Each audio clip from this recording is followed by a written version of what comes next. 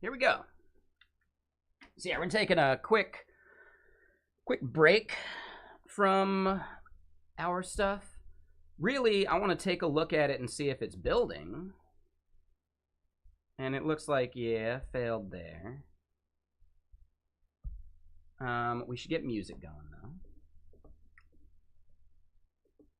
And yeah, just in case, if you want to leave a lurk over on the YouTube, I would appreciate you, but no stress.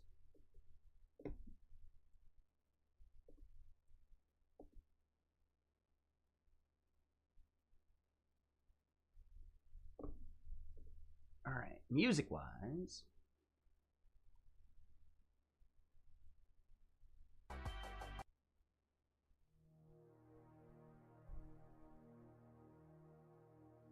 Oh, and I know there was someone that was like, "Oh yeah, let's meet up at Seattle JS." I don't know if I'm making it to Seattle JS tonight. Yeah, I don't think I am. Like, I'm gonna end up being like social enough over the next week, just going to like React Summit. But I'd kind of like just like a nice chill in the house night. And tomorrow I have my flight, so yeah, no such thing as a chill night when you gotta fly. But yeah, the December Seattle JS meetup I will go to for sure.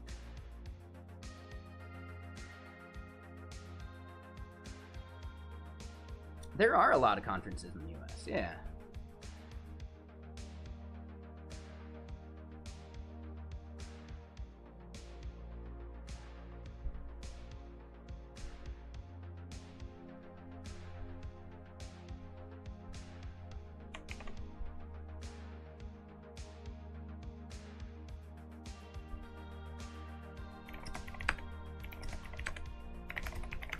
I don't think I pushed this up. I didn't.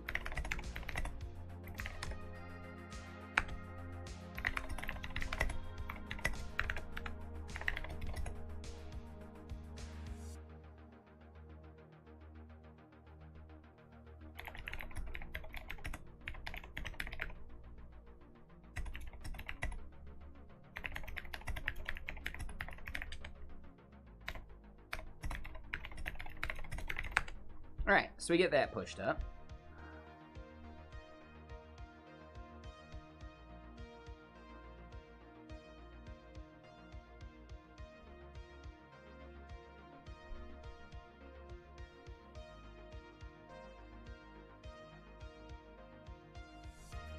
All right, so we got our Go mod right here.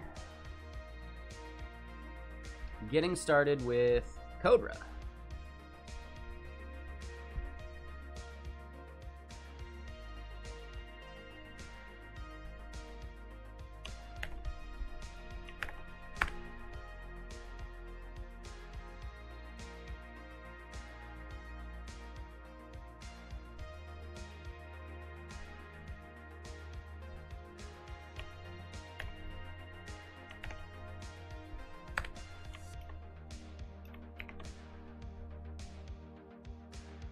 Wait.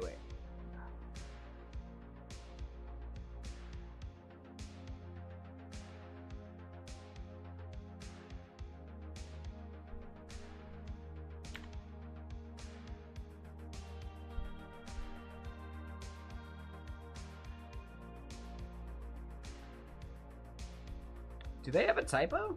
I think they have a typo.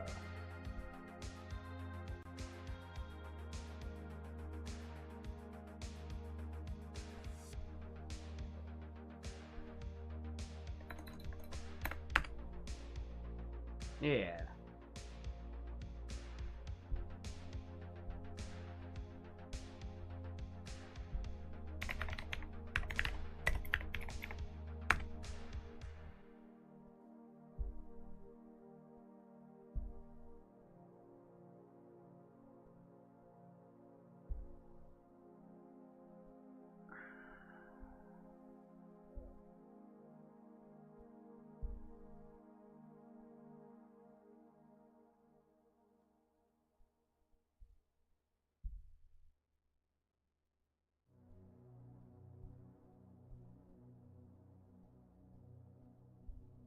Yeah. They'll figure it out.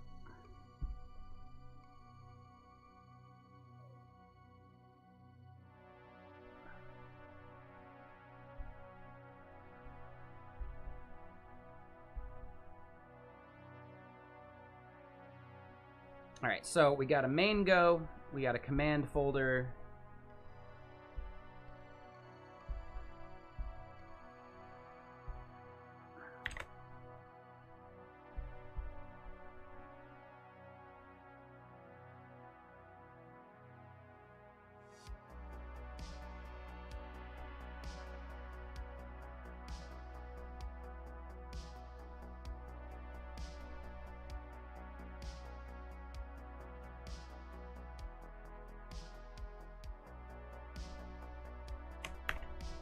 They want us to create a root.go in here.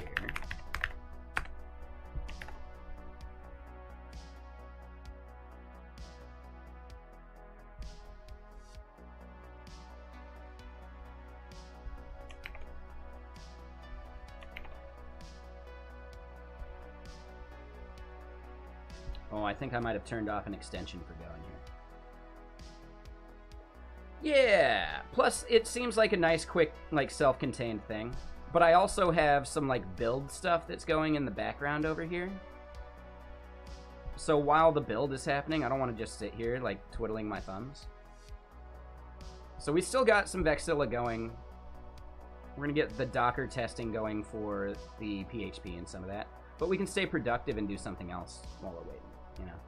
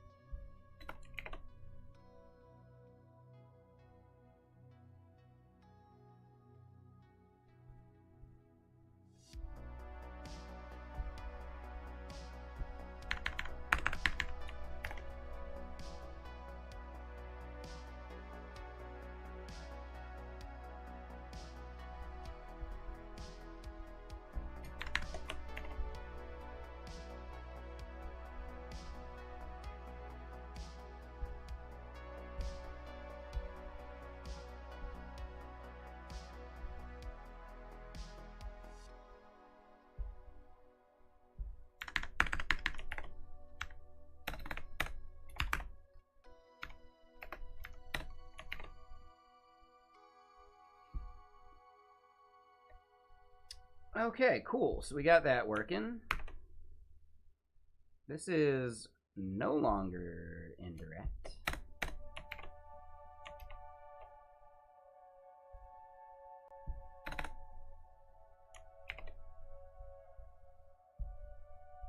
And then here, what are they saying? No, that's not what I want.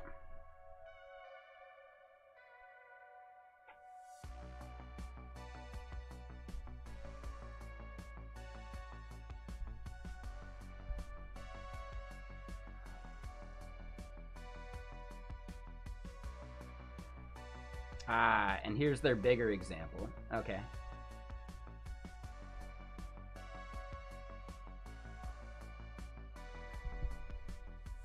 We do need home dir. Yep. So we need a bunch of these. Let's just go grab this whole thing.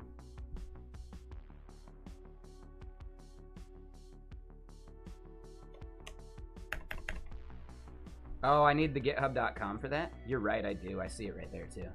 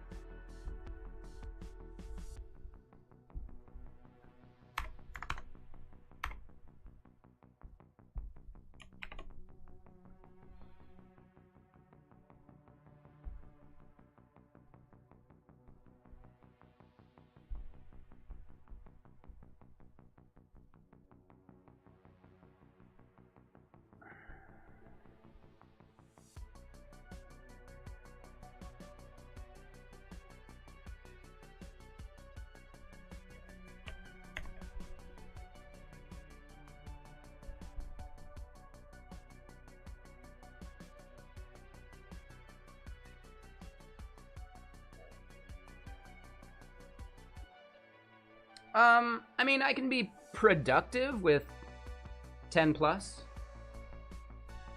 As far as more experience, I'd say maybe like 4 or 5.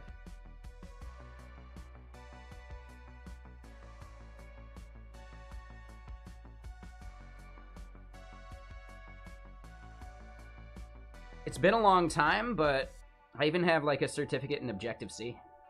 You know, I've just done a lot. Nah, like the more languages you learn, the more they're kind of the same.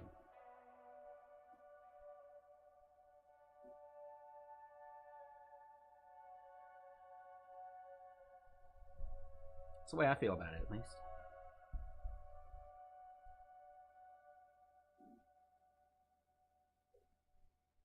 All right, so we're gonna comment just all of that. I mean, that's what tooling is for, though. Erlang, Haskell's, and everyone else.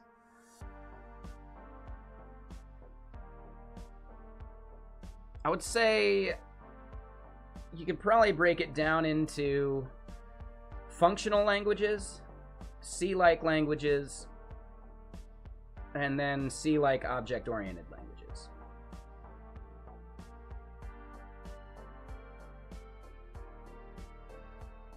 Right? Because a lot of the functional stuff ends up overlapping.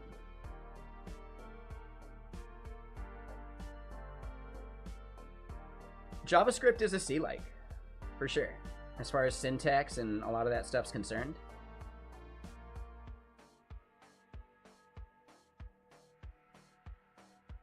I'd say that would be possibly why you would want to pick, you know, like learning functional programming will make you better at other programming, right? The idea of pure functions and things like that, hugely useful.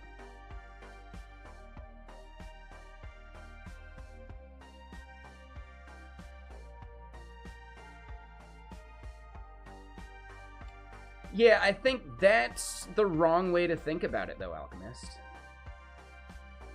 Because if you're going to group it based on runtimes, then, yeah, runtime-based languages would include C# and Java and whatever, right? So, yeah, there's a lot of distinctions, but I think you have to think about, like, what we're talking about.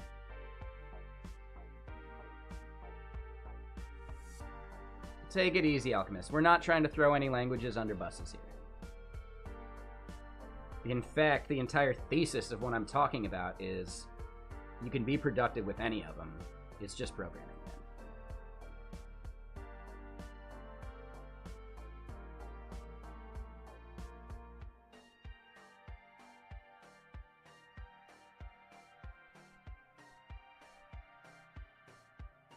them. Their VMs are very similar to an Erlang VM, right? So it's more like runtimes.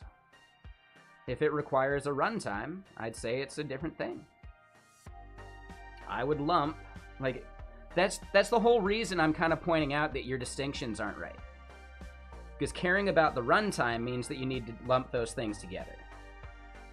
Whereas instead, when looking at the languages themselves, the languages are syntax and structures and patterns that have nothing to do with the runtime. Right? So I think that's what I'm getting at. By thinking about the VM, you're actually fucking up. VM isn't actually part of what we're talking about here, as far as like the similarity between languages. Right? So you're mixing up two different patterns, which makes it harder to separate these things.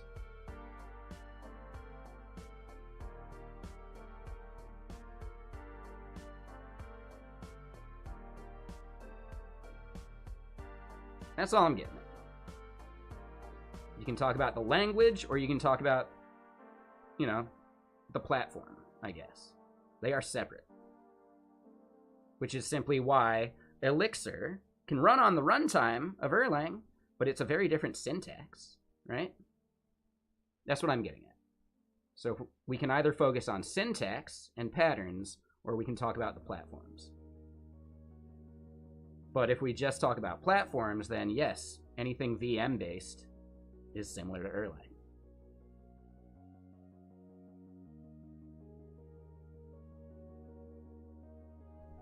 as far as the buckets are concerned, you know? That's all I'm getting at.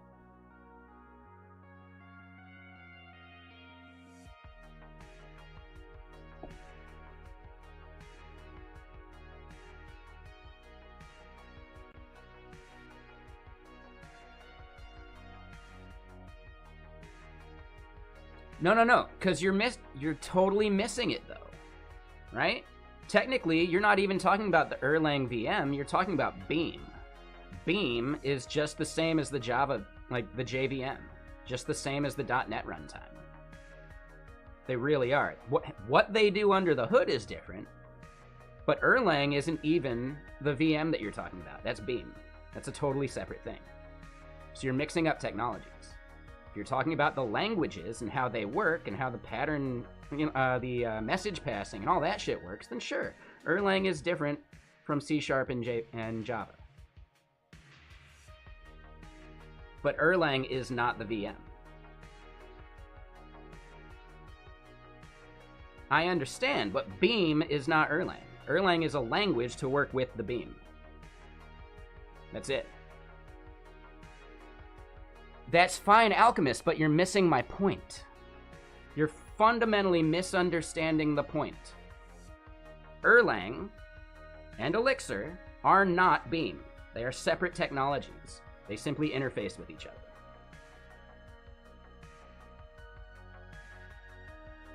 They're both compiled to bytecode, aren't they?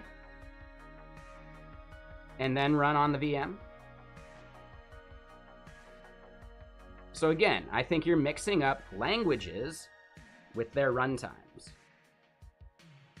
And then, as far as the buckets are concerned, having a runtime versus a compiled binary is a very different thing.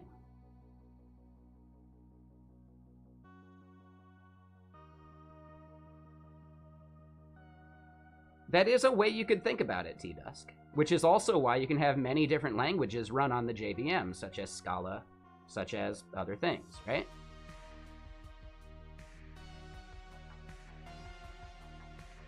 So yes, T-Dusk, that analogy, the way those two things relate, is similar, sure.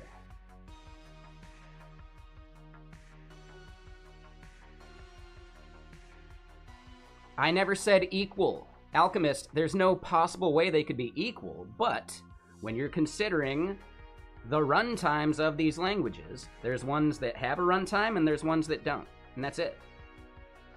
That is the bucket in which JVM and C# or .NET and Beam are actually in the same bucket, regardless of their implementation details. They are still a runtime-based, bytecode-based language, or a VM, versus one that doesn't need a VM. That is the two buckets we're separating those into. Implementation details do not matter.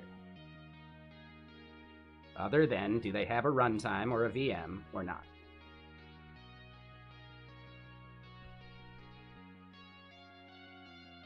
I don't give a shit if they operate the exact same under the hood or have the same guarantees. It doesn't matter. They're both VM-based languages, or VM-based runtimes, or whatever, versus languages that don't need one. That's the only distinction that needs to be made when talking about the runtimes. Runtime full versus runtime less. That's it. Those are the only two buckets that matter.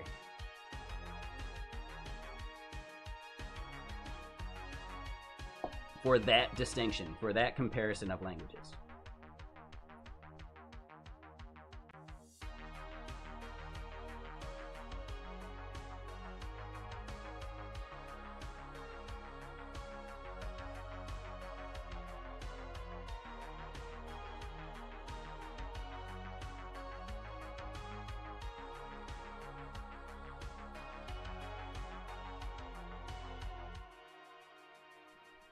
I mean, there's plenty of compile time languages out there.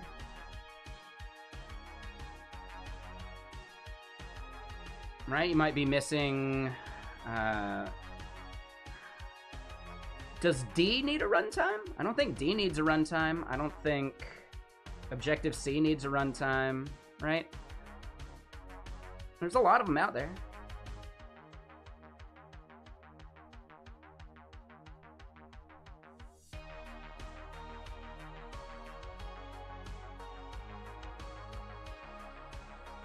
Depends on how you lump PHP at that point. Since it's just a, you know, a top-down evaluated script instead. Yeah, Zig is another one. Right? You need an interpreter for PHP and Python, but it's not necessarily the same as a runtime, if that makes sense. It is runtime, but it's not like a VM that's always running, right? I think that's the big distinction there. So maybe there's 3 buckets.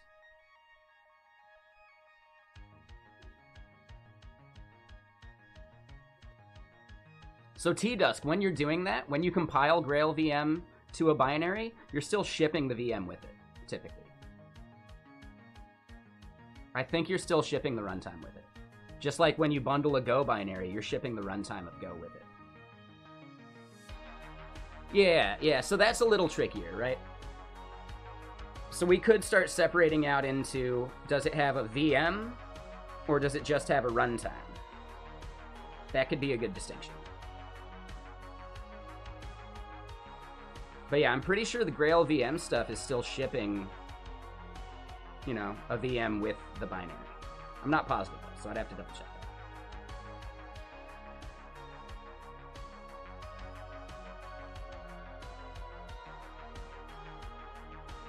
So yeah, there's a lot of buckets for these things. They don't always split perfectly into the proper buckets, right? There's going to be overlap. It's more of a Venn diagram, I guess.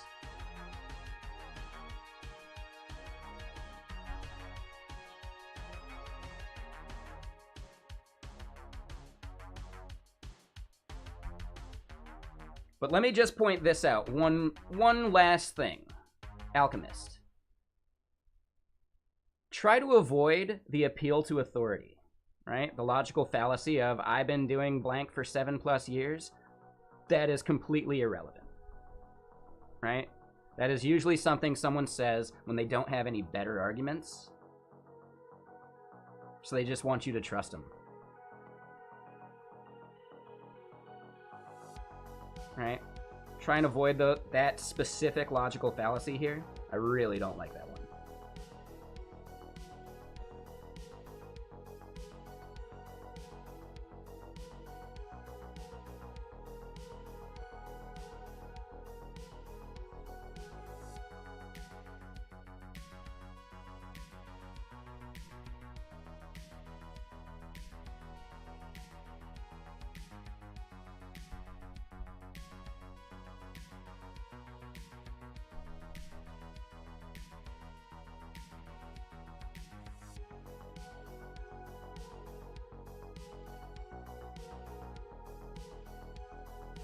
Now here's a thought. Do I actually want to... I don't think I want to name this, right? I think it's going to be...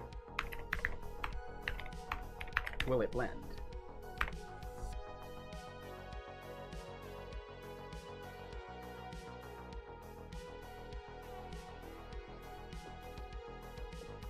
Exactly, Tech Penguin, for sure.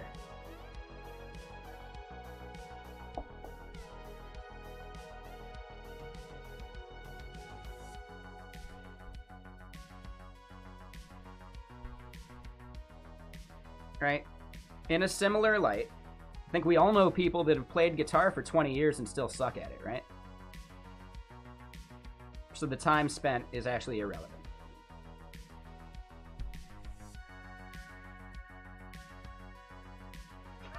No offense. Yeah. I'm just throwing it out there. Like, that's the easiest example. I could say it about snowboarding, too. I think we all know people who've been skiing or snowboarding for 20 years and still suck at it. The time spent doing it must not have been a thing. Must not have been relevant. And I know it's not relevant, because I know people who have started snowboarding, and within 3 years, they're better than me, right? They go pro after 3 years, you know? Time spent doing it is irrelevant. And hey, what's up, Ivers? How you doing, Mr. Sir?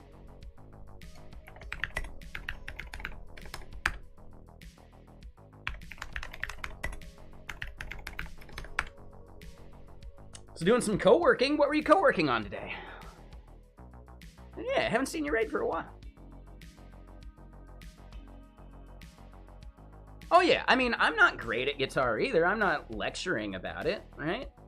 I've been playing guitar for far too long for how good I actually am at it, right? That's fine.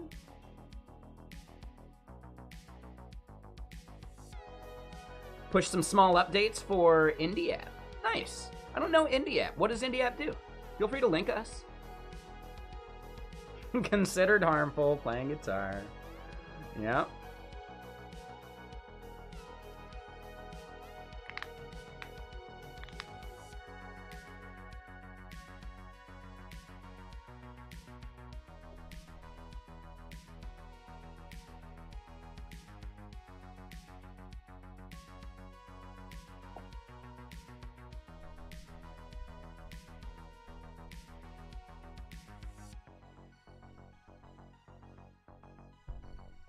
Oh, the freediving one. Yeah, that one. Okay, cool.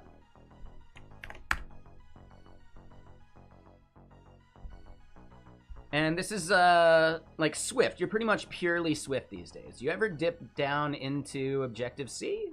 Or is that pretty much just not needed anymore?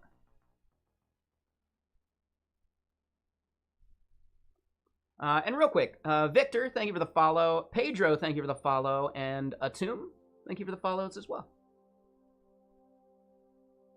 Removed all the UIKit stuff already. And UIKit was like Objective-C logic, right?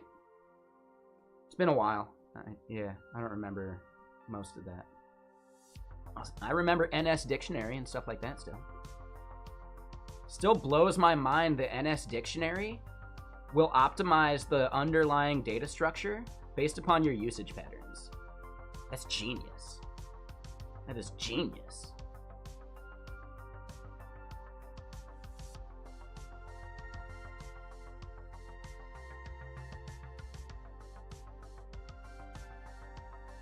Like, I'd never heard of a language doing that before. So yeah, it blew my mind a bit when I first learned that.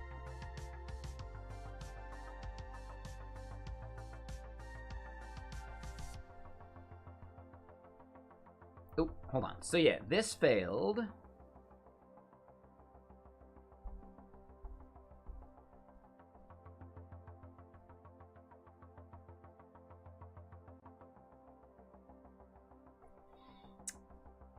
So I'm still doing this wrong.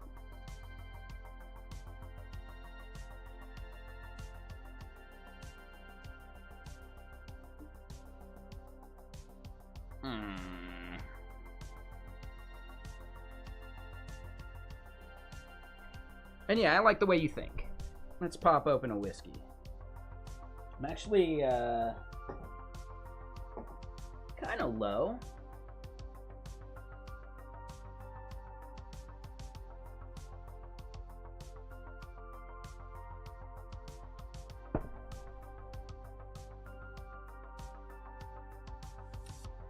Heaven Hill,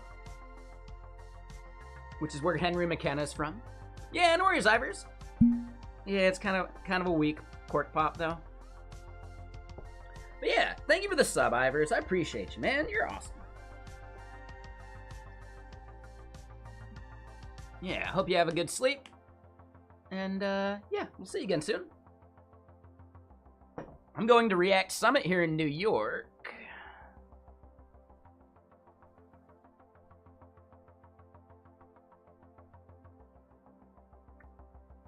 That's kind of fun, Tech Penguin. I like that.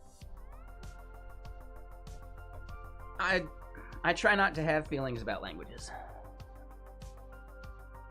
Right? Stop having feelings for something that can't feel anything for you.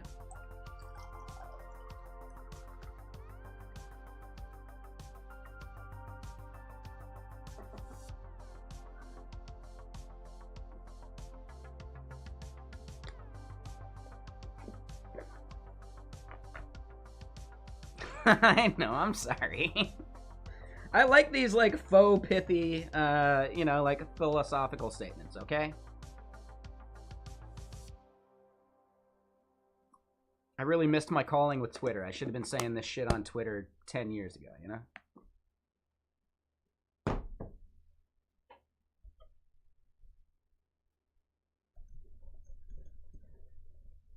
I am gonna tweet about the appeal to authority, though. YouTuber, yeah, no, I don't respond to those questions either. What are my thoughts on Golang?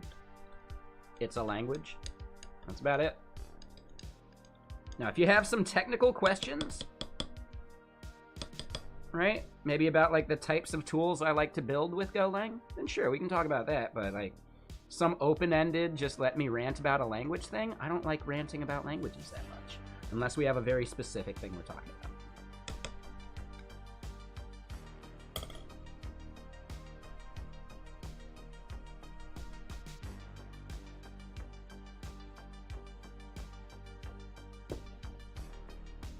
Ooh, that's a spicy meatball.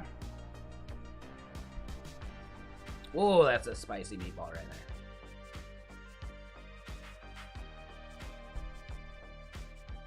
Yeah, that one's not bad, Attack Penguin. I'm just going to do the appeal to authority one, though. I think that's a solid tweet.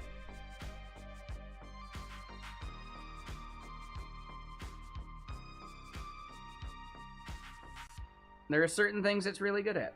That's fine.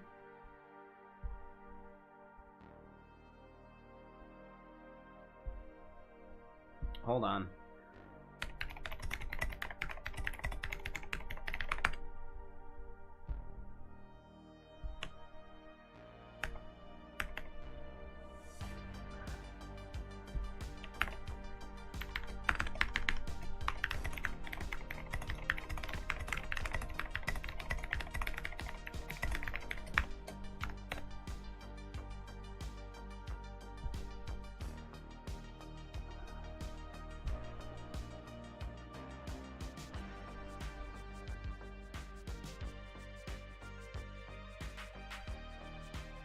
Alright, just double checking. What are these notifications about?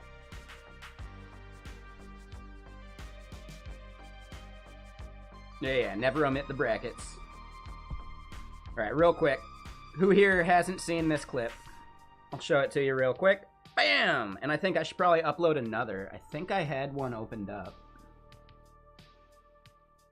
But I might have lost it.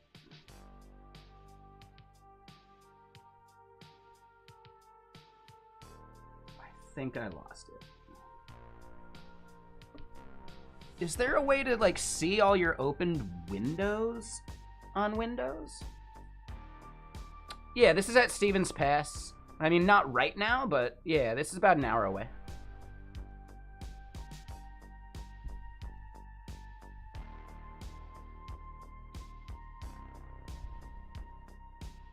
All right, so hold up.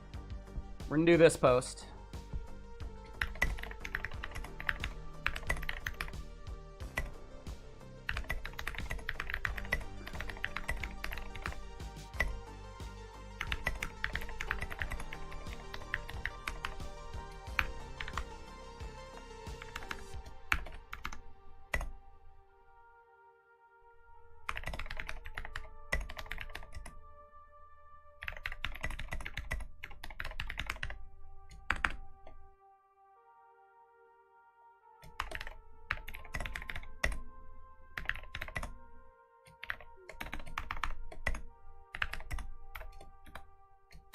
No offense, person who did this. I'm just doing the 7+ because, you know, it's the number that's fresh.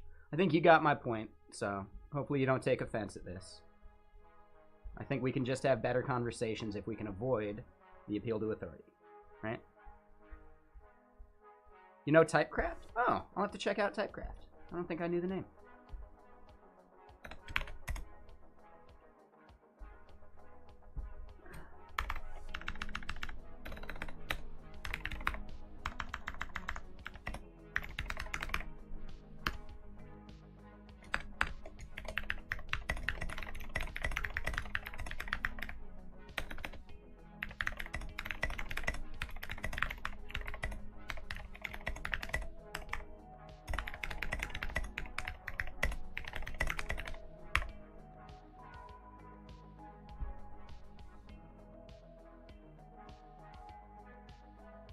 How do we feel about this tweet? It's a little harsh. Should I phrase it a little better?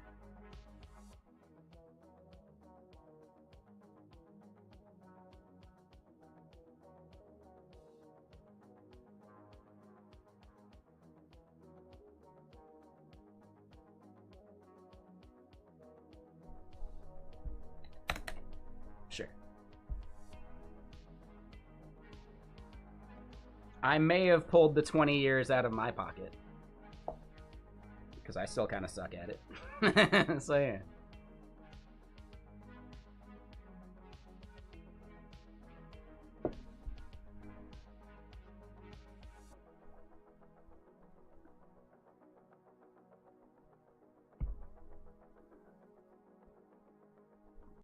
All right, and then real quick, let me do this.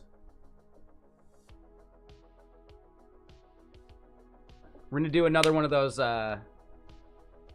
snowboard clips.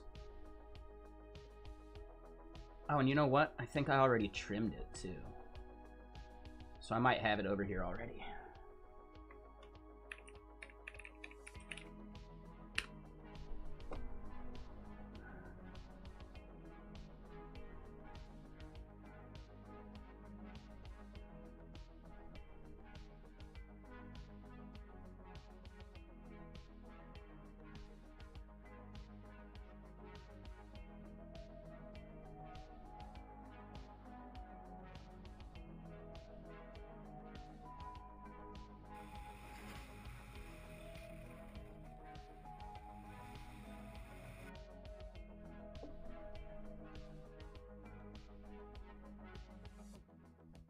I definitely scrubbed a little too much speed when I did it, but I think this one will work.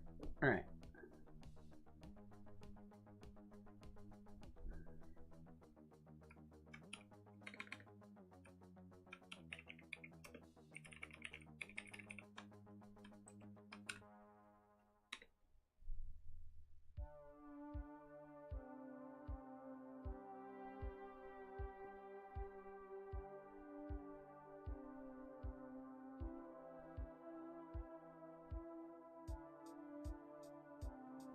Yeah. I mean, that's actually a common thread in like recommendations about how to grow your audience on Twitter. Commenting and responding to tweets, right?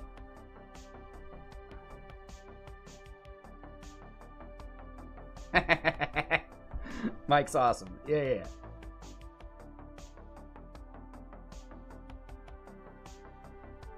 Mike is awesome.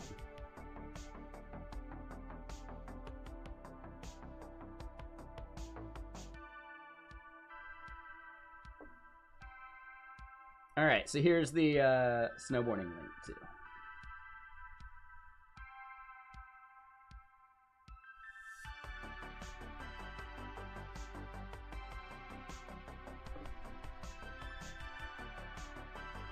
Boom, we'll watch it together.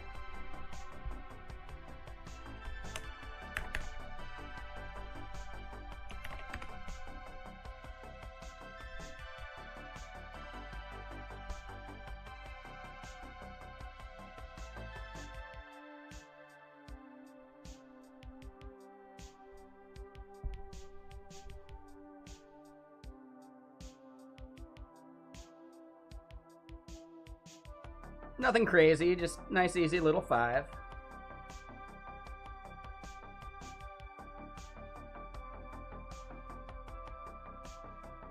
I'm proud of that one.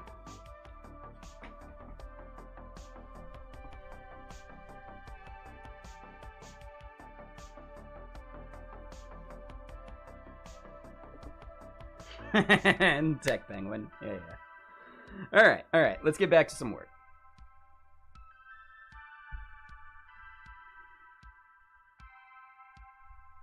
Oh, I thought I gave that a like. There we go.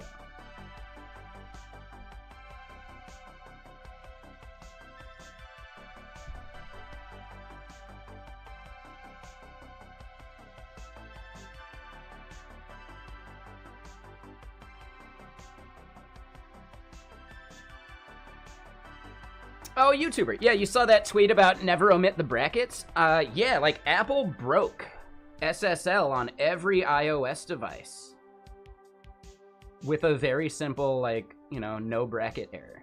So yeah, we should never do it. Never do it.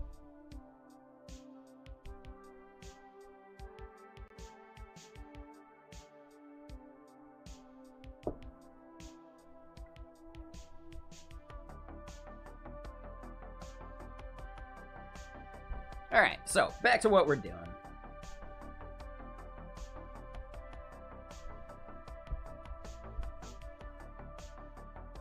So the first part we're gonna do is we want to specify all the possible flags and commands that we want to be able to run. And honestly, yeah, we can get all that separate. Actually, hold on. How is the config file thing done?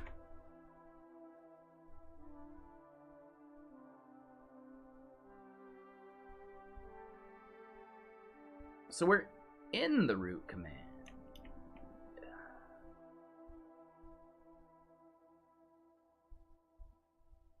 Are they thinking that should be over in here?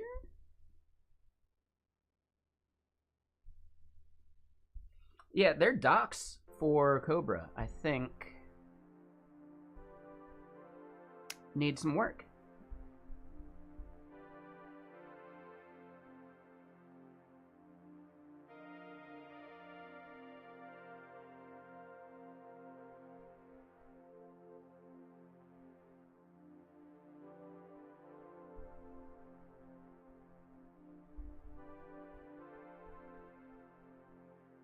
It's probably a good idea.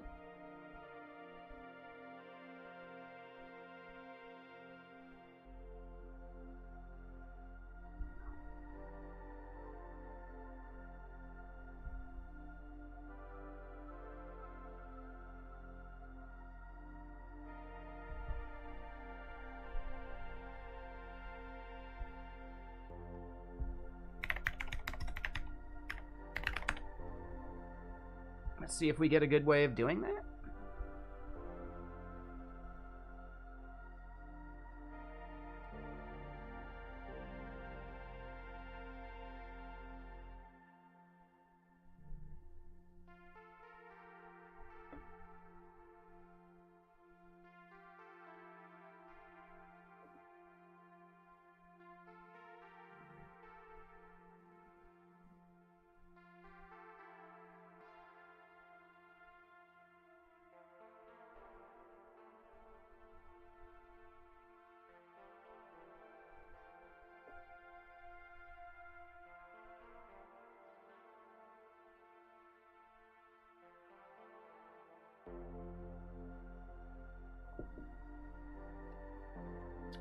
I think we would expect it to run anywhere.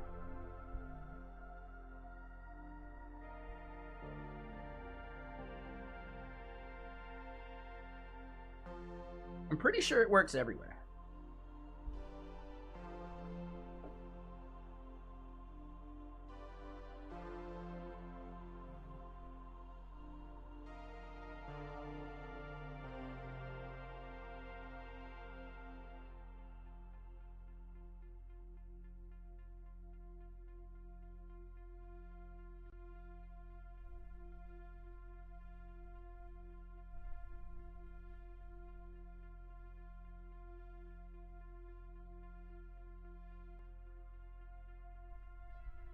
All right, so let's see what they got.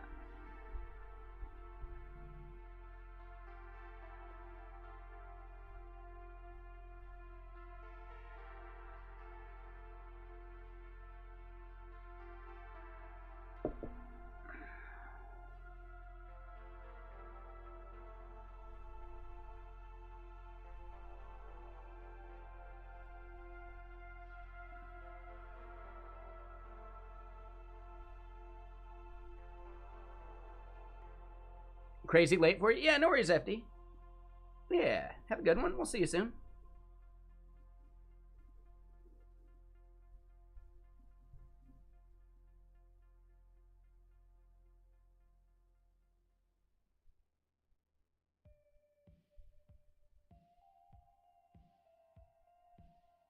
So we almost need an equivalent of make dir-p then, right? So if the folder is not there, it's still fine.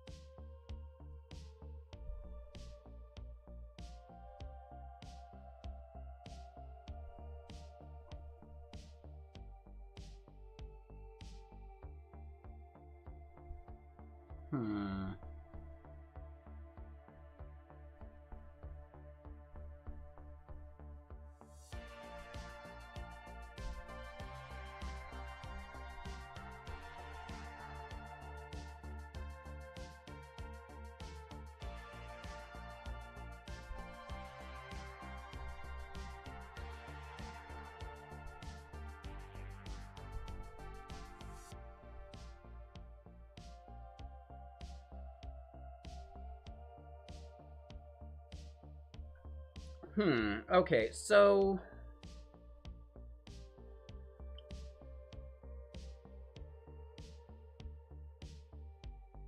looks like there is no make dir-p direct equivalent, and we're gonna have to just like stat for it.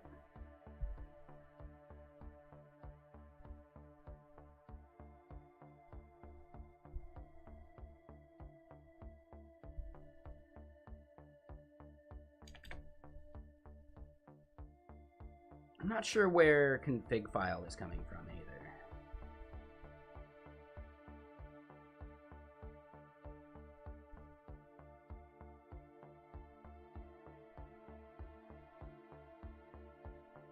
Yep. Yeah, we'll figure it out later.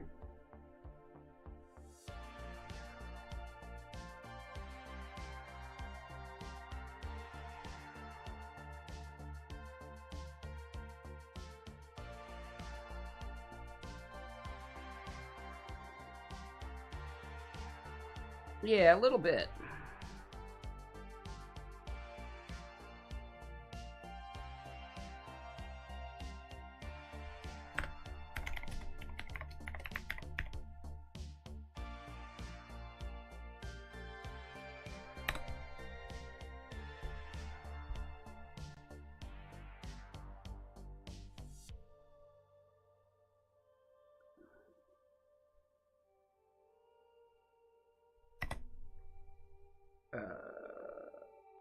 What is it? Just that?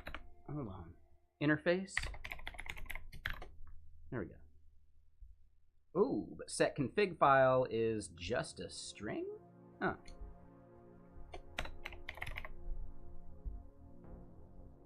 So yeah, we'll just set it there. Oh, and you know what? We could actually just do this.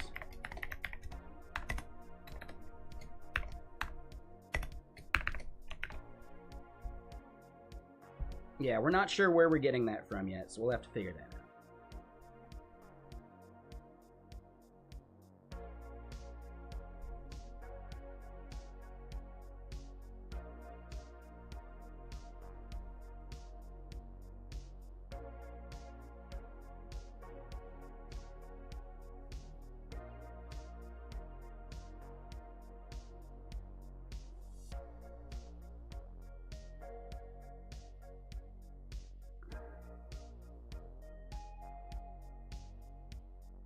So the user could define where it goes. So that's not a bad idea.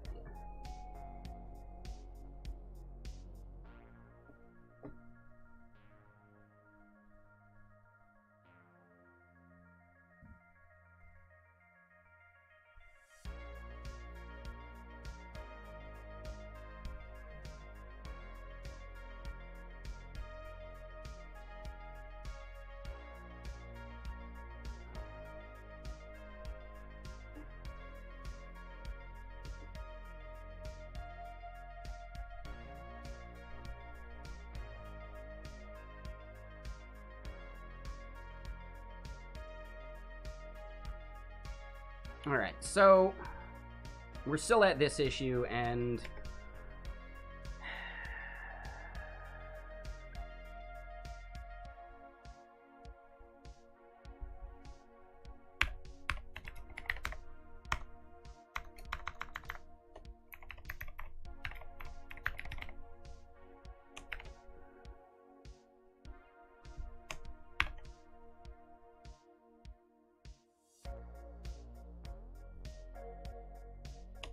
yeah, I'm not quite sure. Yeah, like all of their examples are so disjointed. We've made this work before, so it'll be easy enough, but I might just look at some of the other stuff that I've done.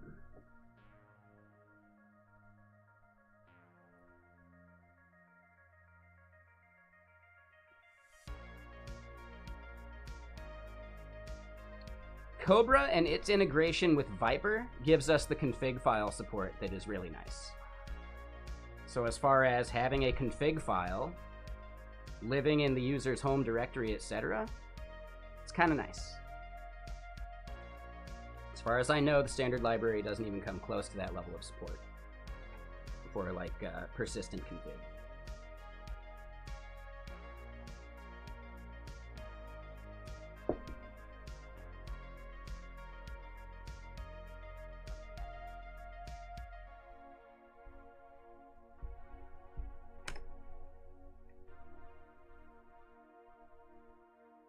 All right, so then config dir.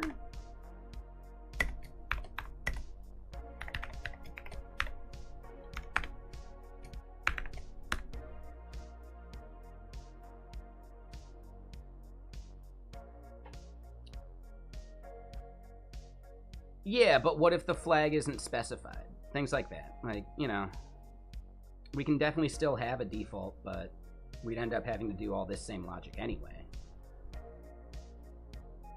Yeah, I think those integrations are worth it. I'm not positive, but we'll see.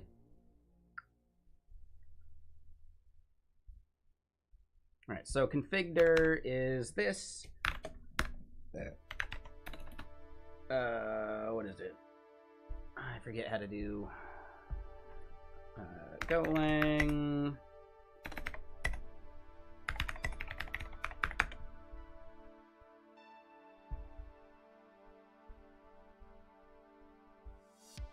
That's it.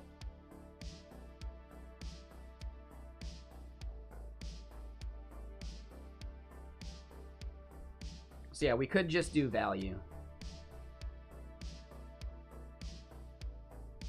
I think there's one for strings. It's just S.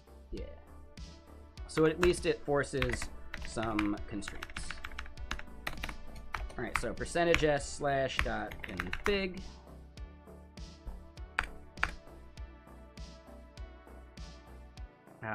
Config dir exists. Then this is going to be os dot. I think it's lstat. Oh, what's the difference between lstat and stat? I always forget that.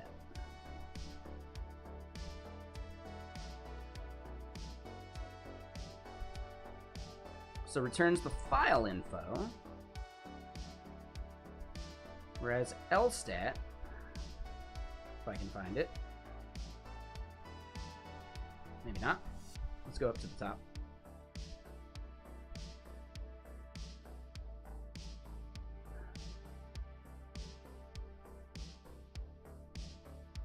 Well, why don't I see lstat?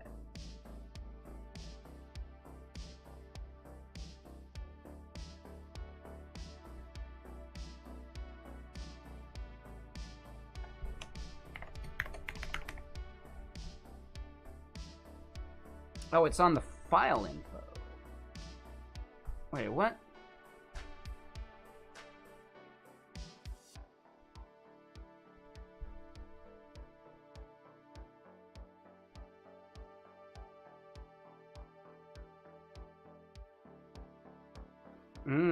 Okay. So lstat makes no attempt to follow a symbolic link.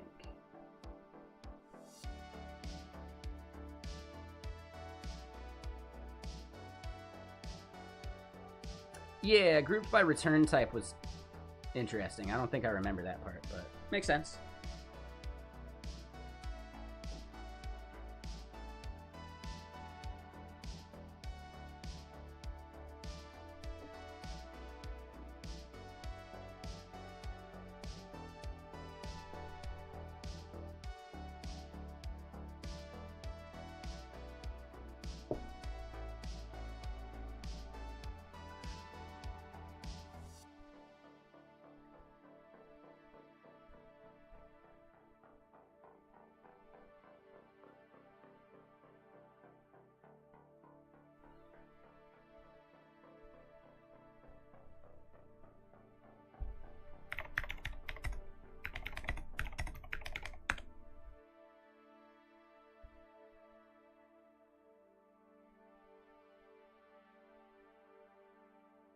Okay, so stat will return info about the target file. lstat would only return info about the symlink itself. Okay, so I think stat's still what we're looking for.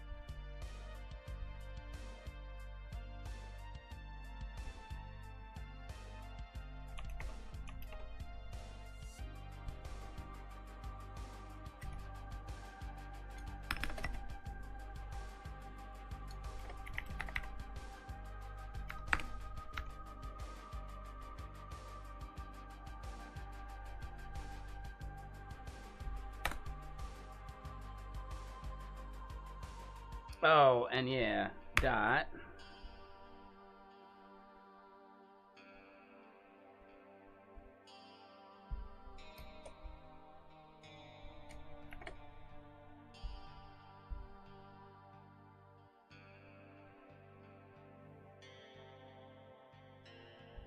Oh, I like that one.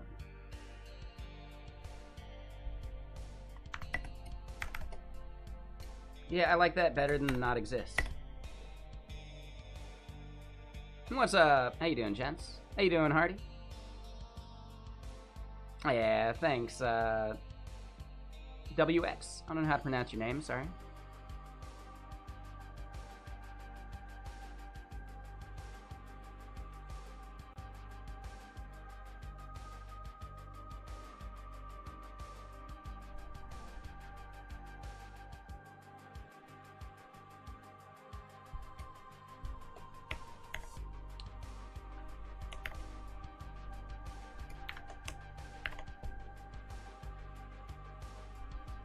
Alright, so here's what we'll do then.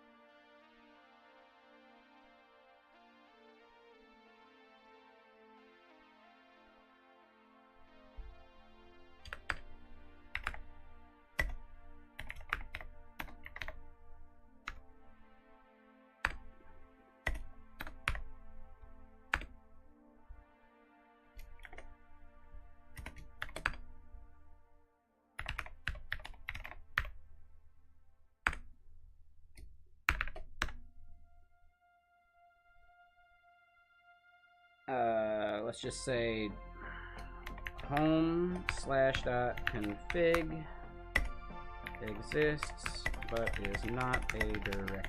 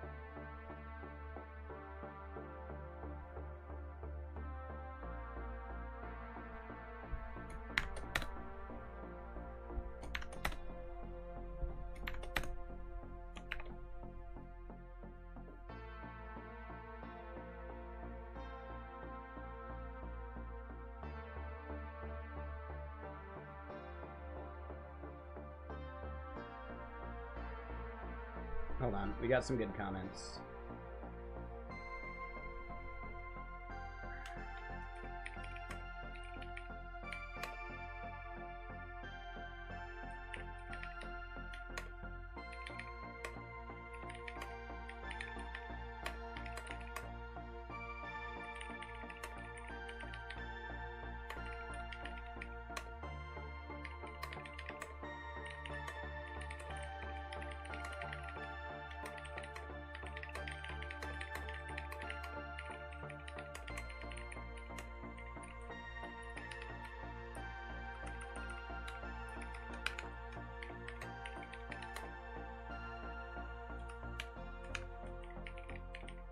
Hold on, sorry, it's commenting on the appeal to authority thing. I think it's really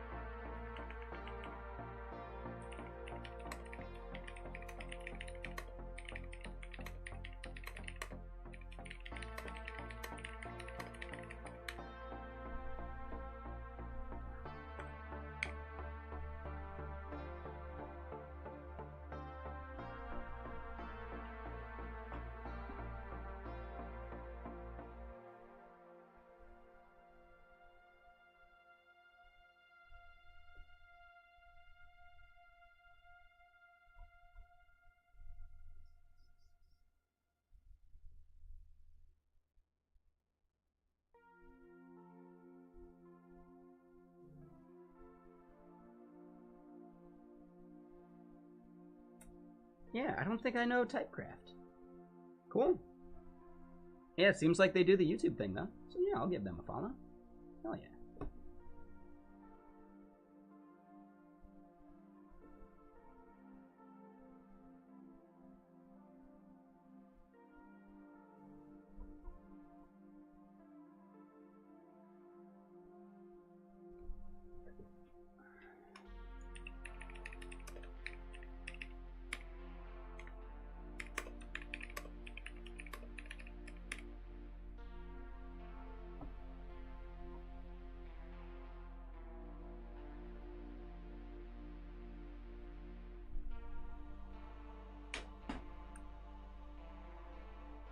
Boom. All right.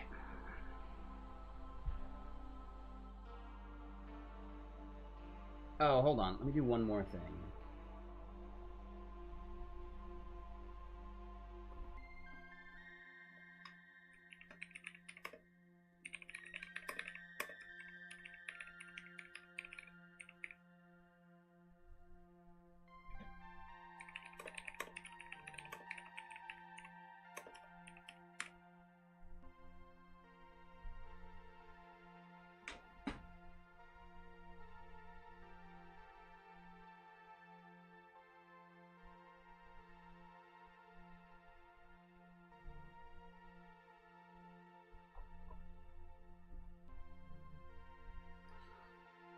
All right, so let's keep going. Sorry for the distraction. It's a solid tweet.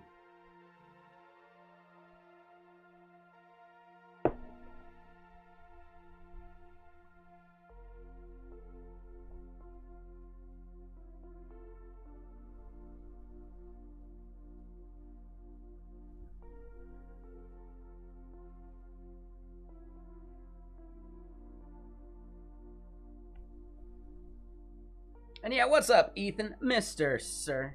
How you doing?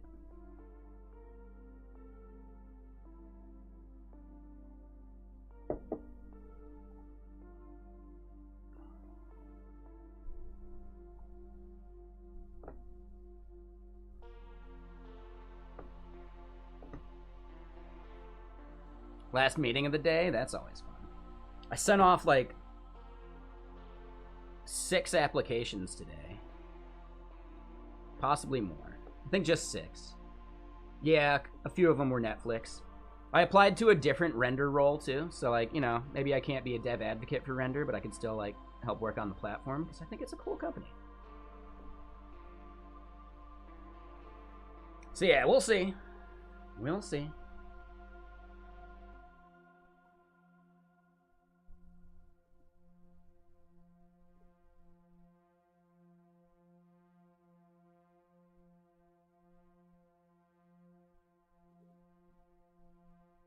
We'll see. I only applied to like the L4 roles at Netflix.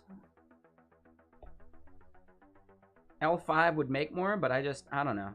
I've never worked at an organization that big with that level of scale. So I think I'd rather start a bit lower. If they even give me an interview. I should have asked Prime if they frown on this. I applied to 3 different positions at Netflix, though. All within like 10 minutes of each other. Because they're on different teams, they do different things. Maybe I'm a fit for one and not for the other. But I hope they don't treat that as me, like, spamming them. I think so, too, right? Especially because, like, individual teams make those decisions a lot at Netflix, right? Yeah, I think it's okay.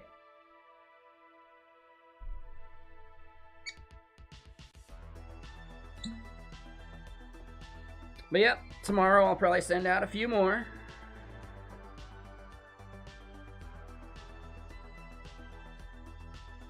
Netflix would be insane because it would most likely be a very high salary. Which means I would probably be willing to change my stream hours for it. What attracts me the most? I want to work on like SDKs and public-facing code so that I could do it here on stream. I want to help work on people's documentation. I want to help make blog posts and, you know, various things like that. Anything I could do on stream gets a big thumbs up, and I would be willing to take a cut, like salary-wise, because of it, as long as I can still pay rent.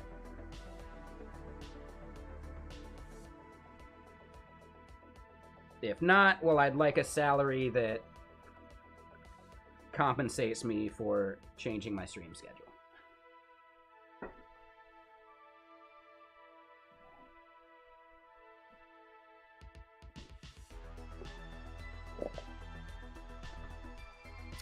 What it basically means is I'm going to have to start doing a bunch of, like, leak code bullshit here on stream. Yeah, no, Fairwind's, I don't know how much I can say. I got laid off. Some other people got laid off, too, so it wasn't just me. Organization needed to do what they needed to do. I get it. I got no hard feelings.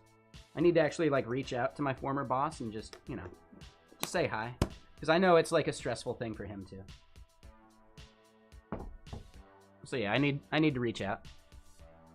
I really liked it. Seriously, best company I've ever worked for. The work-life balance, the async schedule stuff, like, dude, best company I've ever worked for. It was just last Thursday. Hasn't even been a week yet.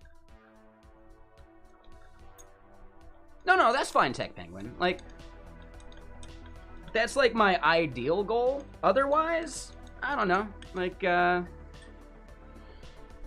my expertise is on the front end, caring about user experience and accessibility and, you know, like, usability, things like that. I wouldn't mind doing, like, full stacky stuff. In fact, it's probably better for my career if I get back into, like, full stack.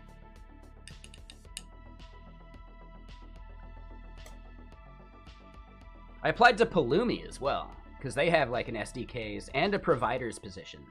So I applied to 2 roles to Pulumi as well. I think.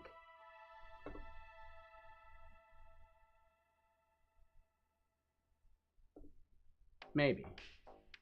I do only see the one. Might be thinking of a different company. Yeah, I applied to, like, DigitalOcean. Like, I don't know. Companies that I think will be around longer. Once I start getting desperate, I'll check more startups.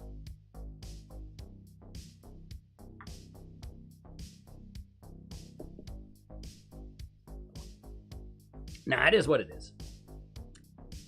Life goes on.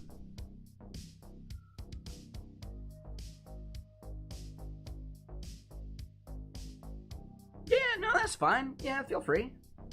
Definitely,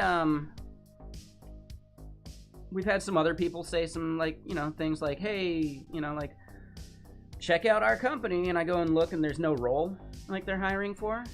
And then they're like, no, we can make one for you. And I don't know. I don't like the idea of someone sticking their neck out for me like that. Because what if I suck? Then it burns that person's bridge too. Like, I don't know. Right? What if I'm just not a good fit? I don't want to burn anyone's bridges. My own? Yeah, I can burn my own bridges.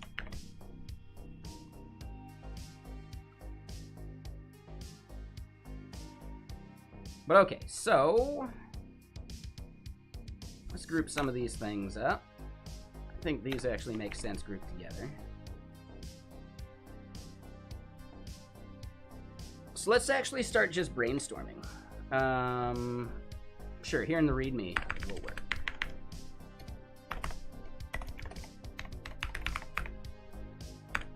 Right, so arguments we care about. There's going to be config.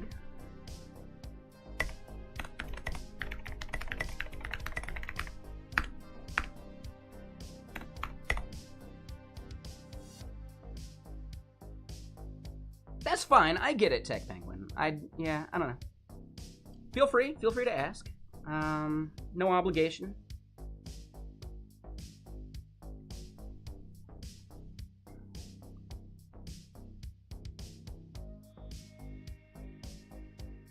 All right, so we're gonna take in a config. We're gonna take in a title. Oop.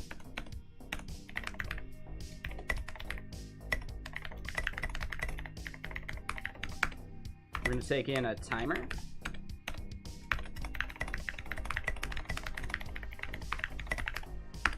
And let's actually go look at the Twitch API for that, because that's going to actually determine what we can even send.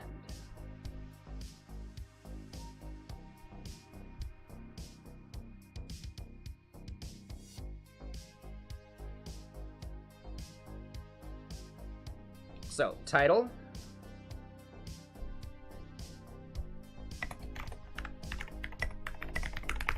Max 45 characters. Prediction window.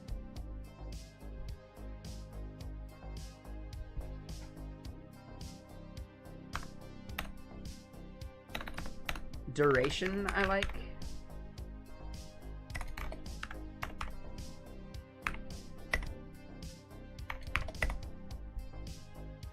"30 seconds to 30 minutes.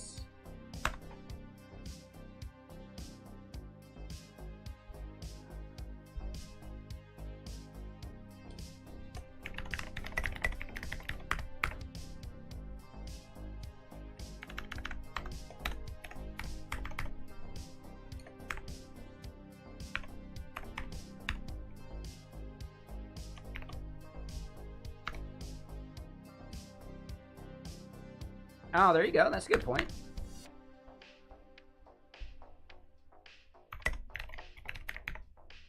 So then outcomes, it's just going to be like a yes or a no, like a yay or a nay. So we would have success title.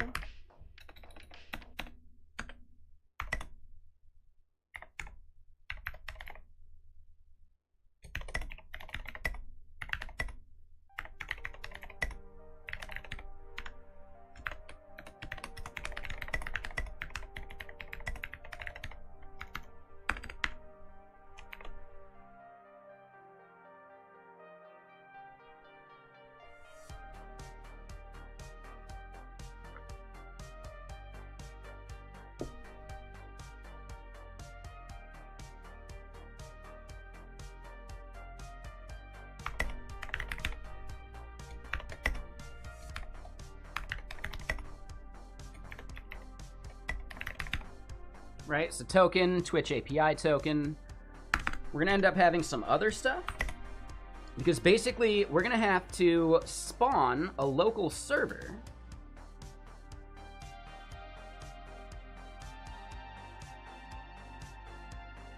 We're probably gonna pop open some web page that goes and does the authentication stuff. So the local server. Yeah, I was thinking about making port part of the string, right, for server.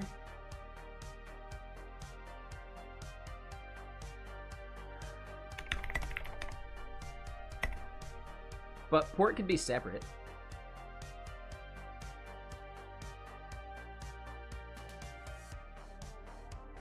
With Twitch OAuth, you need a redirect path.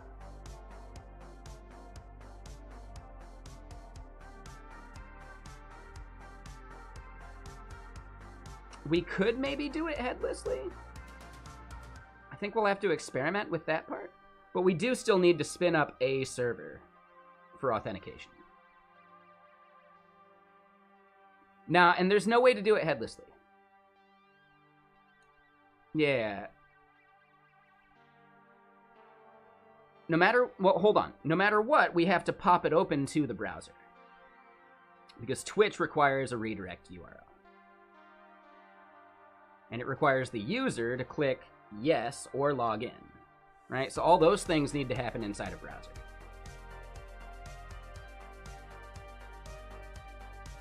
So I don't think we can do this fully headlessly. I think we have to spawn a browser tab.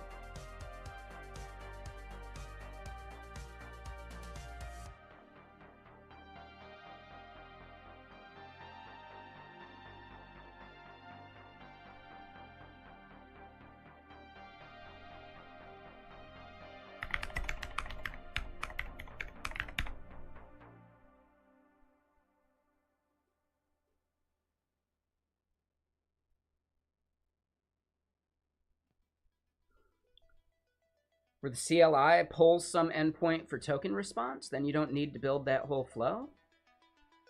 I think no matter what, you still need to do the flow because the user has to do the login part, which involves the browser.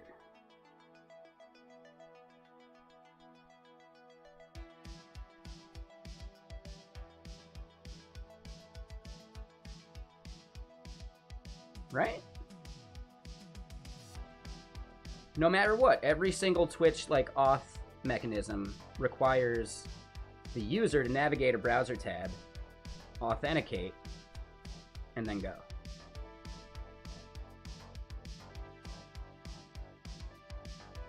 Oh, I gotcha. Okay. Yeah, that could work too. Rather than spinning up a local server. Any API auth like that, Tech Penguin, would require that I have a secret that ships to every user. Hell no.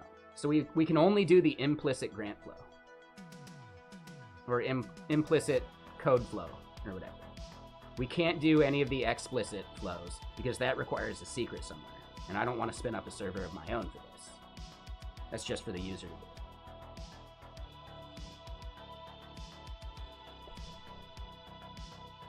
So my goal is to do all this without a server-side secret anywhere.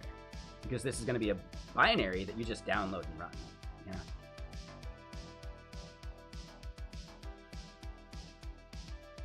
Yeah. And it is trivial to decompile a Go binary and find all the strings in it, you know?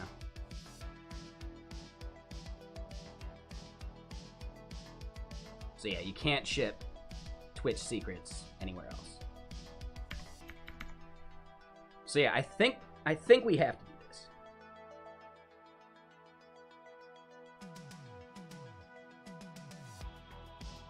No. So here's the thing, Tech Penguin. I don't have to ship an API key whatsoever. The user doesn't need to go get one. All I do is the implicit code flow that gives me their token from the flow. That's it.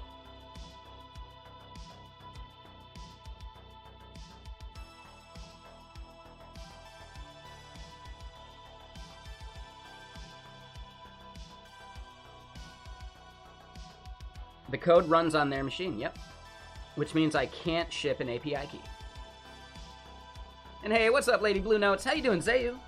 What's up?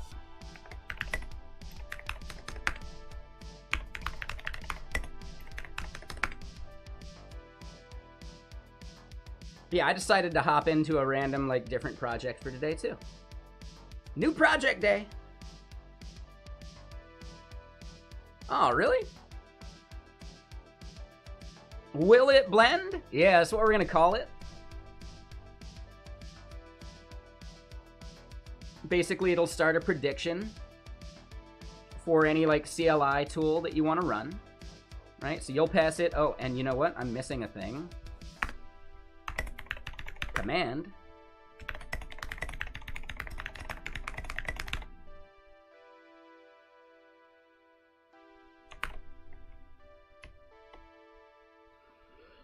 So yeah, we got 4 arguments we want to take in.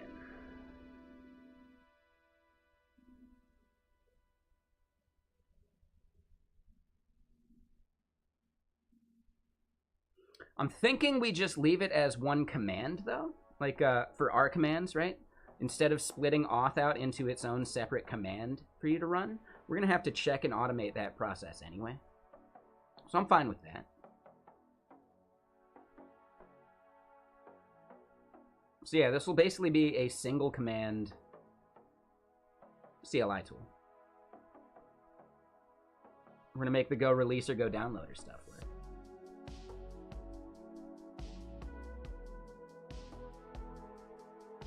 And I have not done one of these, like, OAuth flows for a CLI tool.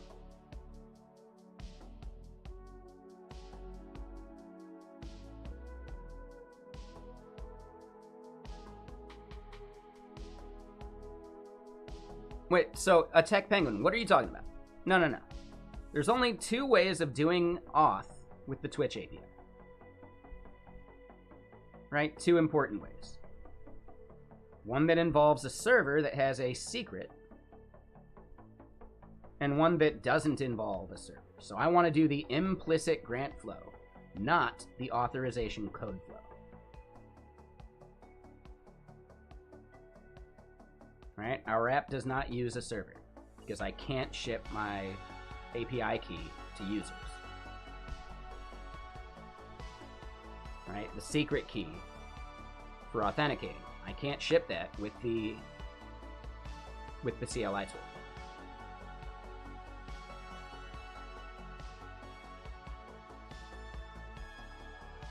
Even if you were doing server-to-server API tokens, that would require a secret on the server, which I can't ship to users. Right? So even if they had what is basically a service account type token, we can't do that because I can't ship that secret to users.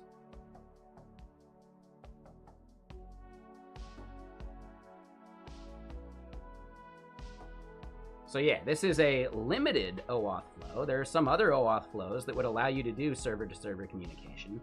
All of those flows require a secret that lives wherever the validation server is going to be.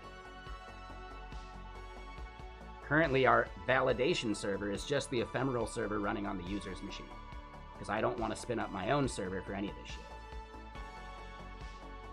Does that make more sense?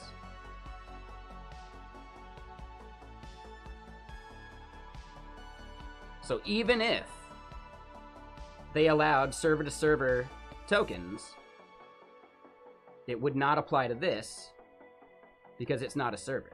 It's the user running it on their machine, right? Not something I can control.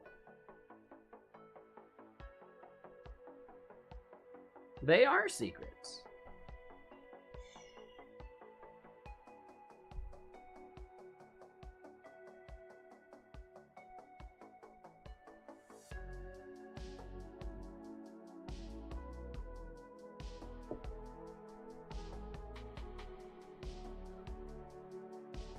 So yeah, here's some of the flows. I believe OAuth client credentials flow is what would give you an app access token. Right? So app access token is maybe the server-to-server thing that you're thinking about.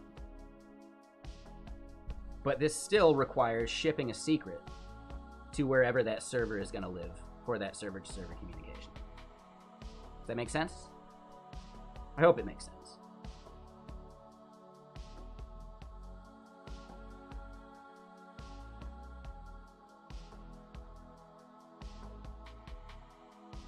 And where would that server live?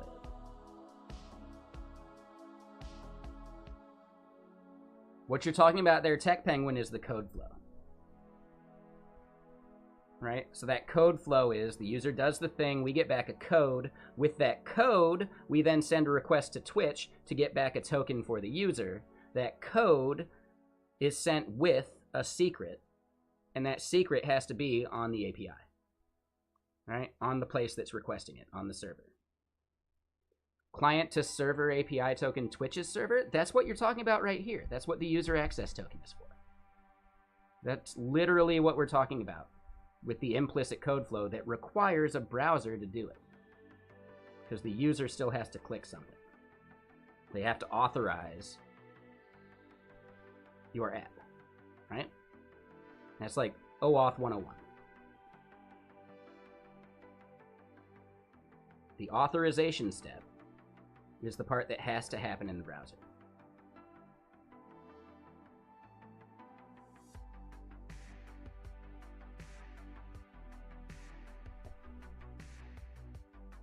That's fine. That's fine. I get you.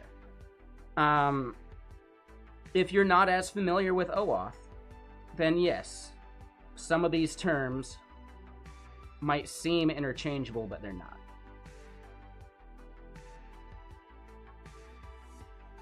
Right? We have to be explicit about how we're doing, like how we're talking about these things.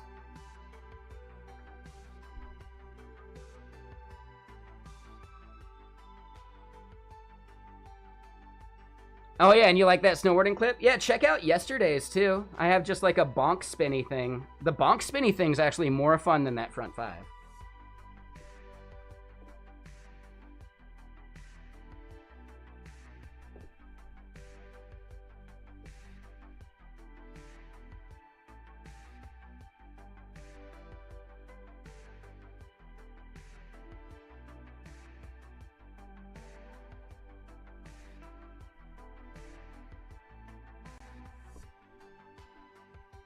Hold on, let me do one more.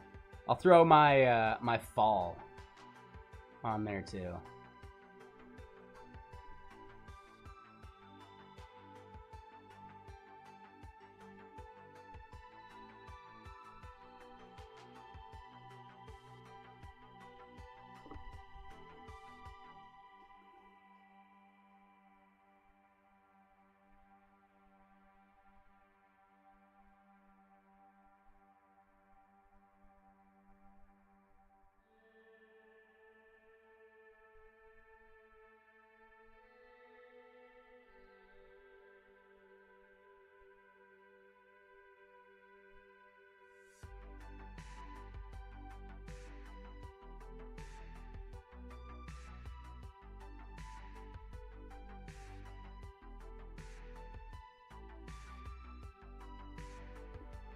Hold on. I got another follow-up I'll paste as a reply to that.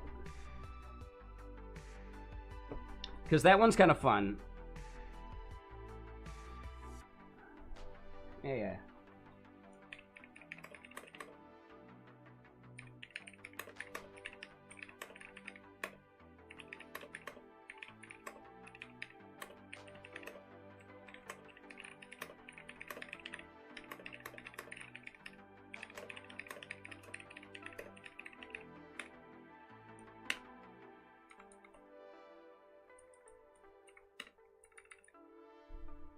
Yeah. Let me show one more clip. I think this one's fun too.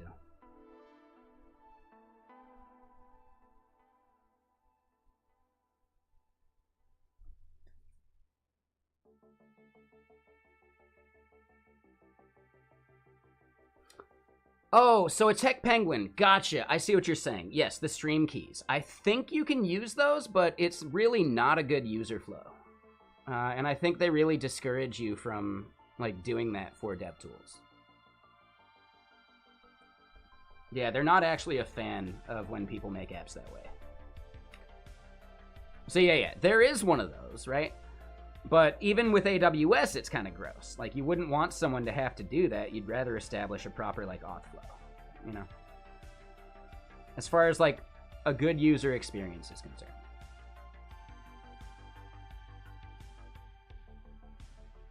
Even with OBS, there's an integration in OBS where you don't copy and paste your stream key. You just log in with Twitch, and that's the token they use.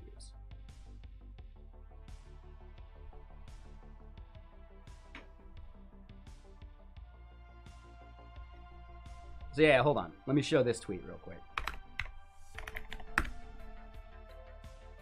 It would have been a clean 7 if I held it longer, but instead I whipped it around and didn't set my foot. Oh, so many companies are hiring back-end devs. Oh, so many companies, actually.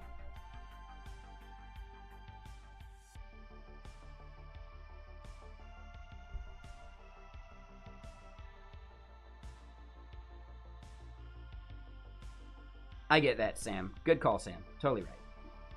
Totally right. And shit, wait, what is highway dev? Oh! Sam's the one that built the framework that's built on Hono and HTMX. Oh, cool. Yeah. Super cool. Who? Yeah. Are you in distress? Damn it, I lost the link though.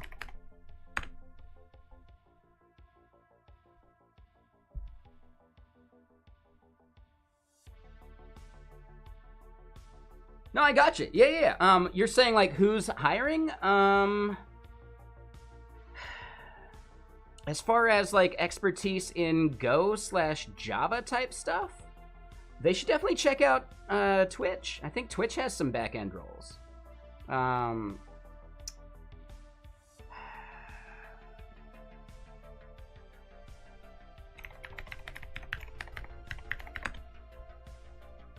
Right? Are they familiar with No Whiteboard? There's some decent jobs posted there. Oh, well, that's not it. os.maker.configure. But yeah, Stripe is looking for a whole bunch of stuff, right? Mozilla is looking for a bunch of stuff too, especially like with their Python knowledge, right? Senior data scientist could be an option. This company, Remote, is hiring a shitload of people right now. Like, a shitload. Yeah, exactly there, Ethan. But yeah, this is a nice site, like, where the entire interview process is already, like, out there and ready for you. So, yeah. Yeah, Remote is interesting. They're, like, trying to solve the remote, like, dude, junior back end just in case, but mid-level back end, it is Elixir, which actually sounds amazing. So I might even apply to that one. Senior back end, yeah, I'd say, yeah, Remote's probably not great for the back end stuff because they're Elixir, and you know, that's one of the ones that your friend's not good with.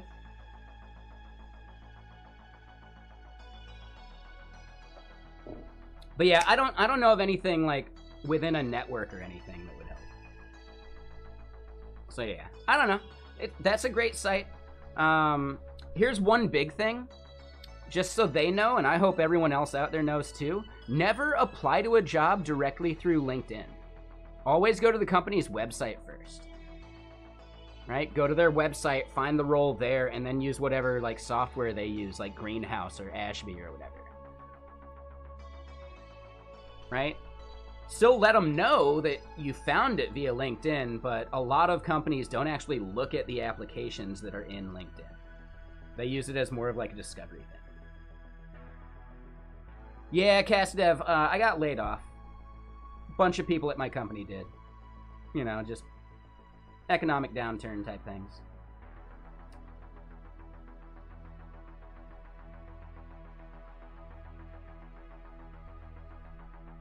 Hold on, wait. Here we go. Here's the fall. Oh, it happens. Yeah. I'm not trying to get, like, you know, pity party about that. It happens. Yeah, it's no big deal. Oh, yeah, we'll find something cool. Canonical is doing a bunch of stuff. Yeah, check out Canonical. Yep, another good company that is, yeah, totally hiring people. They're even looking for people like represent them dev advocate wise, which could be cool. But man, yeah, I would have been stoked to land it, even though I like whip that last 270 around. It's way better if you hold the fucking grab all the way through. But I definitely didn't go big enough, which is why I fell as well, because I hit like right at the end of the knuckle. If I'd gone another like 2 or 3 feet farther, I probably would have been fine. I mean, that just sounds fun, doesn't it? Who doesn't want to write an essay about themselves? No, this is years ago. This is like 10 years ago.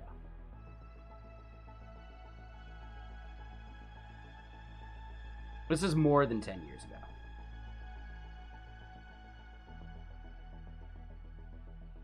thought it was obvious, but maybe not.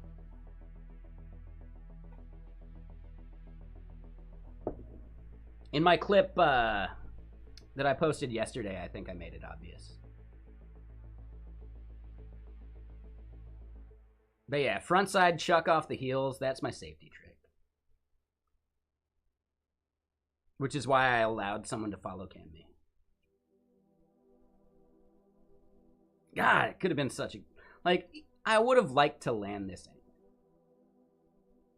I haven't chucked off a park jump like this for a while. I would still say, like, if I was going to hit this jump, I'd probably chuck a 5 off it. Right? Like, the frontside 5 is my safety trick. There's something that just feels, like, extra natural about it.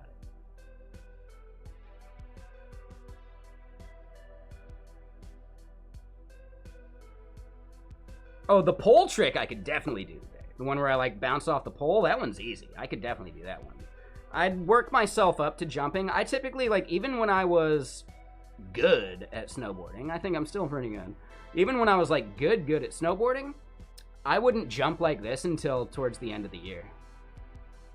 I always, like, build up to my tricks, like, slowly. I don't like chucking when it's hard pack out.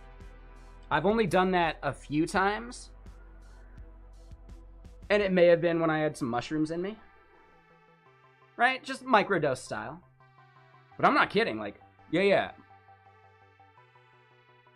Your mileage may vary, but microdosing mushrooms turns you into a superhero. Like, you basically just land everything. I have no idea if it looked any good, but dude, you land. It's weird. Because it's no longer like, oh yeah, I'm on this snowboard and I'm like, you know, going down the hill. It's like, I'm going there. Like, it's... like, I don't know, there's something weird about it.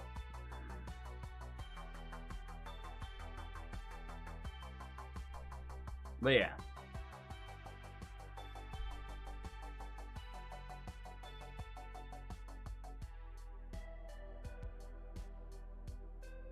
It looks planned? Definitely not planned. I just didn't set my heel edge when I landed, so it, like, you know, my right leg didn't set, so then it just, like, bubbled up and I over-rotated, like, you know, scuffed the landing. But that's just, I don't know, that's just good snowboarding. Like, you know when it's not worth holding something just for the sake of landing it, right? It's easy enough just to butt check real quick. Fuck it.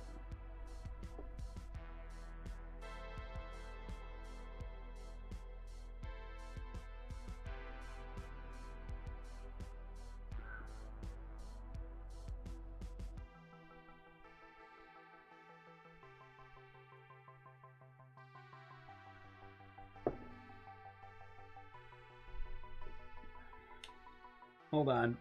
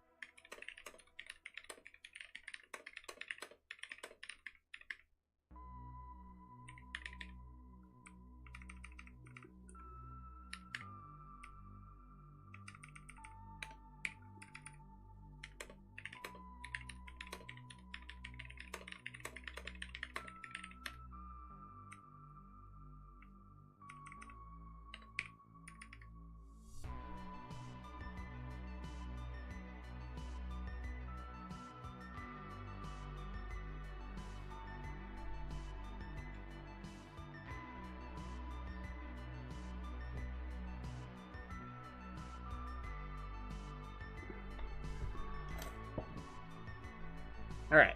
So hold up. I think this is another good tweet that I heavily respect the person that I'm tweeting at. I hope they understand that. I hope that's not getting missed.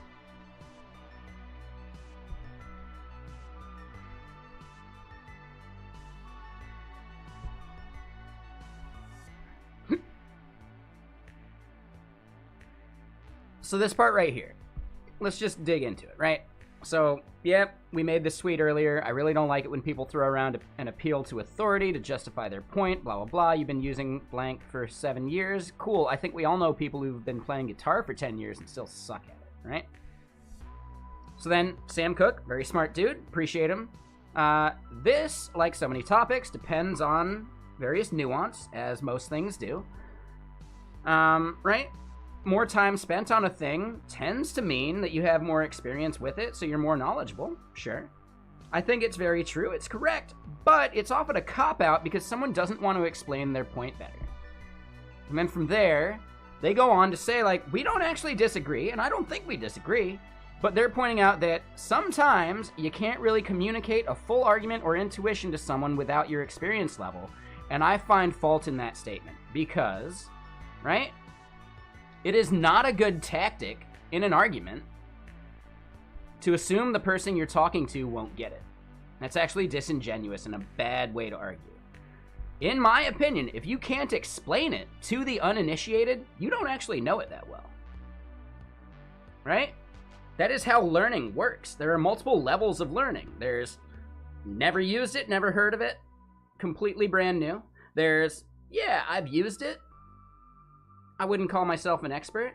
There's, yeah, I'm pretty damn good with it. And then there's finally, I could actually teach it to other people. You don't know something until you're at the I can teach it to other people stage. You're getting there, but you're not there yet. And I think that's a big problem, where people never even bother getting to that last stage.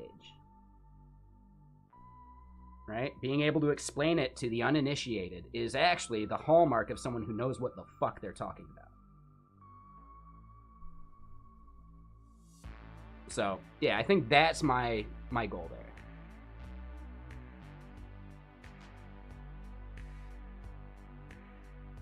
Exactly, right? Trying to explain it to someone who doesn't have your knowledge will actually make you understand it better. For sure. That's what makes a good teacher in general. The fact that they know the information so well they can explain it to different people based upon their different ways of taking in new information.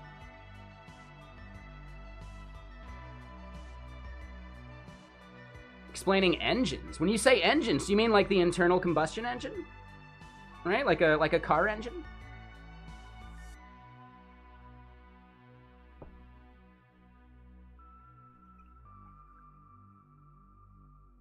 Okay, so I would say inline 6 versus V6, sure, those are worth knowing, right? V4, wait, I guess V4 is a thing, right? But inline 6 versus V6, sure, the configuration of that is less important. If you ever really want to be able to diagnose a car in general, I don't know anything about electric vehicles, by the way. So Priuses are before my time as a, like, my mechanic knowledge, etc. But I do, like, I used, I think 2 years of my high school, maybe just one, I think it was 2 years, taking an auto tech class in high school. I treated it as like a fuck off time, but I actually still learned while I was there. You know what the 3 things you need for an internal combustion engine? Fuel, air, and spark. If your engine is not turning over, those 3 things are the important part. You can systematically validate which of those things is happening. You can check when you turn the ignition on without trying to crank it. Do you hear the fuel pump go? Boom, right? That's one big part. The engine itself, but yes, the engine's the given. We're trying to diagnose why the engine is not turning over.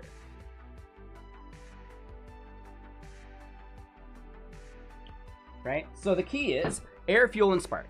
Make sure that the fuel pump's running. Boom. Super easy. All right, I heard it. Nice. How about air? Is the air filter clogged? Maybe the exhaust is clogged, like the catalytic converter. That's actually not too hard to check either. And then finally, are you getting spark? Check if the spark plugs are actually firing. You can just pull the spark off, put a fucking screwdriver in front of it, and see if it arcs. Or not the spark, but pull the plug up, or the plug wire, right? And check every single one of those. Oh, I mean, every car has a catalytic converter. It's required for emissions at this point. Right? Every internal combustion engine using gasoline requires a catalytic converter to meet California and other state emission guidelines. As far as I remember, the reason they're so valuable, no, it's not even copper. Inside your catalytic converter is typically platinum. From what I remember. I could be wrong. Yeah, platinum. Because platinum will actually fundamentally change the air passing over it without itself actually changing. That's like what makes it a catalyst. Catalysts change things around them without changing their internal makeup.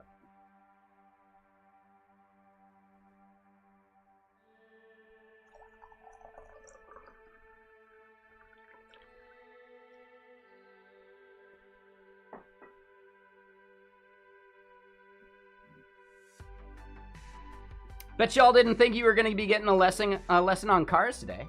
And yeah, Mino, you didn't have to delete that message. The gas, I get it, right? But seriously, yeah, fuel, air, and spark. Those are the three main things.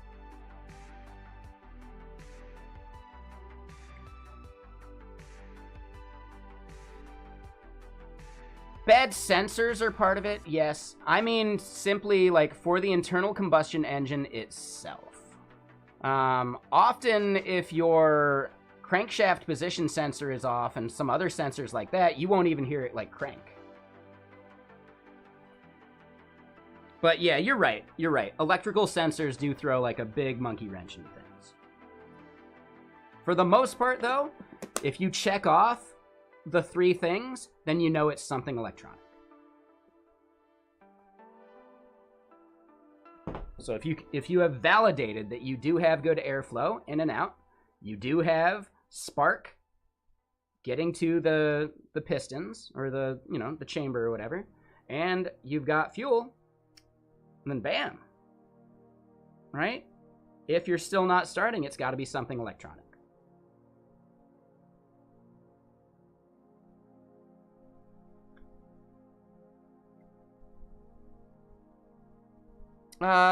Wait, what do you mean, Attack Penguin? Do you mean, Chris DeMars? Feel free. He was definitely saying how he got laid off and, could definitely use some references.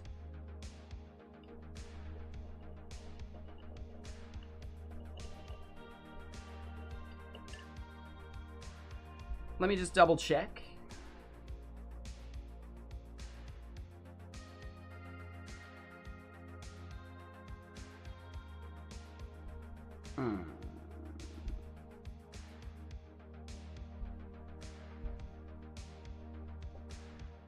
Oh. Well, I don't know about that one, man.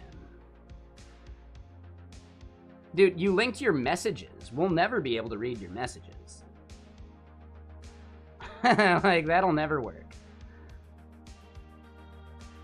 So I'm going to disable that link anyway, because that link just doesn't work.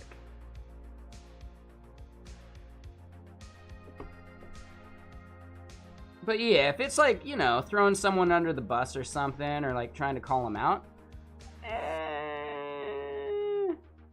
I don't know, that's not ideal. And hold on, I missed some other questions. Someone asked if I'm looking for front end or back end, right? My experience is mainly front end. I can definitely do full stacky things. For me to do a back-end role, I think I could do it, but I wouldn't be senior.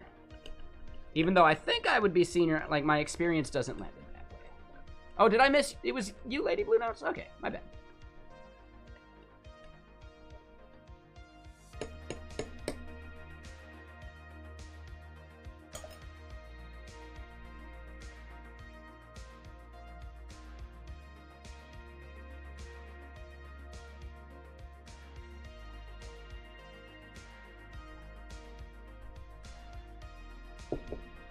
But Tech Penguin, if you do want to link them so I can evaluate, like, go for it. But you didn't link anything that anybody else could see. You linked to your messages, which is no good.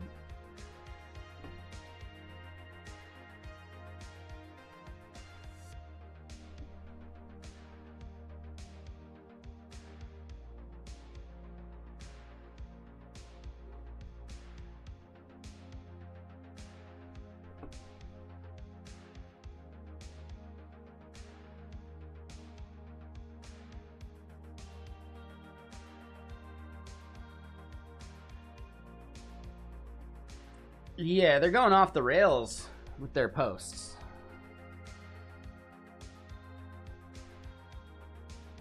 I don't know if they realize this, but yeah, any company that sees their posting isn't going to be stoked.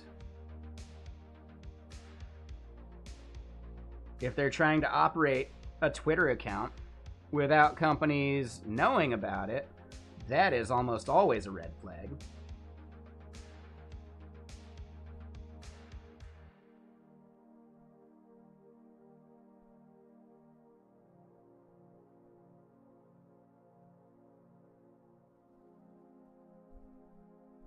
Yeah, I don't know, man. Yeah, that's a bummer, but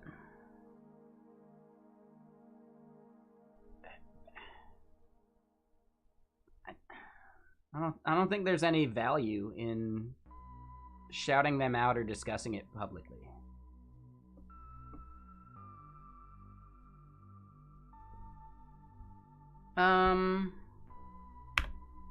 Well, how about this?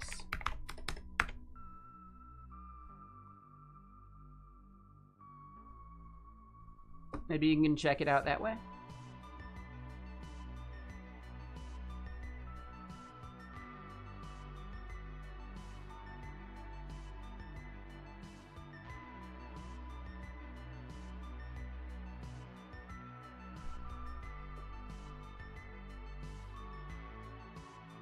Yeah, exactly, Vibrant. Yeah, just not something we need to call out here. I hope they do better, but holy shit, dude. Like, I don't know,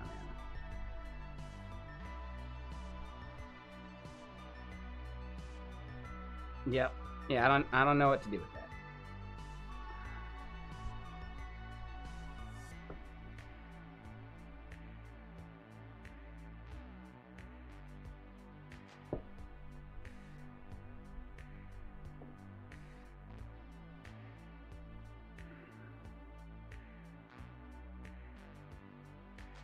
Jesus, Jason. Whoa, now. That statement's definitely not safe for work. Never let any employer see you saying that one.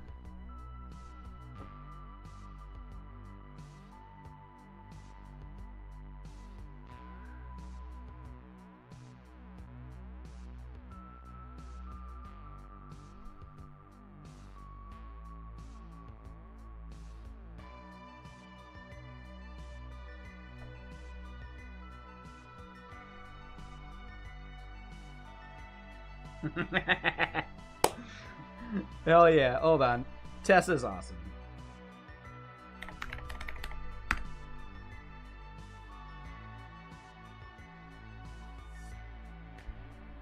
My favorite part about Tessa is her Twitch name. Wonder if she shouts it out. Hold on. Her comment here was really good, though. I've been playing FPS games for 20 years, and I'm still really, really terrible at it. Fuck yeah. Great post.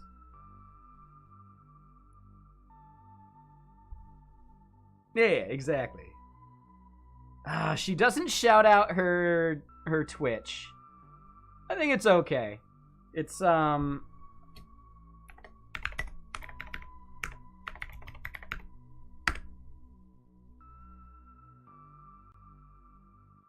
Tessa Tickles.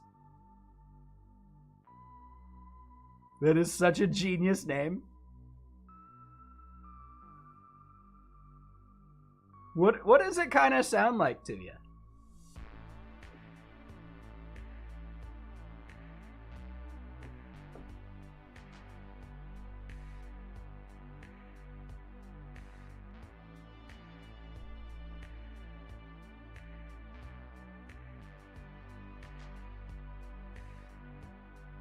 No. Just think about it. Like, think of a word that sounds almost like Tessa Tickles. It does require your mind being somewhat in the gutter.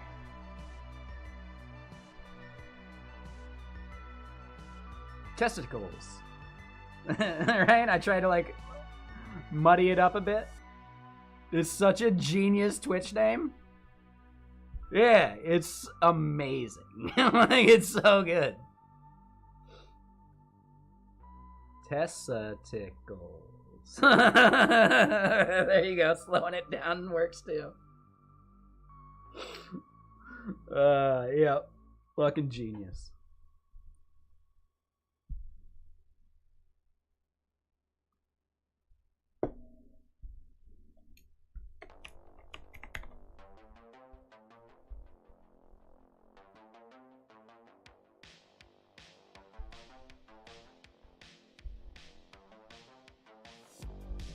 Alright, so Cobra Go example. What's for dinner tonight? Probably something easy. I decided that I'm probably not going to Seattle JS tonight. Anyone that was hoping to meet up there, sorry. I'll go to the December one. But because I'm flying out to New York tomorrow night, I kind of feel like I should save my social like meter a little bit.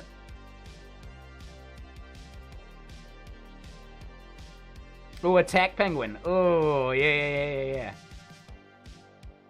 I like that. Attack Penguin, that's a solid one. Yeah, it's monthly. Yep. Baller move. Just go to New York for dinner tonight. Easy. But yeah, so I'm speaking at React Summit.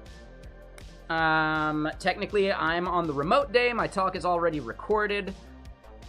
You know, y'all have seen me recording it probably. But I'm gonna be hanging out in New York from Friday till Tuesday morning. Because that sounds fun, doesn't it?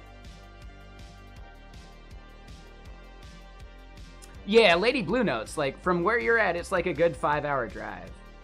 The Amtrak might be worthwhile.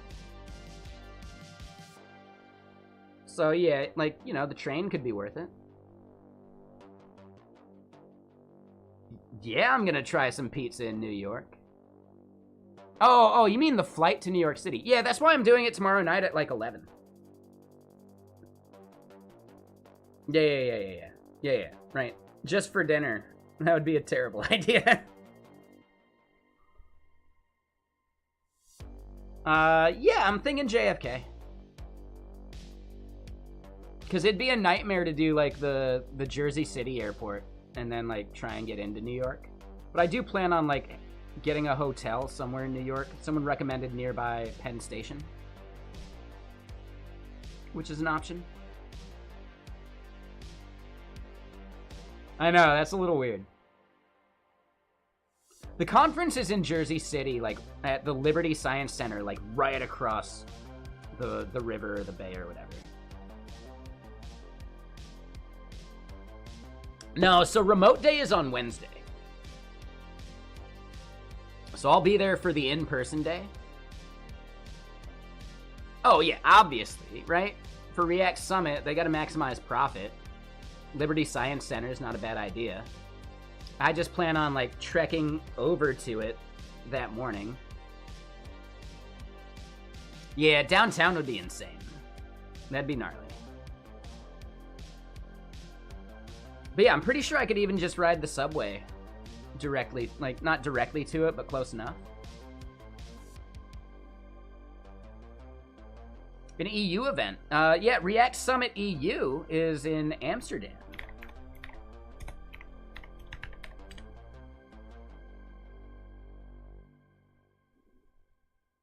June 14th to 18th. I don't even have a passport right now.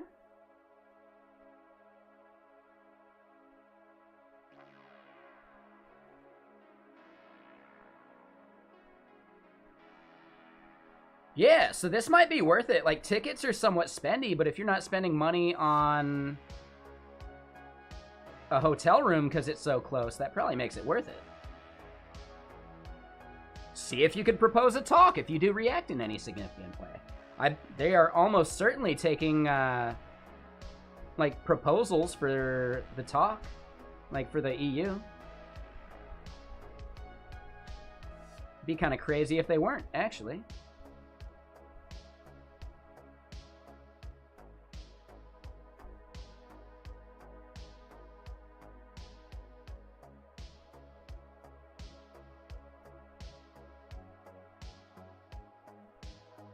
No, that's fine. I'm just throwing it out there. Just saying, it's a thing.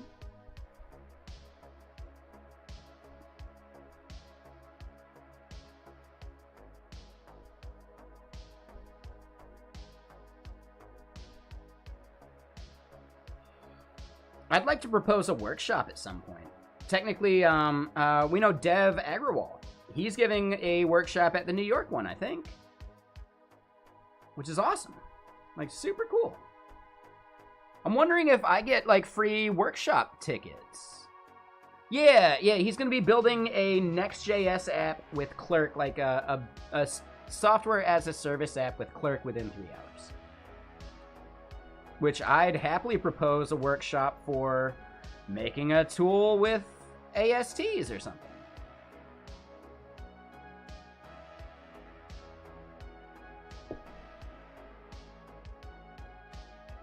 I don't think Vexilla's ready to promote yet, but that'll be a thing. Absolutely, that'll be a thing I'm focusing on here eventually. I mean, Junod or Junode, I forget how to pronounce her name. She has invited me to, like, you know, do a session with her. I want to do one about feature flags. But I need to get Vexilla to the right point. So, there's a little bit of time before that. The workshop, I think, is in person. I'm not sure if they broadcast those or not. That'd be really cool if they did. Yeah, I have no idea. I think workshops are typically in person, and it's typically like something that you spend extra to do on top of your already, like, you know, conference ticket.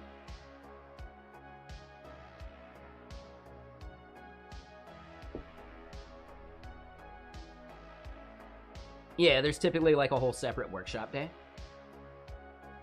Right? If you don't get a talk accepted, they typically accept workshops just fine, which is kind of cool. So yeah, I'm going to start proposing some, like, AST workshops, maybe feature flag workshops, things like that. That'd be kind of fun. I like that idea.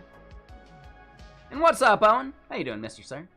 Real quick, I got to use the restroom. It's like this dude's drinking whiskey or something.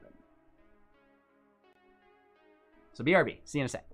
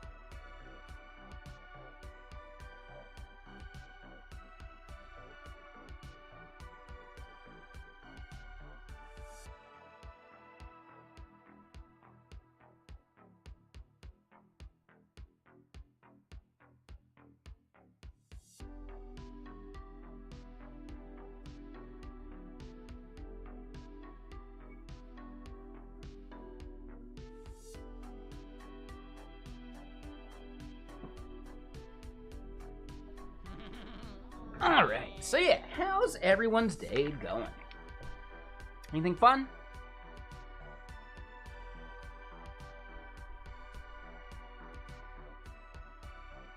Yeah, if I had a passport, I would definitely apply. Alright, but here it is. Yeah, CFP. If you're in EU and you got a passport, maybe try presenting a talk. Maybe you get caught for like the, you know, the remote day and then it's fine. Like, whatever. Am I looking to get a passport? I haven't started that part yet. I think I lost my fucking birth certificate. So I'm going to have to, like, figure that part out, too, because I think you need a birth certificate to get a passport. Yeah. I might have it somewhere. I might have my birth certificate somewhere, but I'm going to have to, like, I'm going to have to get another. And then, yeah, I'm going to have to do, like, the passport thing, too. So, you know, it is what it is.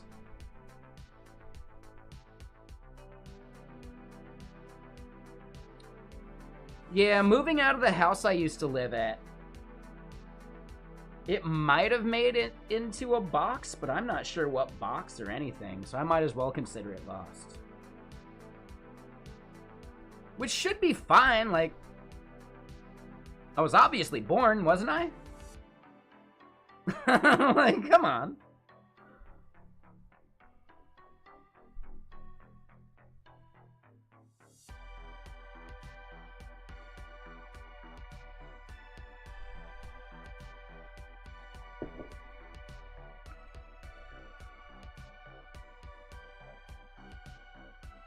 Oh, did I keep you here way too late? Yeah, no worries there. Attack Penguin. I'm sorry. Appreciated you hanging out, though. Good discussions, good chatting all around. Yeah, you have a great rest of your day, too.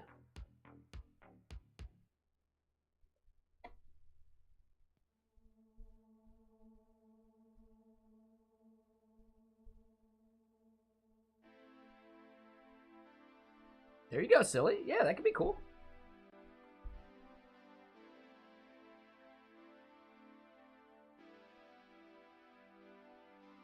All right, so let's go look at the Cobra docs again, because I feel like they left something out.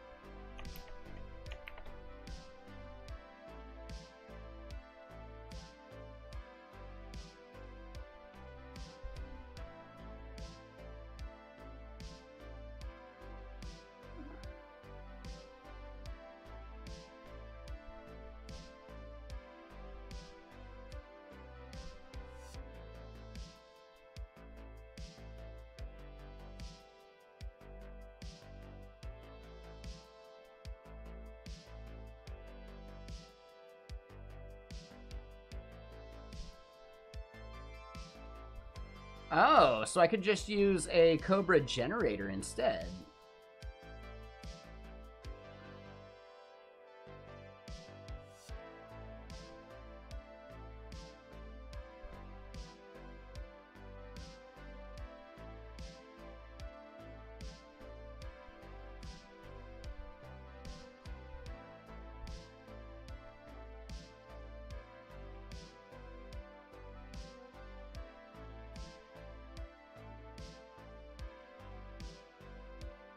Oh.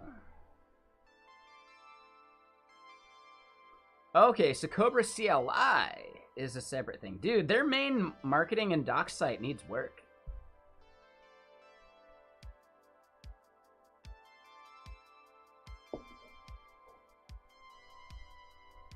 Here's the thing. I think, oh, never mind. This is not who I thought it was.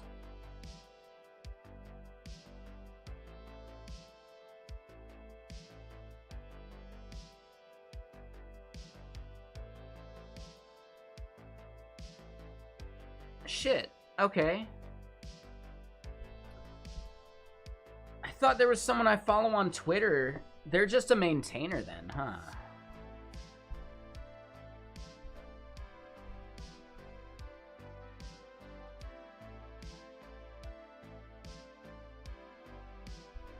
I don't even see him in this list. Well, shit.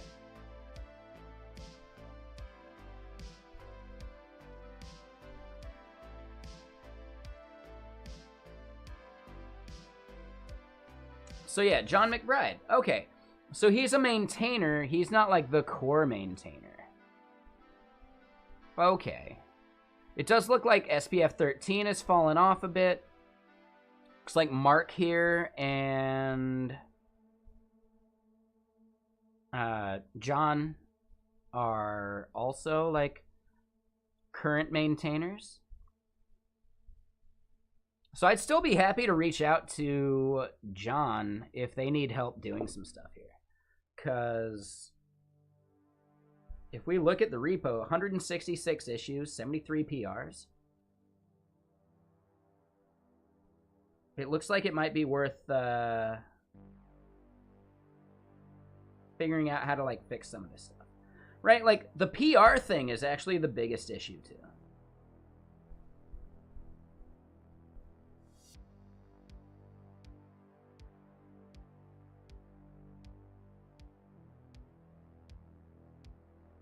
Bad Cop, if you're still out there,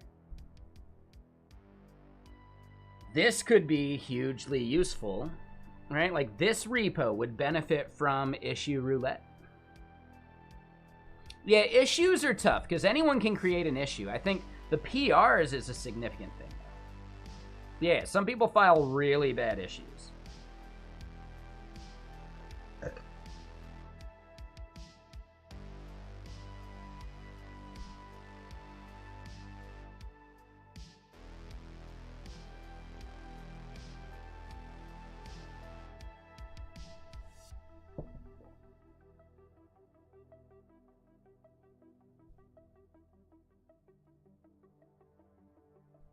Yeah, exactly. Like, people will use an issue just for, like, to complain about some shit, which is super annoying and not helpful and not valuable in any significant way.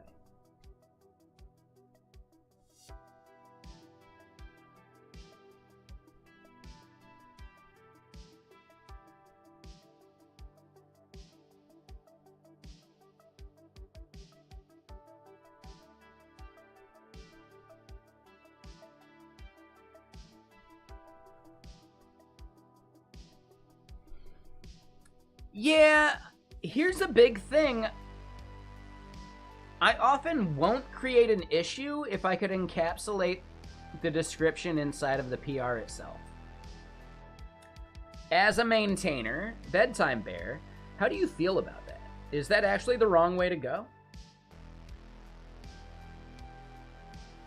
If I felt like doing the work anyway, and, you know, when you have 166 issues, do I think there's going to be any triaging?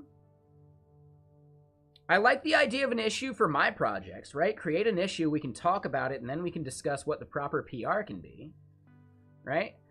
But when I see 166 hanging issues,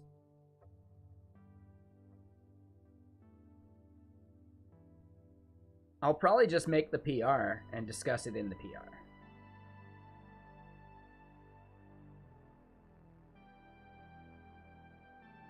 Stale issue management's huge. Also, just, it's super easy, like super easy to misunderstand.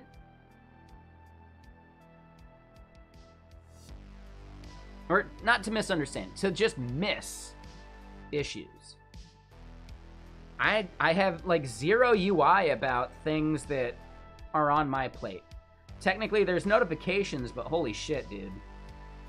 They're all Dependabot. I'd love a way to split out Dependabot and automated issues in this view in some way.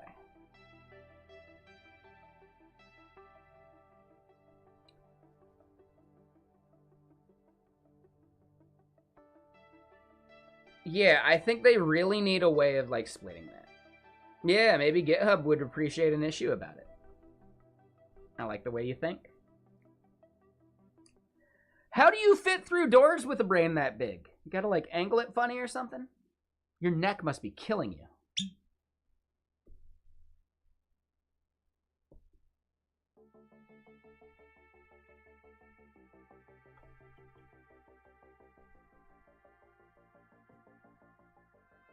I know. I get it. Right? Big brain doesn't mean shit. Wrinkly brain means more. But I still like that joke. At one point, someone posted a meme, because I make this joke all the time, like, holy shit, how do you fit through doors with a brain that big? I actually say that fairly often. And then someone ended up finding an image of a person that had a wheelbarrow behind them or whatever, with their head resting on it. I'm like, holy shit. Vibrant, was that yours? Was that your image that you posted?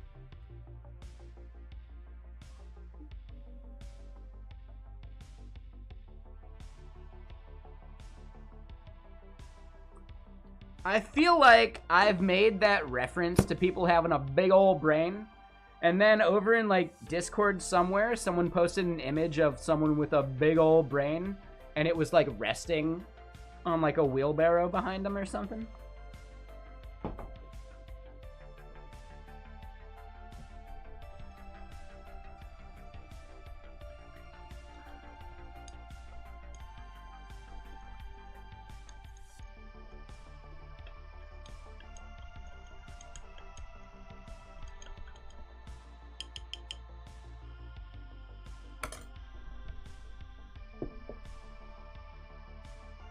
Should be a GIF. Yeah, hold on.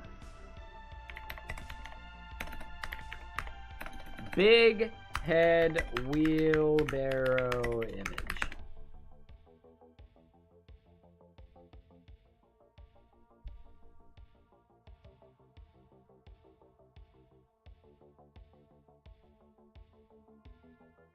There you go. It was something like this one, but it was like more old-timey.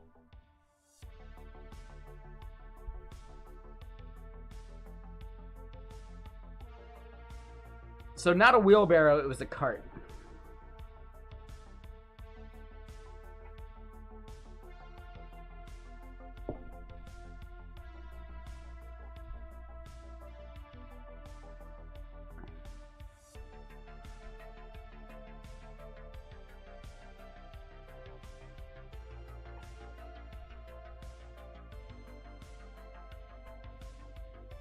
These are actually great.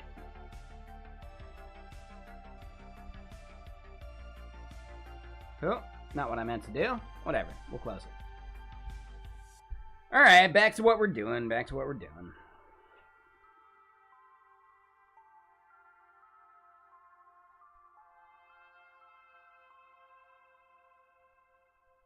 I am a wheelbarrow connoisseur.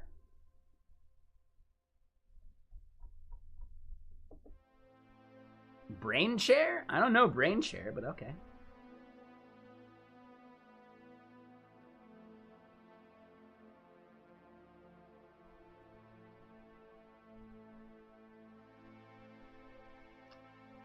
Wheelbarrow is not a thing.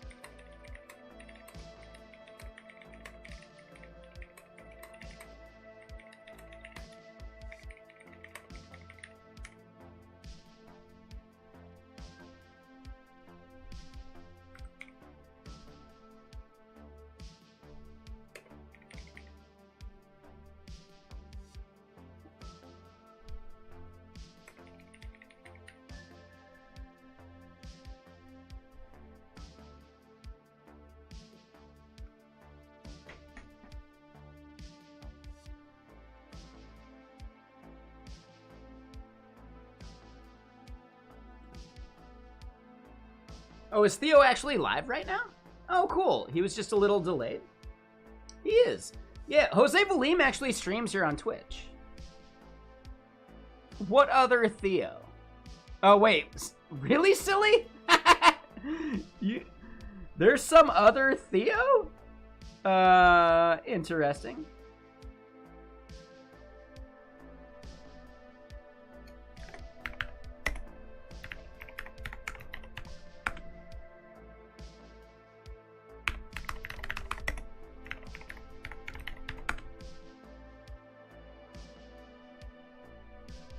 So yeah, Jose Valim actually streams here on Twitch.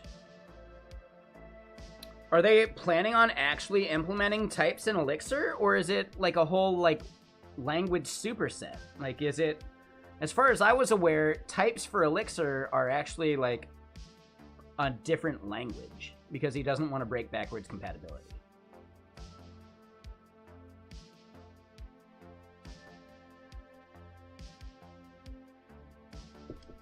Something like 2012. It's not that old.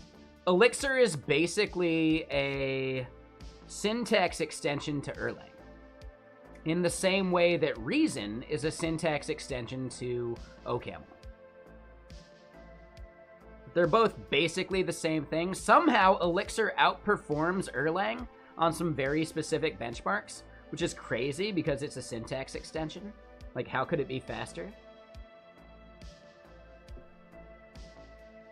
But it is in some very specific benchmarks, which is weird.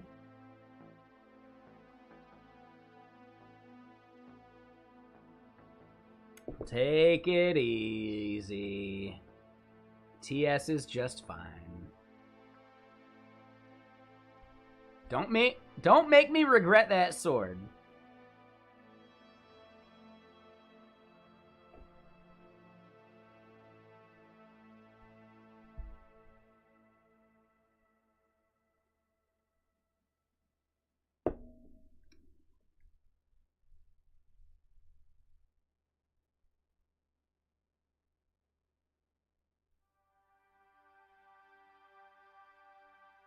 No, I get that. So, yeah, Ethan really doesn't know what the fuck he's talking about. But what he might have meant was actually like a compile to Elixir language, right?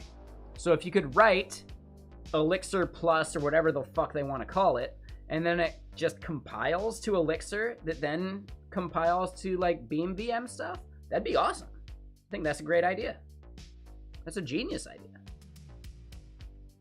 I don't mind an intermediate step, as long as my developer time is optimized. So yeah, types in Elixir would be great.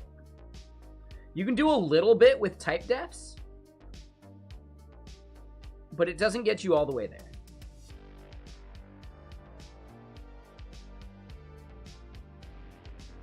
Well, Lady Blue notes, maybe it's because within the past 2 weeks we implemented the Elixir SDK for Vexilla.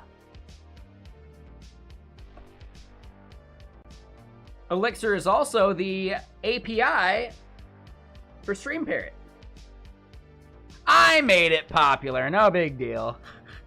No, like Theo and I are actually just both fans of Elixir. The one thing it's lacking is types, and it sounds like they're trying to fix that problem.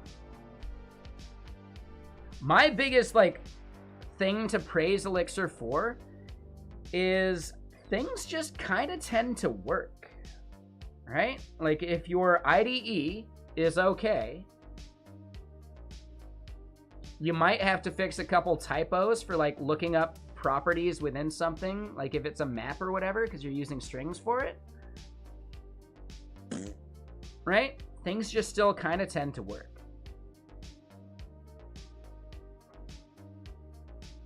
It was very different from my experience with Rust. I could just try something in Elixir and it just worked. Whereas when I was learning Rust, that was not my experience. However, if the Rust compiled, then it was good enough for runtime. Which is very different from Elixir, because if you never hit that branch of code, it'll never throw, and you'll never understand that it was broken. So, right? Think about Elixir as basically an interpreted language rather than a compiled language. There is a compilation step, there are things going on, but it feels like an interpreted language, which means you get the rapid iteration of an interpreted language that still actually goes through a compilation process that will save you from yourself. So it's quite nice.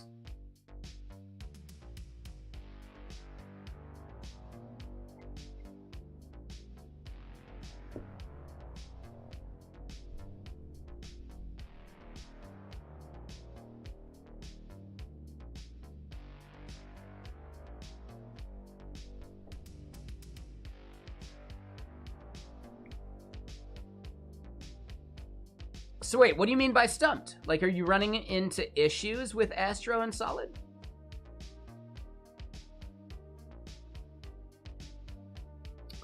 Ooh, that sounds like, do you have your TS config defined properly with, like, your JSX implementation?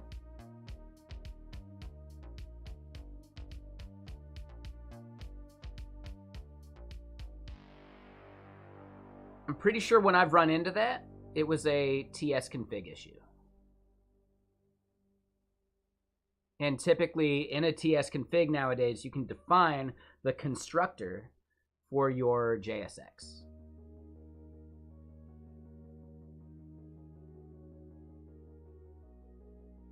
No, I get it. I think I know what you mean, but again, like, the only time I've run into that exact issue is when I either didn't have a JSX implementation defined or I had the wrong one defined.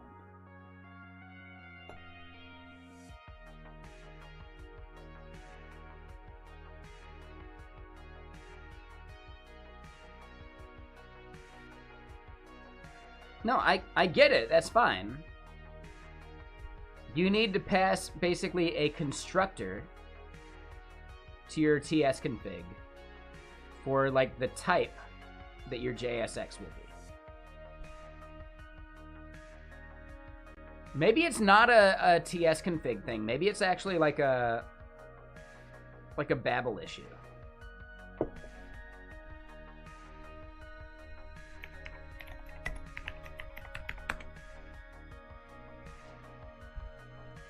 Let me double check. Right? You've done, like, the Astro add solid thing, right?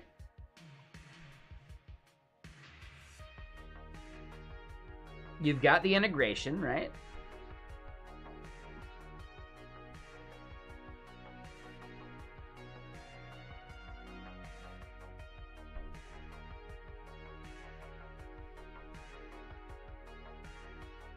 It worked yesterday?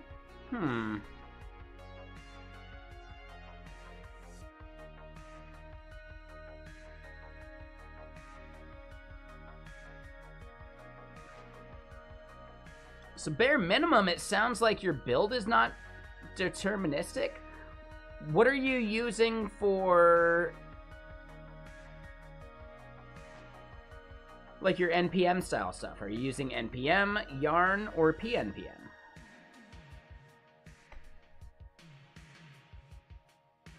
PNPM?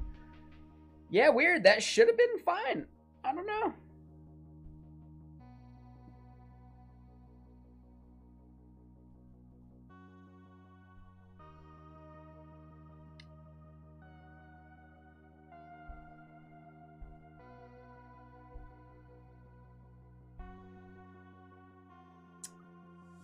Handball? Is that like wall ball?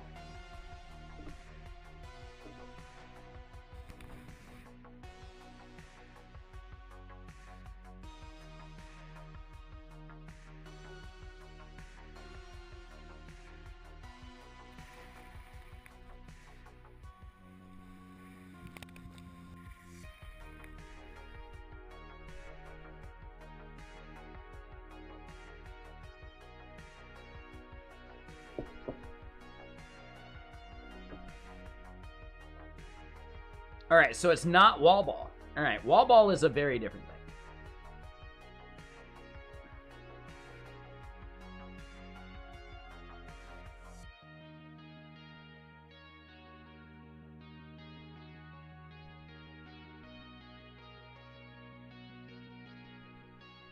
Well, I forgot to like Jamin's original tweet. My bad, my bad.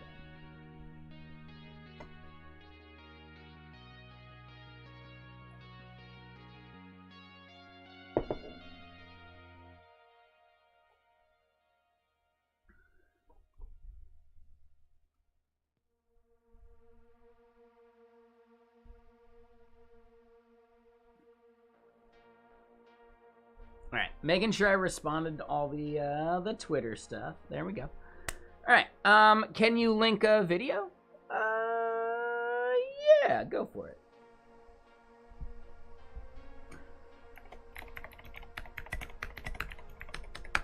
You should have permissions. Yeah, you're good.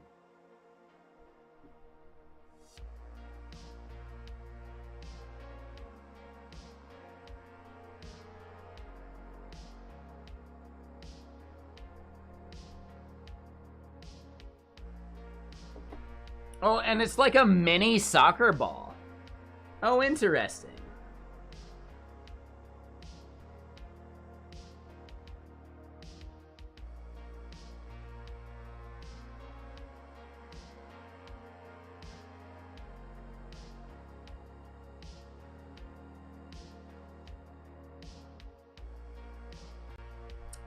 Does it follow, like, basketball rules that you can only take so many steps without dribbling?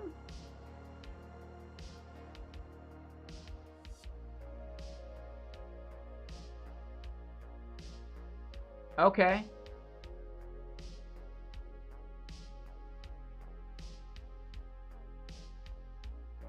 So yeah, it's like a very much like a basketball style thing.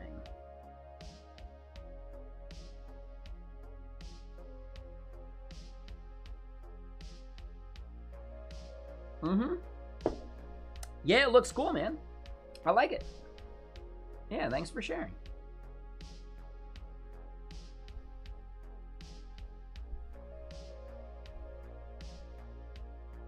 All right, so back to building out this CLI tool.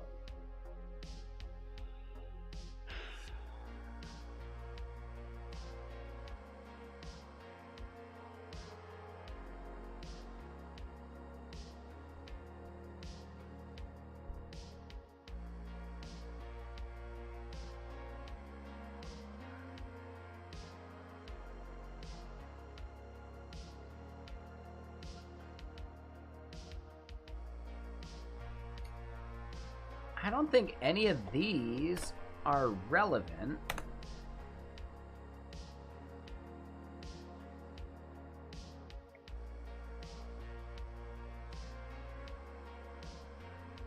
Oh, and Lady Blue Notes. Yeah, I don't know any fix for you. So, like, yeah, feel free to, like, post it over to the Discord and programming help or something, but I don't know.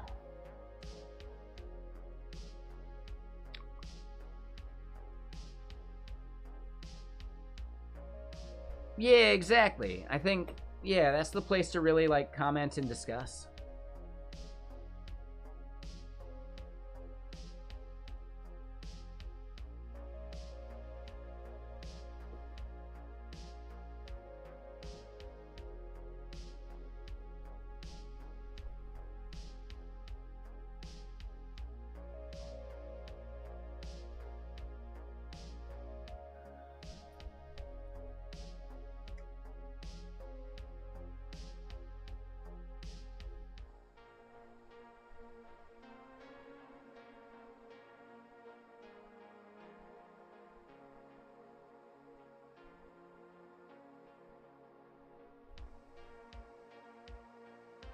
Oh, hold up.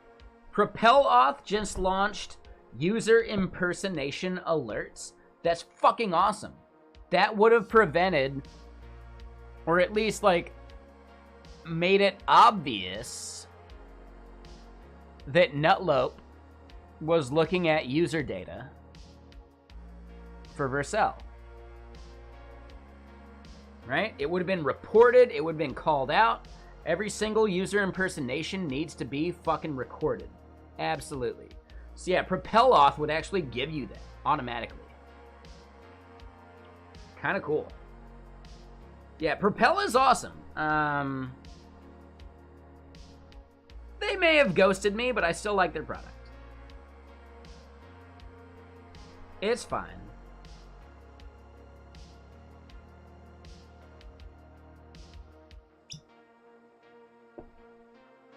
If I hated every company that ghosted me during the interview process, I'd run out of mental bandwidth of recording and recognizing all the companies that ghosted me. Right? So, like, you know, I can't judge them for it.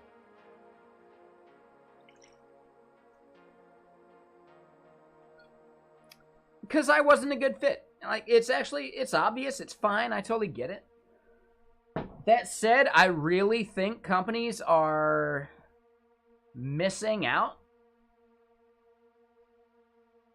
on Twitch streamers and being able to, like, promote their products and show it being used and blah, blah, blah. Like, dude, there's so much value there. I don't think people realize how many hours people watch dev streams. Like, it's insane. It's, like, legit. Yeah, I just think companies haven't recognized that the live streaming thing and live streamers themselves are a massive, like, value boost to your product. Exactly, silly. Like, I use all sorts of stuff. I'm not beholden to one product. That would be one issue that I would have with taking on that level of sponsorship or employment. It would mean that I'm no longer, like, technically allowed to explore other tools. Maybe, like, unless I have permission. So it could eventually lead to some lock-in and not exploring, like, all the other parts of the ecosystem. And that could be, I think, detrimental.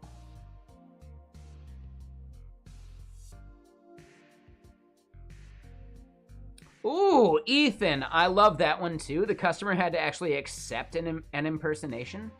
Yeah, right? There was the whole, like, chats about Nutlope and, you know, him overstepping his bounds. He's apologized. He was let go. Like, we don't need to keep dragging him through the mud, but it's still, like, a very relevant, like, anecdote. So, I'm sorry there, Hassan, Nutlope, etc. Not trying to make you feel bad, not trying to throw you through the ringer, but simply pointing out that it's the most recent case in which we can, like, really think about and discuss these things. To get access to that user information should have checks and balances. Oh, I don't know if he did. I don't think so. As far as I know, he did not publicly acknowledge that it was him. He just took down his post, which I find a little bit shady. But we all know it was him, right? Yeah, when given the chance for more or less transparency, he opted for less. That is something we can judge him by. It's something I judge another prominent figure in the ecosystem for. But I don't want to keep dragging them through the mud. I'd love to just chat with them about it and make them see the light of transparency.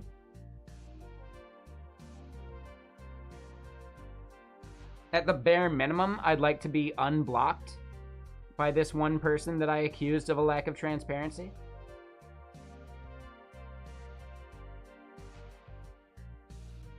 We'll see.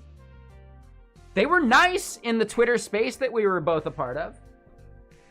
So I don't think they're holding grudges. No, so I didn't get blocked by Nutlope. Did Zayu? Is that the one you're mentioning? Because she had a tweet calling him out, for sure.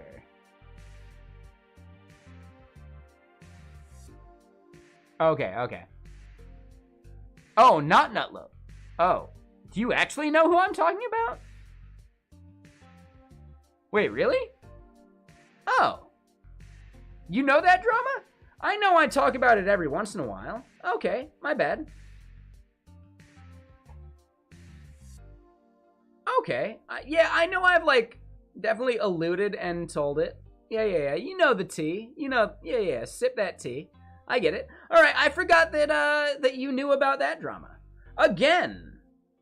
That person was super chill in the space we had together. No animosity. I made a point. They were like, yep, I agree. Yeah, no, I get it, Lady Blue Nose. I totally get it. I think I could have a conversation with them, and they would understand where I'm coming from, at the bare minimum. And I might even have a chance to do that here at React Summit. I'd like to do that. I'd like to bury the hatchet. I don't like holding grudges. I hope they don't like holding grudges, you know?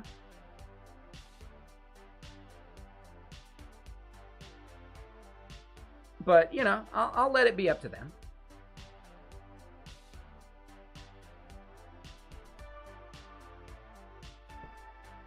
I need money. That's a fucking lie. You trolled just a couple weeks ago, man. Whether it was here or the other stream.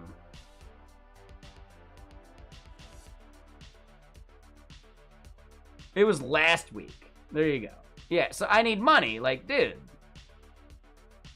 No, I'm pretty sure you're right. It was within at least, or at max, 2 weeks. But also within the last week. They made...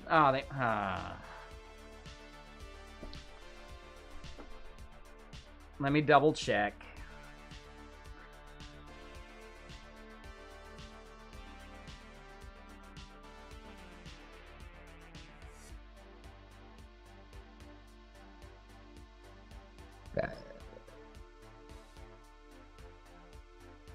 Oh, yeah, the dating bullshit comment. Yep, that was just on 11/3. 5 days ago. Your concept of time is not great.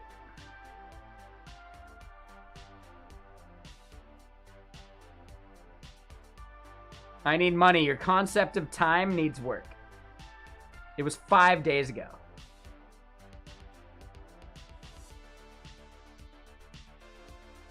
Let me double check. Maybe I'm... Hold on. No, it was 5 days ago. That's not an excuse. I need money. You know that's not an excuse.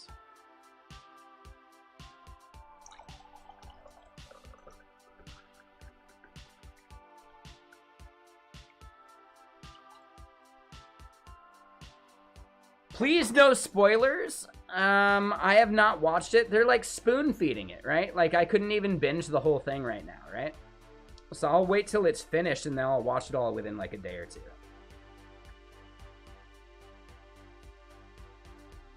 Oh, do they have it? Like, hold on, wait. You're saying nah? Everyone's doing weekly releases? Yeah, I had to stop watching Gen V of like The Boys on Amazon because I just can't do a week by week thing. 5 episodes? Wait, is all of Gen V done? Is that what you're saying? Like Gen V's finally finished? Okay. Yeah, I'll finish it up. I need money. Check out The Larry Sanders Show.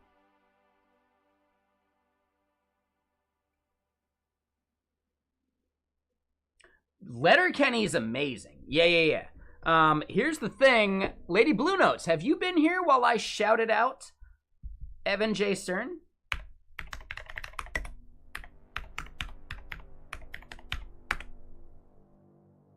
Ooh, Larry Sanders Show is not on Tubi. Yeah, my bad. I didn't realize you were looking for like Tubi itself. All right, I could recommend other shows on Tubi. But yeah, Evan J. Stern, he plays Roldy. Stern! Right? Like that character. Evan J. Stern, he's fucking awesome, man. He's such a cool dude. I met him at TwitchCon. He's as awesome in person as he is in fucking his streams and on the show. Like, yeah, dude, Evan J. Stern. Really, really pumped I got to meet up with him. Really fucking cool dude.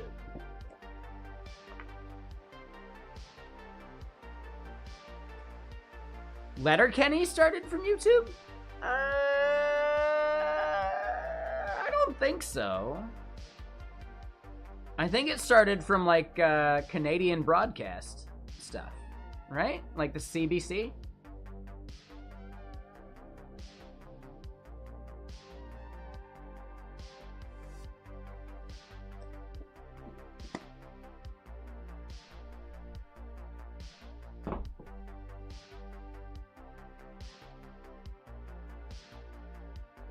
Yeah, I'm not watching season 2 yet either. I really liked Invincible, but dude, I'm not being left on a cliffhanger.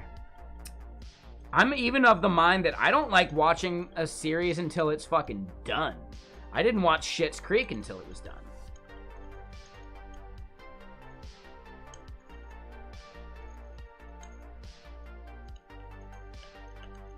Super fucking good. Amazing show. The character arcs and the growth of all the characters, fucking amazing. Like, really good. Really, really good. Moira didn't grow that much. But still, every other character grew and became a better person because of it.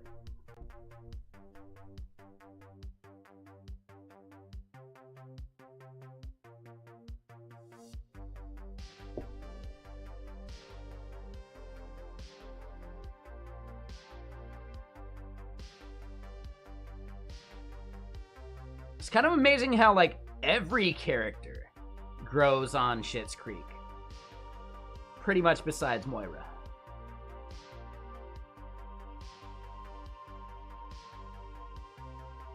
It did come from YouTube in 2013? Alright, cool, good work. Yeah, thank you, Lady Blue Notes. Thanks for confirming. My bad, I didn't know. So what's the specs of the machine I'm currently on? Enough to handle these tabs. That's the joke you were about to make, right? That's the joke you're about to make, right? Big brain. I see through you.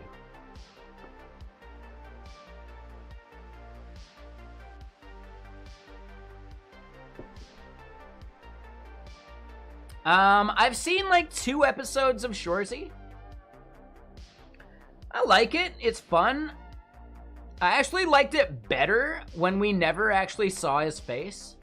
When he's just like the Reth and like, you know, just Shorzy like doing the push-ups and stuff. I thought that was better.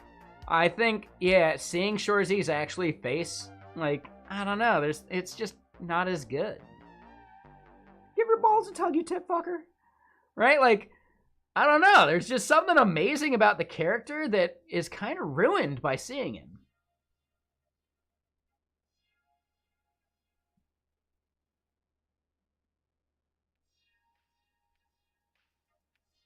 Fuck you, Shorzy. Fuck you, you ballless tit fucker. Like, I don't know. Like, it's just so good. I think that's actually the move. Treat Shorzy as a fucking podcast. And then it's amazing. Don't actually watch Shorzy, just listen to it.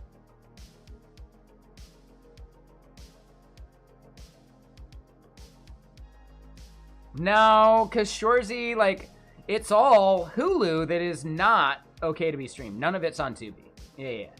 It would have to be fully publicly available for me to even justify it.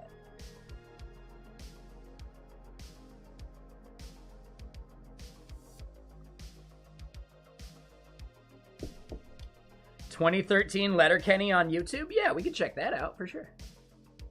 I'm down.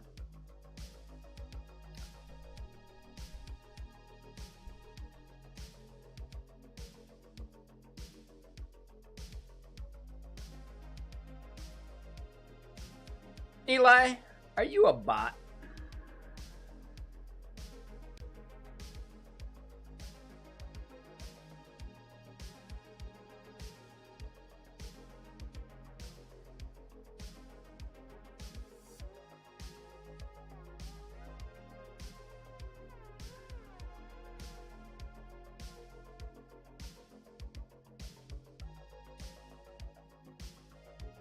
I believe that translates to yes.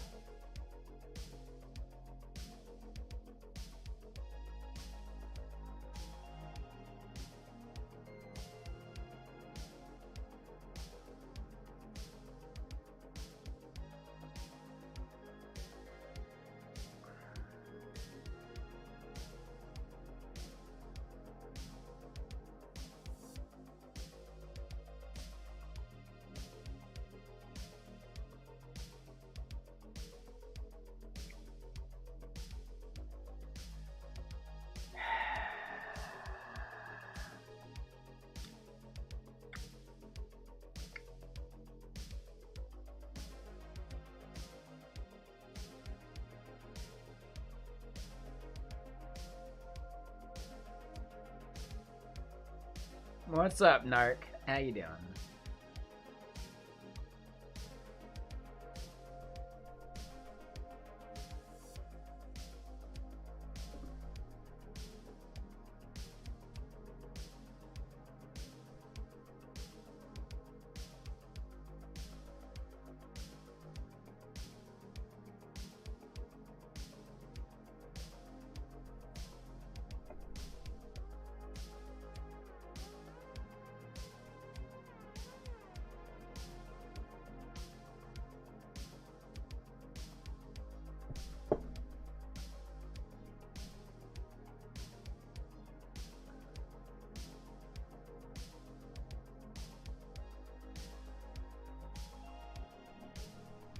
I'm still just watching this clip. God, it could have been such a better spin.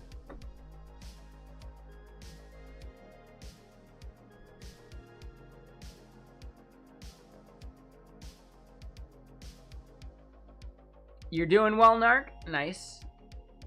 Eli. What is 2 plus 2?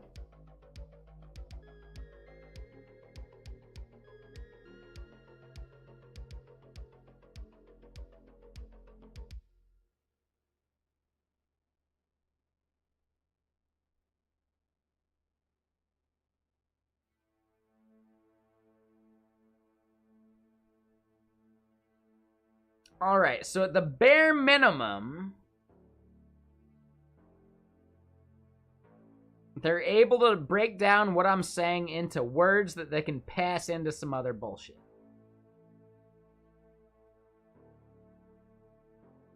That sus emote?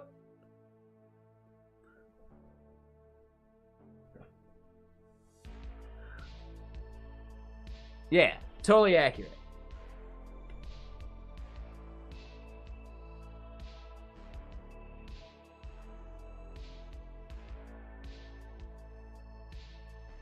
Wait, did I say the phrase other bullshit? Wait, did I say the phrase other bullshit? I might have forgotten that I even used those words.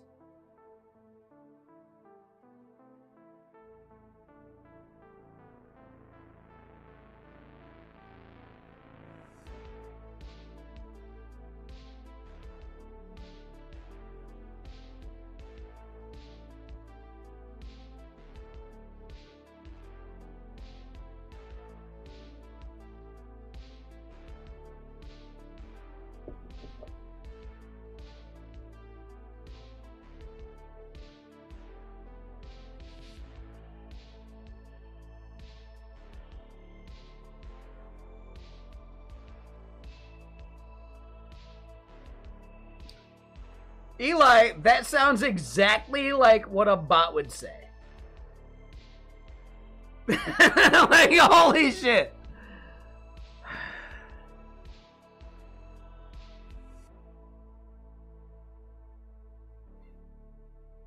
That sounds exactly like what a bot would say.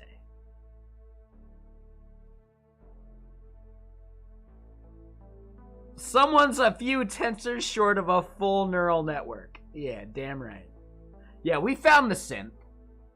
Never trust a synth.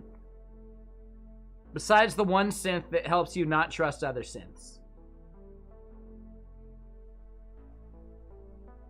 Wait, what?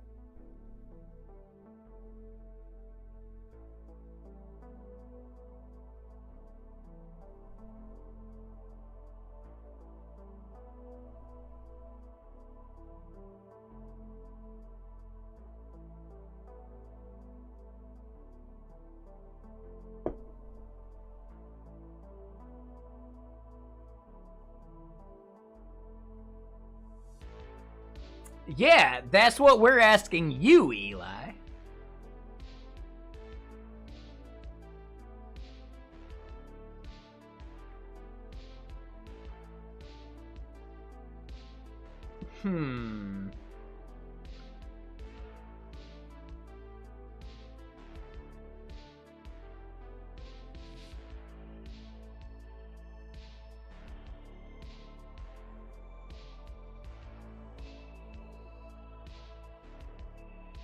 Steel Toad, I don't know what that means. What does that mean? Madibi, though, thank you for that follow. That was like a little bit ago. My bad, my bad. How's everyone doing? We're having fun. Really trying to figure out who's bots and who's not. Ooh. Is that a new app? Bot or not? Botornot.com?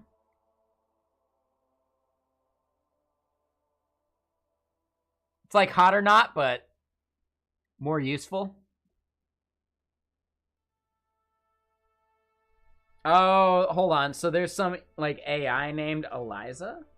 Oh. Eliza!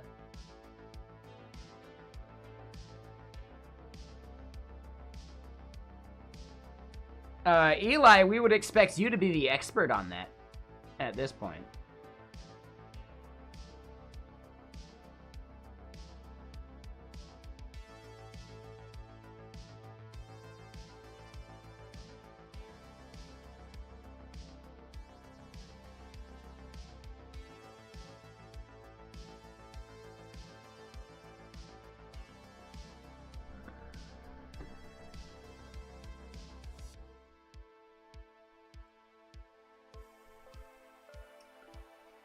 Not if they actually talk like ChatGPT.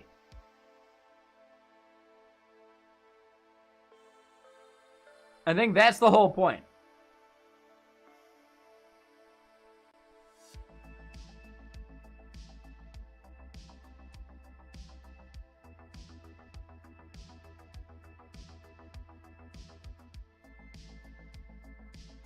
So Eli, I would say your entire statement there depends on what your definition of is.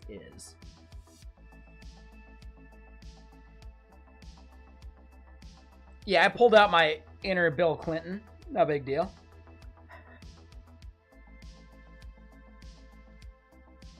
The greatest defense known to man? I suppose that depends upon what your definition of is. Boom, nailed it. The Clinton defense. Rarely used, but totally valid.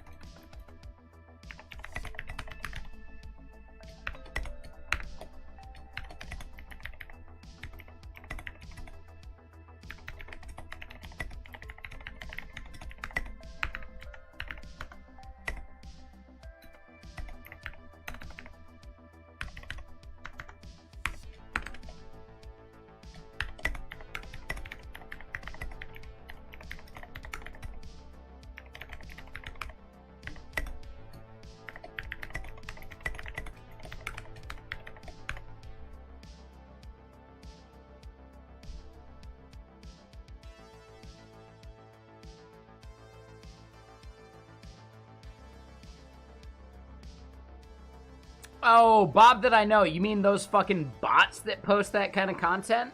Yeah, I've seen them. I try not to engage them or click them or do anything that would give them any validation because that is the most low-effort bullshit anybody can do.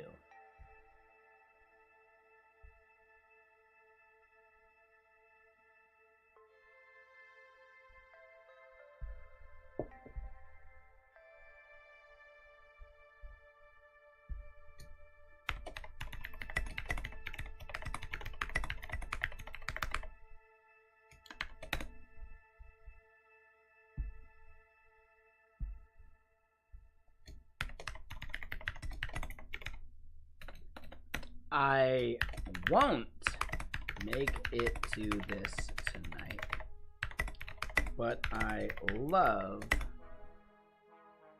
the Seattle JS meetup.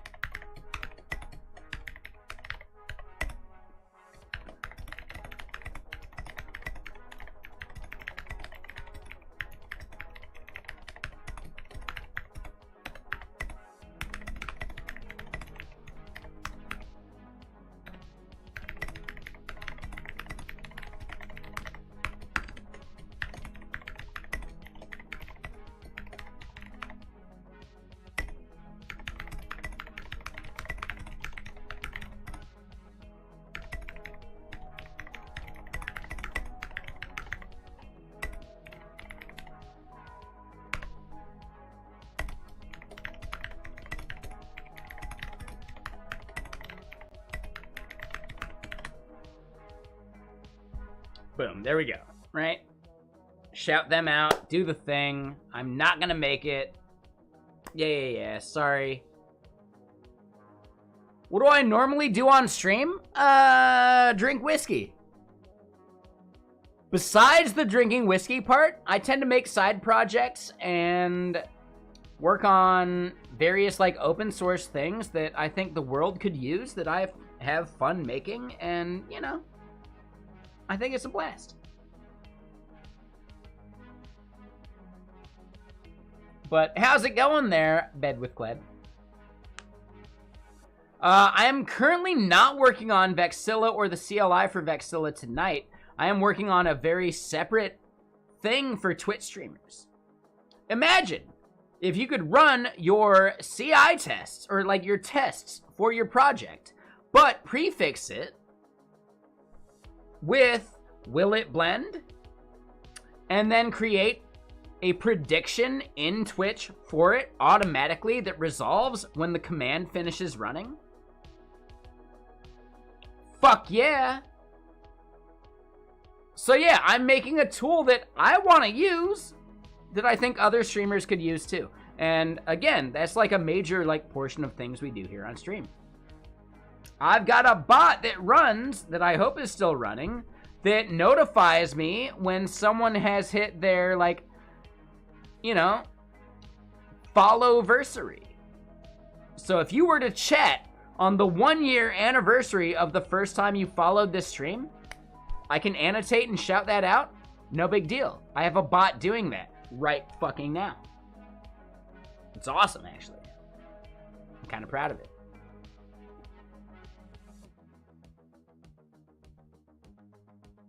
Do I have a GitHub command, like a link to my GitHub? Oh, I mean, I got so many fucking projects. Ooh, buddy. I got too many projects, technically. Just saying. Just throwing it out there. Like, way too many projects.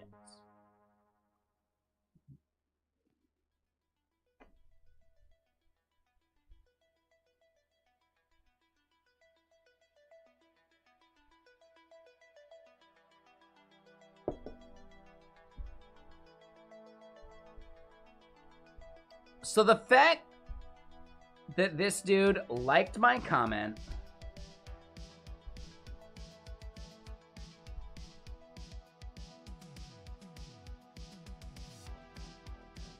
I'm gonna give him a follow. He was a bit rude in a previous tweet I did. He was a bit rude. But I think that's okay, right? I just don't think we understand how we like to chat with each other, and we'll find a common ground at that point, and it'll be amazing. I think it'll be really good.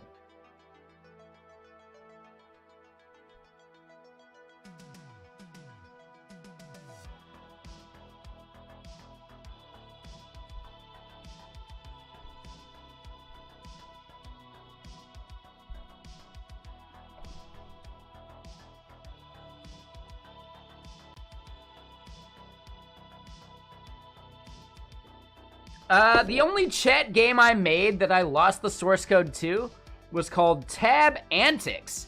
Actually, yeah, you're right. No, there is a chat game. Yeah. Flick it if you want. Boom! Come on, try and land within that flick.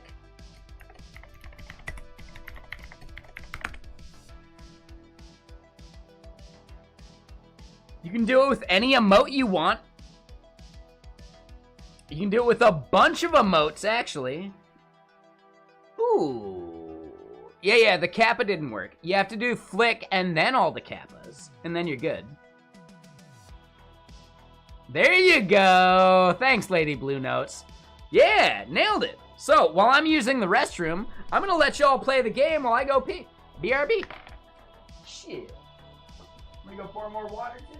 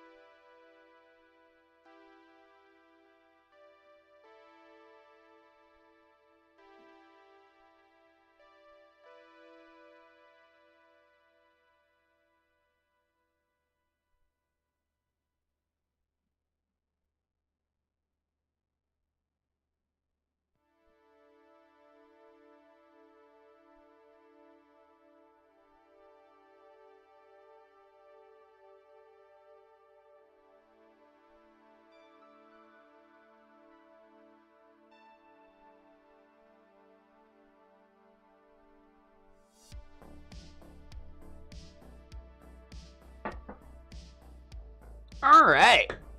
Heyo, that is a lot of flicks. Yeah, use as many emotes as you want. I think the chaos is actually kind of fun. Isn't it? Someone's gonna win. I think Lady Blue Notes, you might be winning with that one.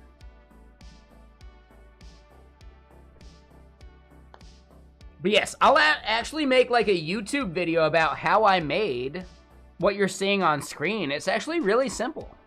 Like, it's pretty fucking easy, actually. If you want to make your own custom game as a Twitch chat thing, like, seriously. Are you 2 for 2? You won all of them? All right, shenanigans. I'm calling shenanigans.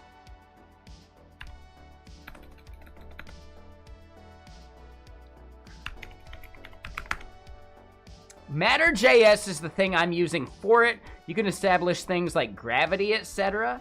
So, yeah, like if you want to create your own drop game, it's actually kind of easy. Wire it up to fucking TMI.js and boom, you got yourself your own, like, overlay game. It's really fucking easy to do. I'm gonna say that right now. It's like really fucking easy. So I'll make a YouTube video about how to make one of those too. Fuck it, no big deal.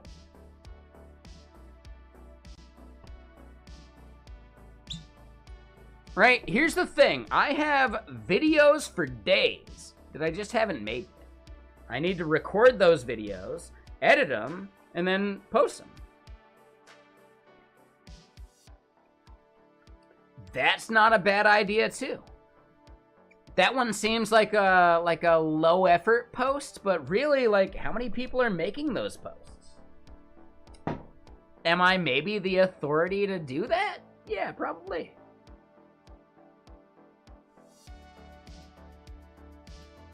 I might be one of the most applicable, like, people to make that post.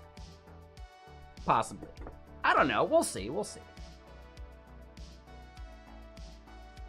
We'll see. Prime does what? Wait, what do you mean?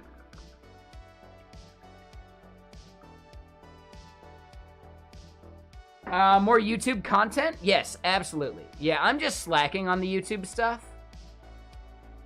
I have a video I've been wanting to, like, actually publish for months, but it turns out that I had a part I needed to re-record, and then forcing myself to re-record something is actually, like, kind of tough. I'm gonna have to re-record the entire thing, basically. But I've actually been meaning to re-record it over the past few days, and I just haven't. One of these days, I'll force myself to do it. Since getting laid off,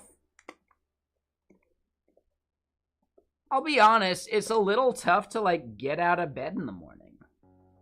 I got nothing that forces me to wake up, so I might as well just enjoy a good sleep.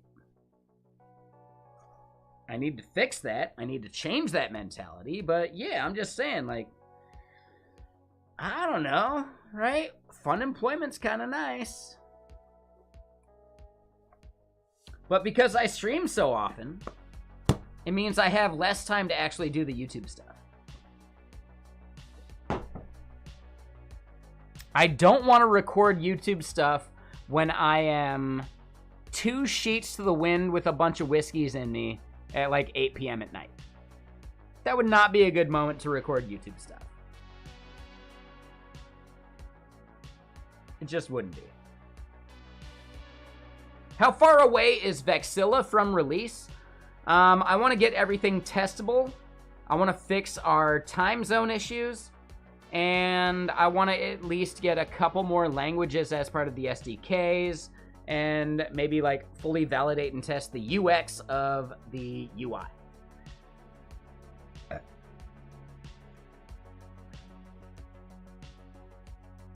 Earliest I think we could release is January 1st. I am not forcing myself to adhere to that timeline.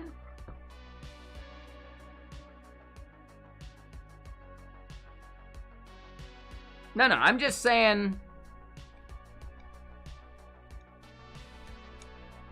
it's a tentative goal.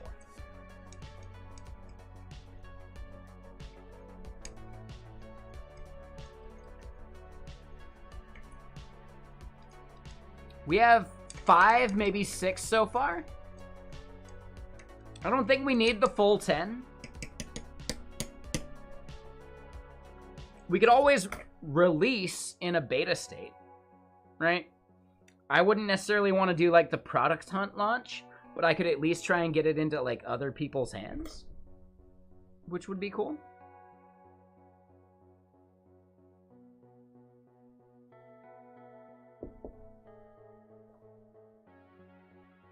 The original release had 10 SDKs. We're at about like 5 or 6 right now.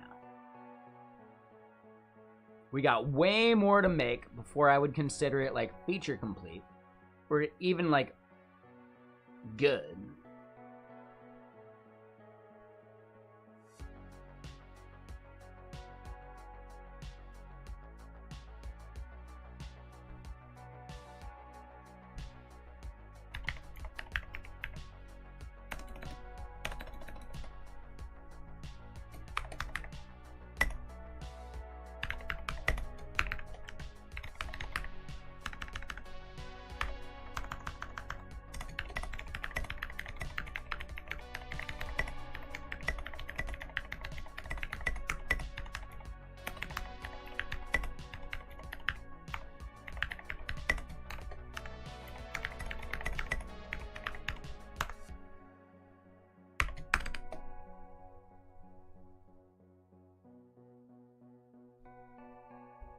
Micro does.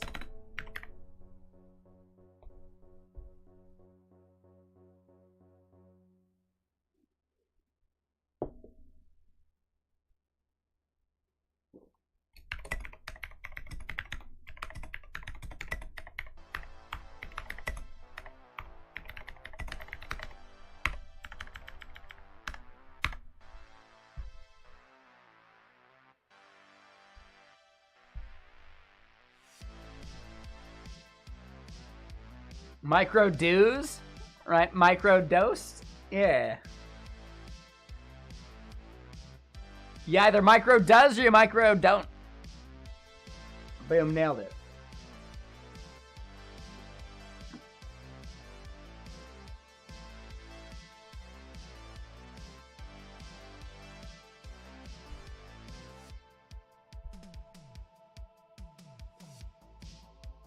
Yeah, where'd that fucking bot go, man? I think we overloaded them with the fucking drop game. Or, sorry, flick game. Yeah, we overloaded their AI. Too many tokens.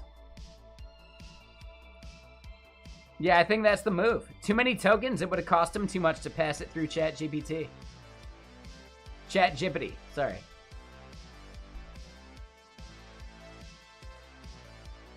They went back to the Institute. There you go. Nailed it.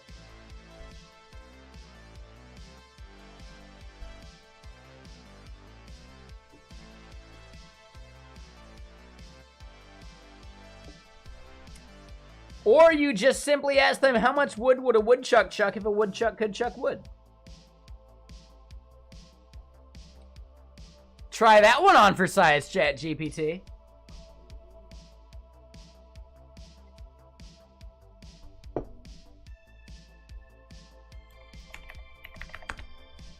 Okay, I'm legitimately curious about how they would understand that comment.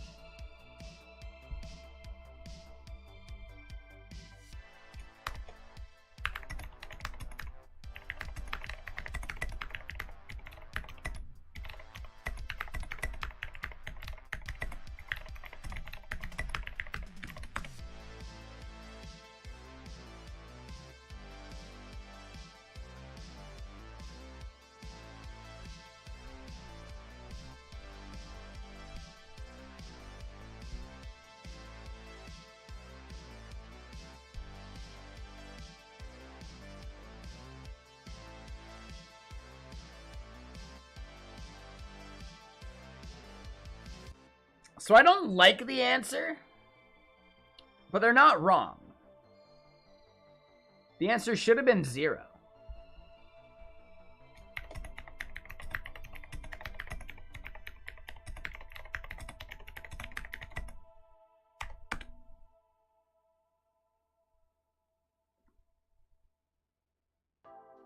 All right, this is still pretty fucking good. All right, they nailed it.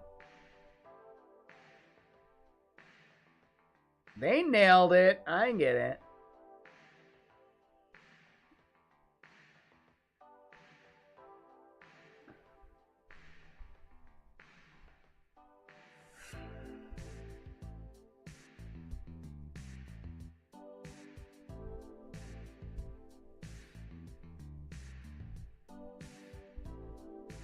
They fucking nailed it. I don't have to like it, but they're right. All right, so ChatGPT is definitely smarter than the average individual. That's not actually saying that much, but it's still a little interesting.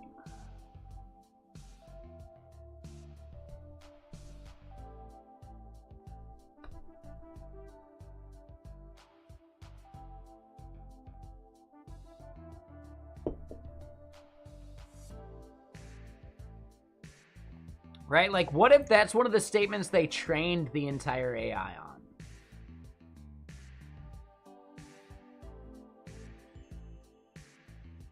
Hold on, I missed some follows. So, Kled, hold on. Kled, you say you're in bed with Kled. Does that mean Kled from League of Legends? Because if so, I don't like you.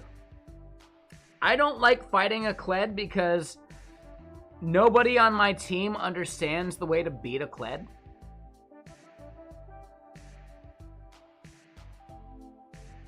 Not a single one of them. It's the worst.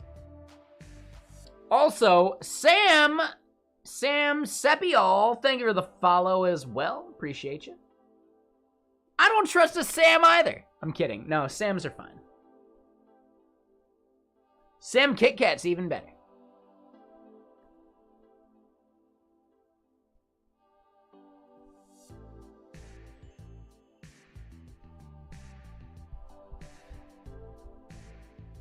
Sam I am? Well, at least you didn't say I am Sam. I think that would make you a serial killer, right?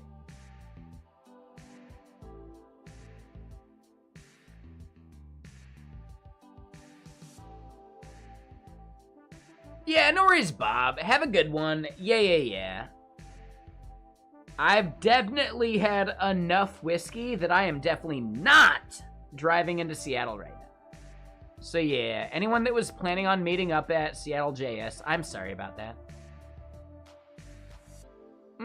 Bob, no, I don't like that band. I'm sorry, no thank you. They might have a song or two, but no, I don't like that band. I specifically remember not liking that band. They could have a song or two, but nah, I don't know. Now, hold on. If you're looking for a band with American in their name, oh, buddy, American Analog Set is absolutely something you should probably check out.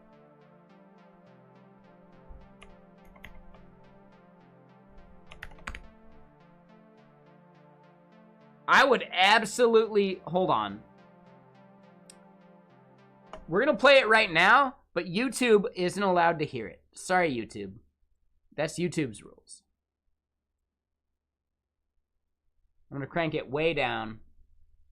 We're going to listen to some American Analog Set. Dude, I fucking love that shit.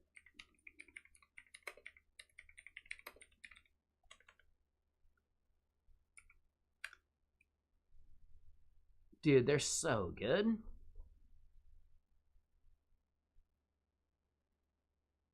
Does she got it going on?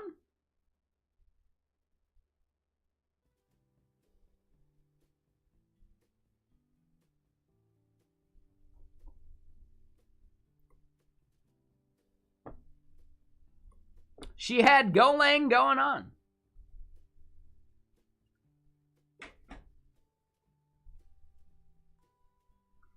All right, so yeah, YouTube crowd, you cannot hear this song. I will simply just paste the song that you can't hear, this album that you can't hear. This shit's so fucking good. So I'm sorry, like, you know, put it on your own and we're good. But yeah, YouTube doesn't get this song because I wanted to hear it. I'm sorry.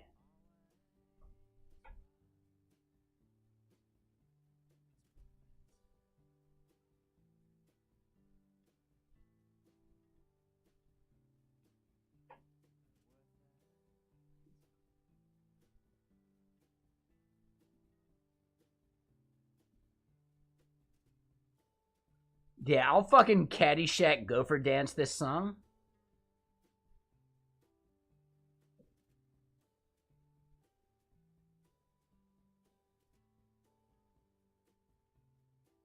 Yeah, YouTube's actually missing out. This song's amazing.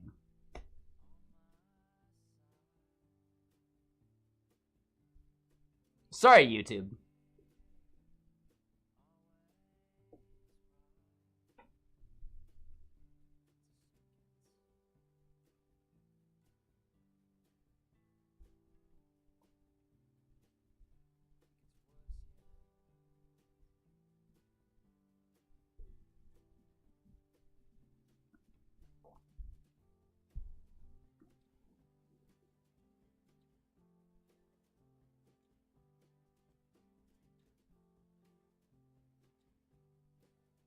God, I love this song. Anyone on YouTube, just crank out that link I just pasted you. You're good to go. It's close enough. Fuck it. This song should at least make you feel something, though.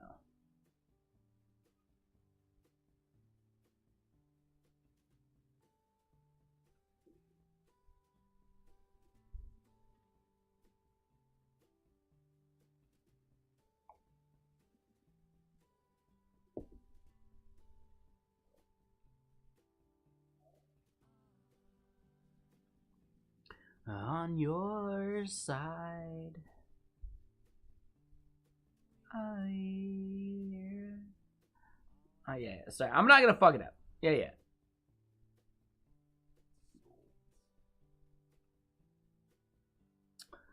He did that mainly because it was actually, like, frowned upon to promote the YouTube. I feel like he could give him more love at this point. He totally could. But he definitely does not want to get hit by the YouTube bullshit of DMCA requests. Aw, thanks, Lady Blue Does. Appreciate that. It's one of my favorite parts of streaming, the interactive aspect.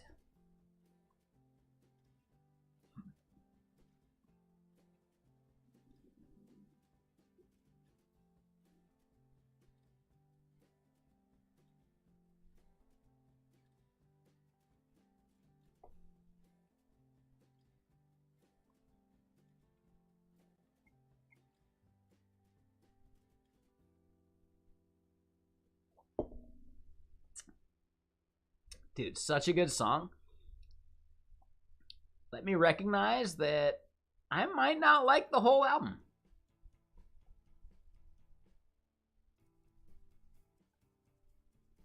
Nope, this one's good. I think this whole album is going to be solid.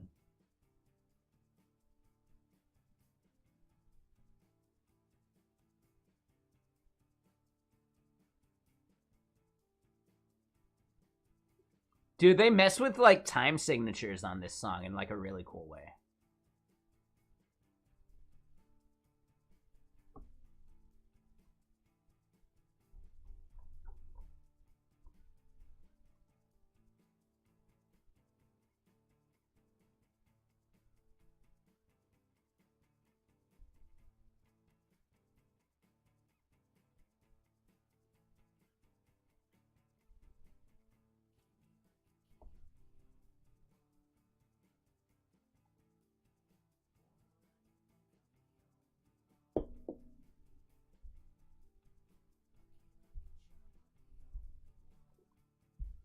I like a band that fucks with time signatures.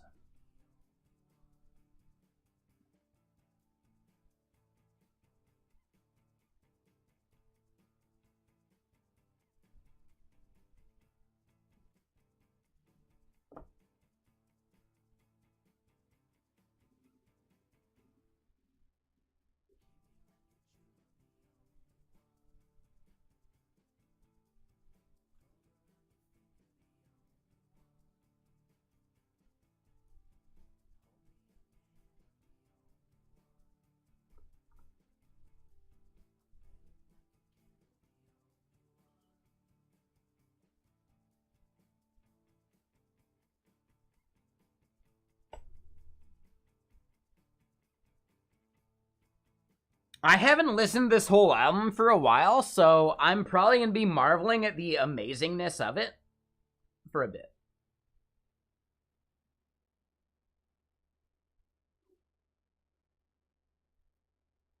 I'm looking forward to the next song, like, massively.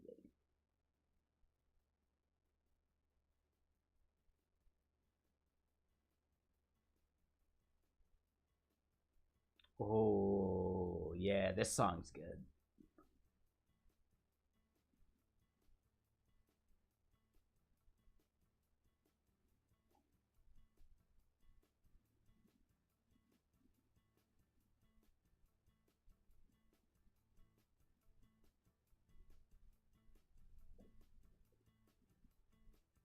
Dude, this shit gets me so pumped.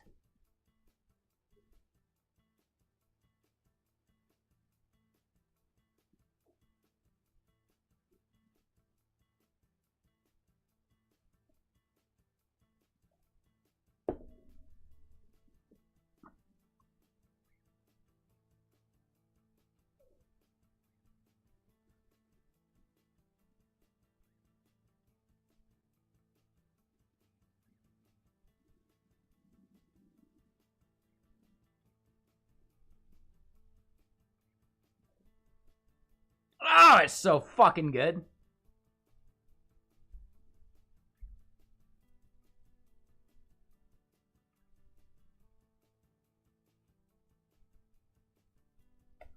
Yeah, I might have a little bit of trouble concentrating through the awesomeness of this music. If you're not aware, like, Holy shit balls. This is a really fucking pure album. I'm pacing it for everyone. A really pure album. We're 8 minutes into the album.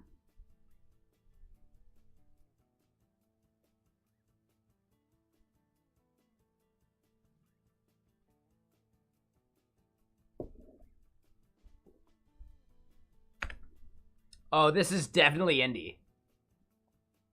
The singer dude is Andrew Bird, who was in a bunch of other bands. He's fully indie as well. Yeah, Andrew Bird, though. You should probably recognize his name from, like, other indie stuff, though. Yeah, hold on.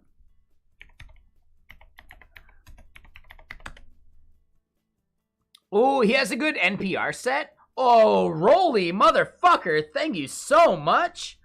Holy shit, dude. Thank you so much. That's your first chat in the stream?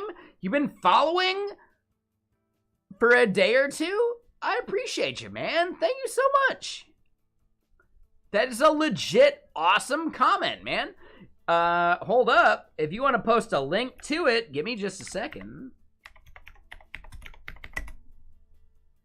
Nah, Rolly, like, I appreciate you, man. Oh, no, wrong rollers. Sorry, hold on.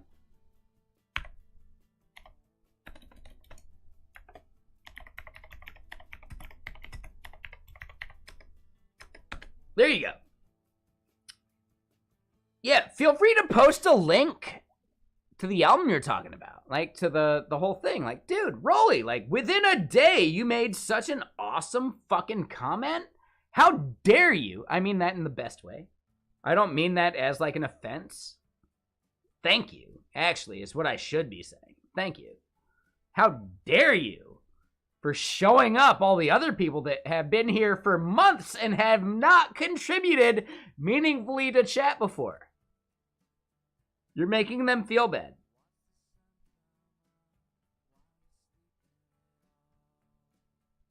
All right, so I'm not a fan of this song, actually.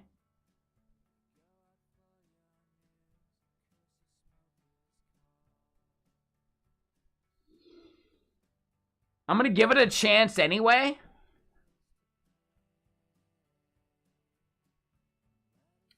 I'm going to give it a moment.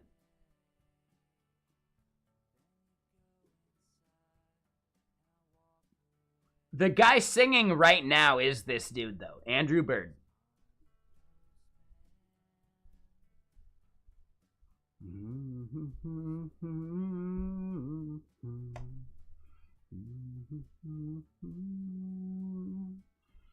Right? Like, what bands would people recognize him from, though? I think that's the important part.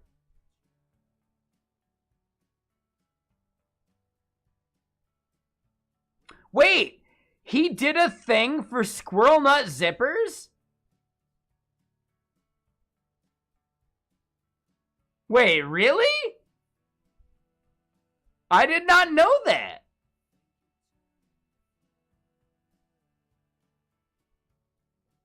He was part of the Squirrel Nut Zippers? Y'all remember their famous song, right? Shit, what was it?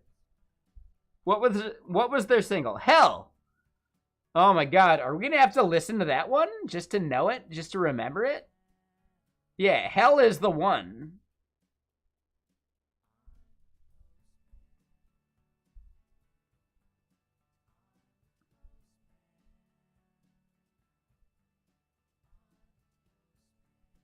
So early solo career, sure.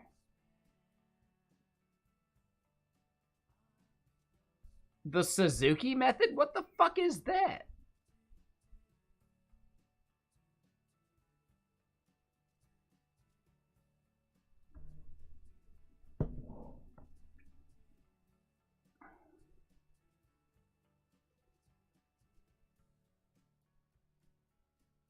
Oh, that's super fucking cool. I was not aware of the Suzuki method.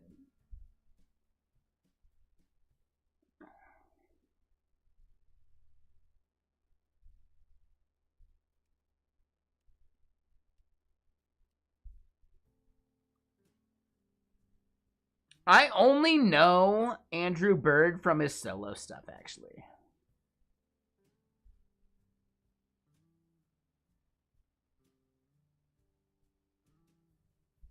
Plasticities was his, like, album he promoted on, like, Letterman, etc. Okay, I get it. Yeah, I think his solo career stuff is actually what he's, like, mainly known for, huh?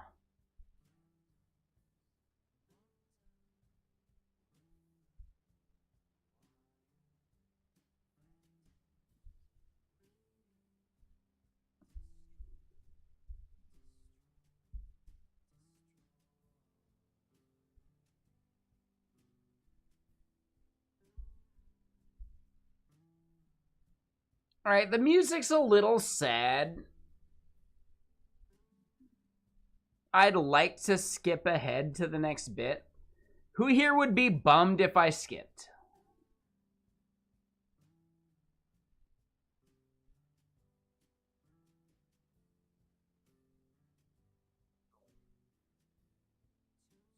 I actually don't see any good chapters to skip by. They're fucking it up. No, I get you. This is like such a slow song.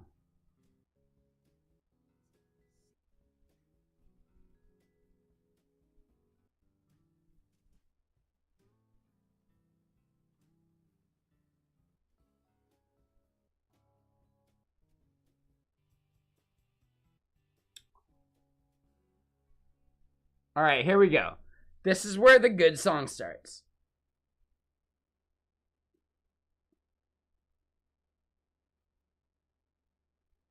Best song on the album, actually. I actually love jamming to this song, too.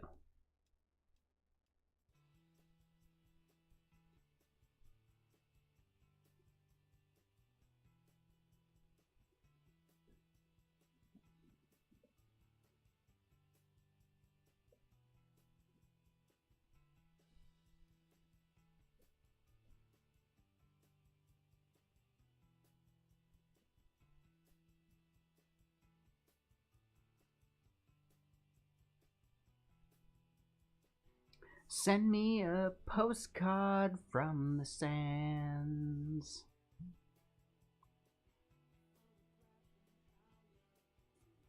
I mean, Lady Blue Notes, if you just ask for it over on Gaming Stream, I'll play guitar for you. Like, totally.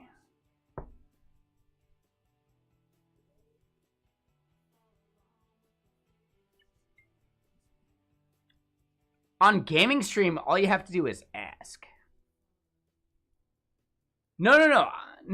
I only play the songs I play, so I will not be playing Wonderwall. Sorry. I have my own songs that I will play.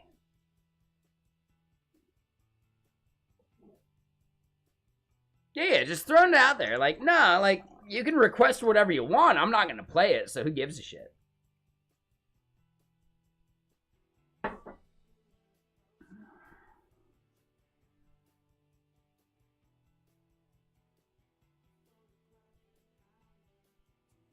God, this song's fucking good.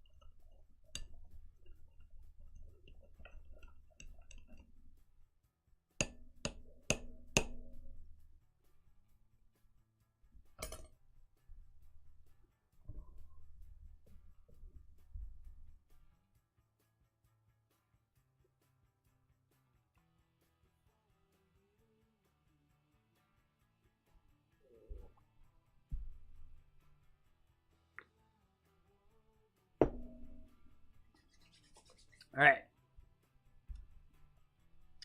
Let's keep doing this bullshit, man.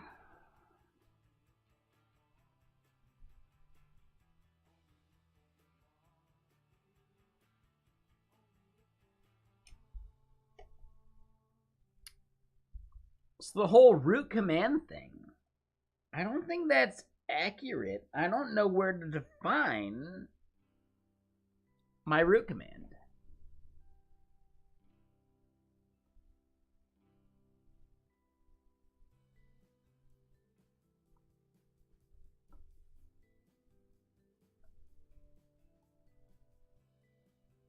Alright, yeah, this song's good. I'll allow it.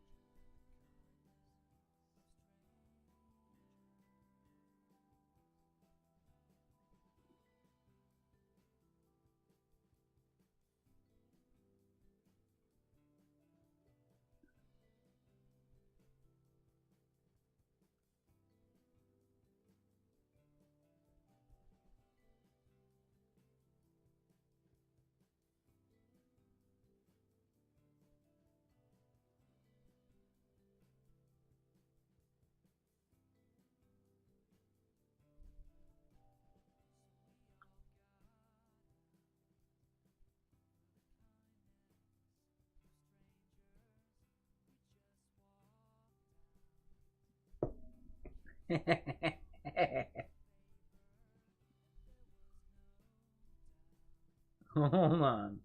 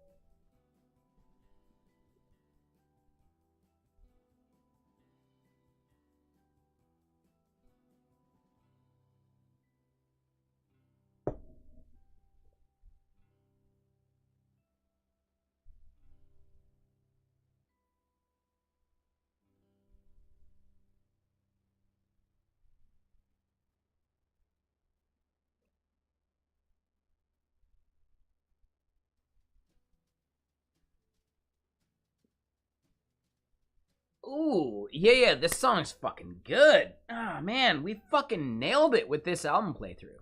All right, let's actually get some, like, commands and some bullshit written.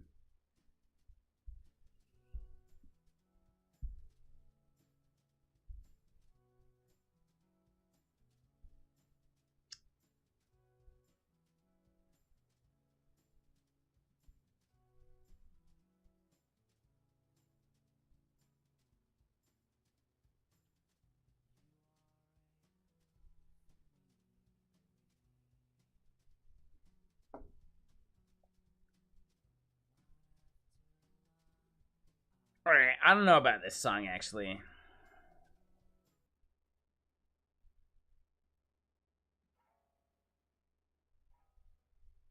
Yeah, I forgot why I don't play this full album very often.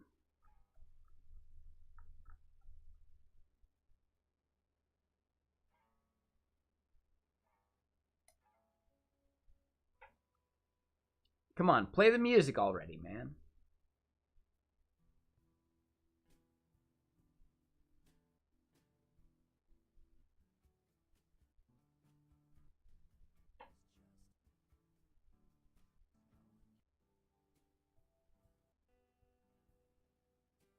All right, album's done.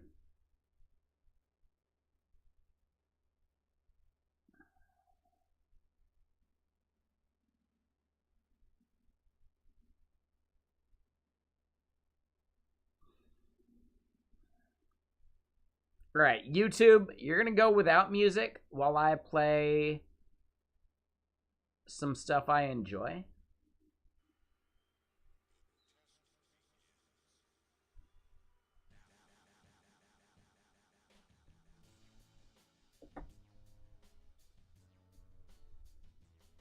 Boom, boom, boom.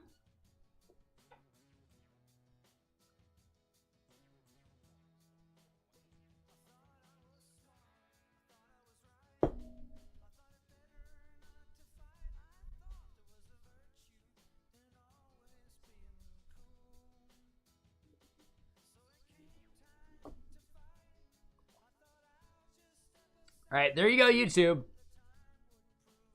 That's what I'm listening to right now. It'll go random here in a minute. Again, it's all a mystery.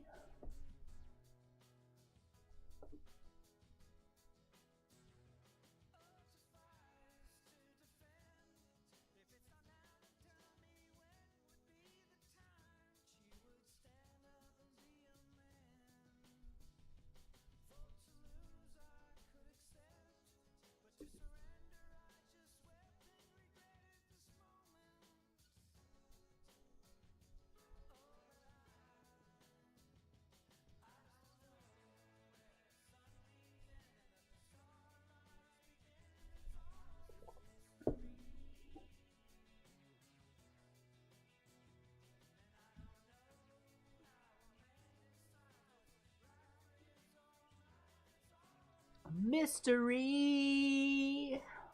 Oh, it's a good song. Yeah, Vibrant could just redeem guitar stuff. I'd be okay with it if you want. Lady Blue Notes, just simply give Vibrant the okay, and it'll happen. Because Vibrant's sitting on a lot of channel points right now. What number are you at? What number are you at right now? All right, well, shit. All right, so I'm gonna have to play the guitar now. All right, so you spend them almost as quickly as you get them. We'll let this song go. I should probably use the restroom before I play guitar too, because playing guitar tests the bladder.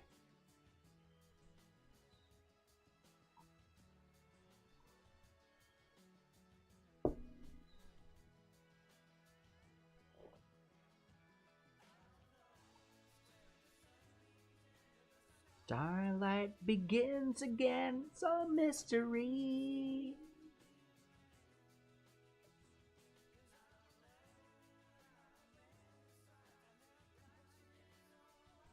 I'll create like a massive, hey, could you donate your 100K towards like a milestone? I'll make another milestone here soon. So, Fire, you're not even that much of a hoarder. We actually have Jason sitting at 1 million plus right now. Yes, we have a viewer / mod at 1 million plus channel points.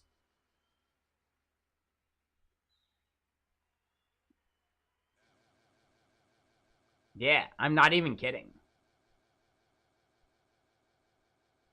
It's impressive. It's also a testament to how much I stream. No, I don't even think Jason got their points from gambling. I think I just streamed that much. I stream a lot, man. Yeah, totally. I stream a lot.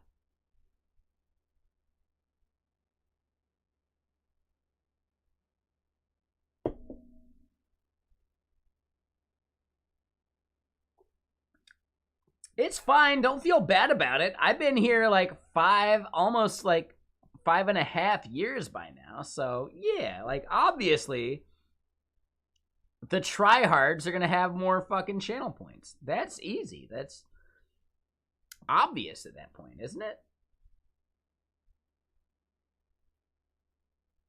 It takes time. A sub makes it go quicker. I feel like you get double the amount. I don't have a concert's worth of guitar playing ahead of me. So, like, yeah, no, they wouldn't even get that, man. But okay, so I'm going to play one more song while I go use the restroom. I'm not sure which one I want to play.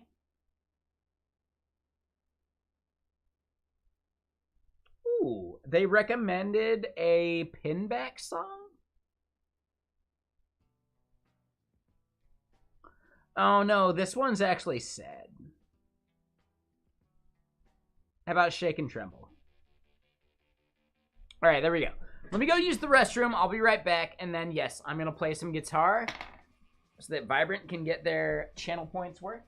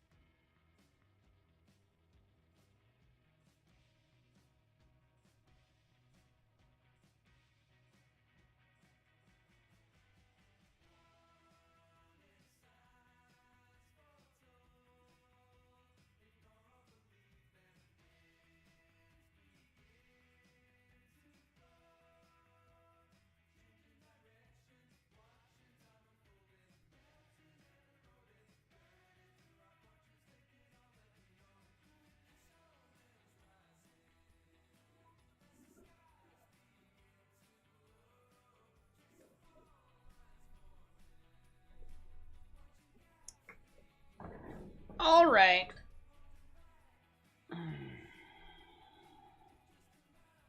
$500K on Chill Stream? Holy shit.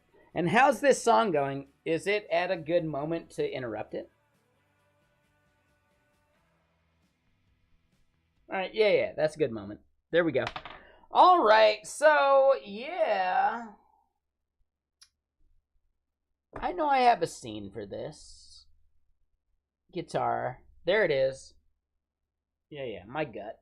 Ignore the gut.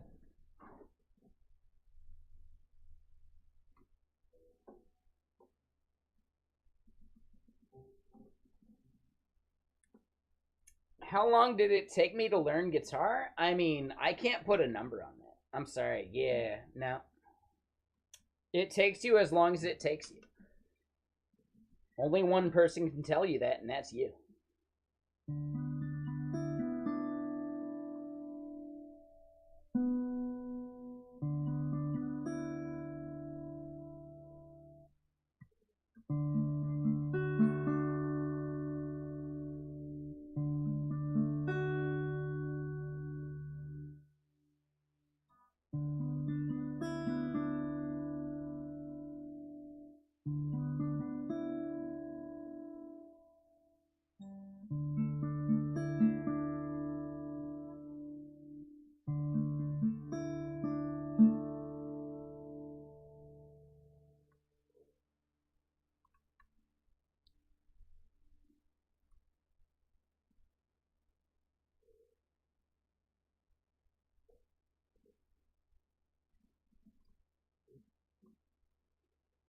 All right, we good?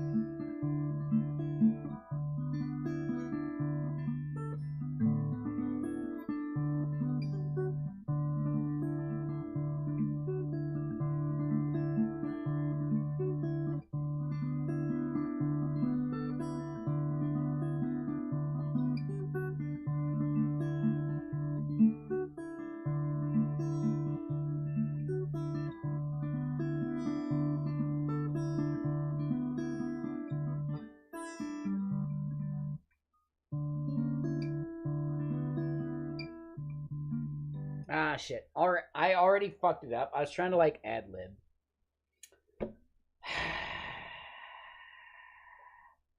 Y'all are not seeing it, and I'm not even seeing myself, so hold on.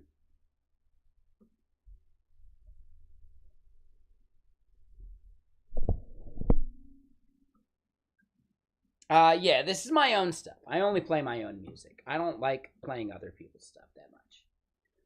All right, so I'm gonna play the same song. I'm probably gonna bump up the tempo, and I'm gonna play it just as it is written, rather than trying to ad-lib it. Okay.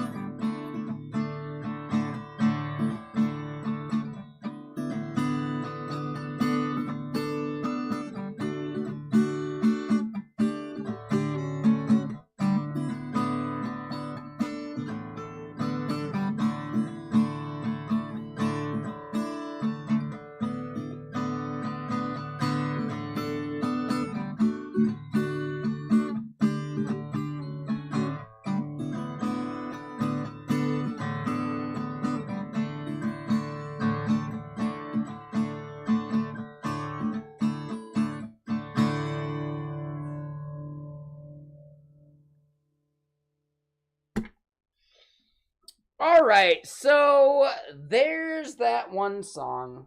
That's actually the one I think is the most developed. I actually fucked it up halfway through. Anyone who knows that version of the song knows how I fucked it up. And I fucked it up. Yeah.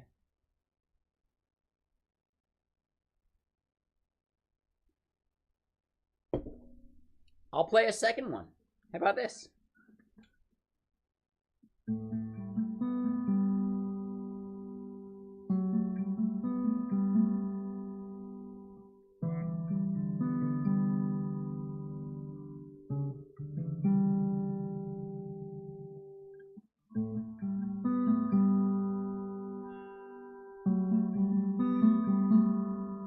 Oh, Lady Blue Notes, don't say that till you've heard it.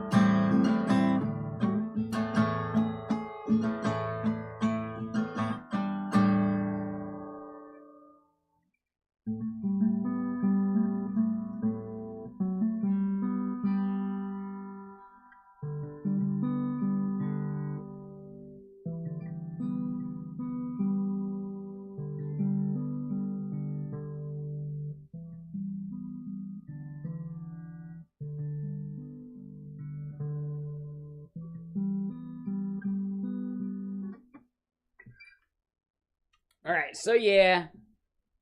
I fucked up. There's like a bridge that I needed to like work towards in that song, and I didn't.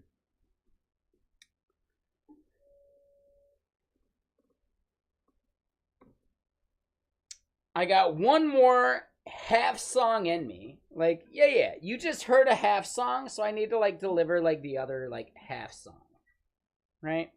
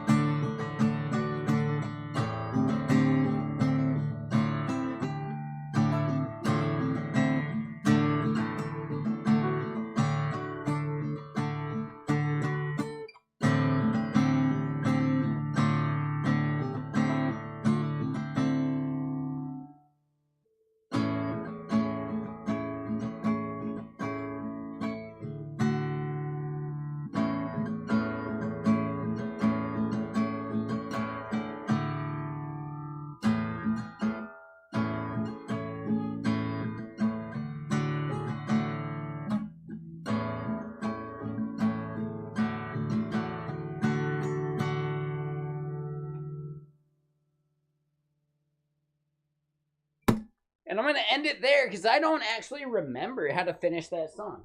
Shit. Nope, that's my bad. I massively delivered value for the channel points spent. Yes, I fucked up on the last song, but I gave you more than one song, so you're good to go, right? Okay.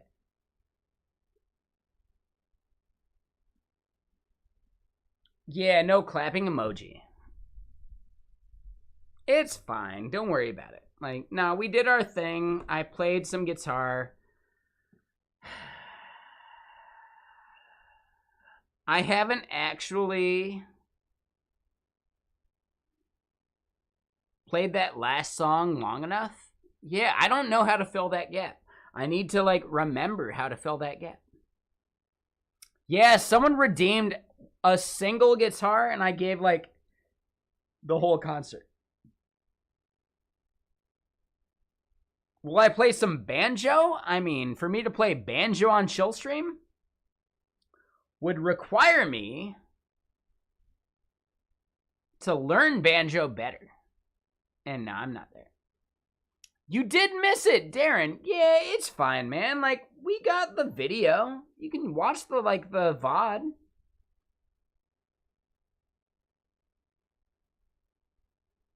And again, hold on. I want to make sure, like, you didn't take offense when I said I didn't want to burn bridges. If you'd like to recommend me for your company, I'm okay with it. But just remember, I don't want to ruin your ability to recommend other people, etc. Right? And again, like, what if I suck? I would not want that to reflect on you. So if your company ends up having a legitimate vacancy, let me know, first and foremost, but please don't go to bat for me. I would feel fucking terrible.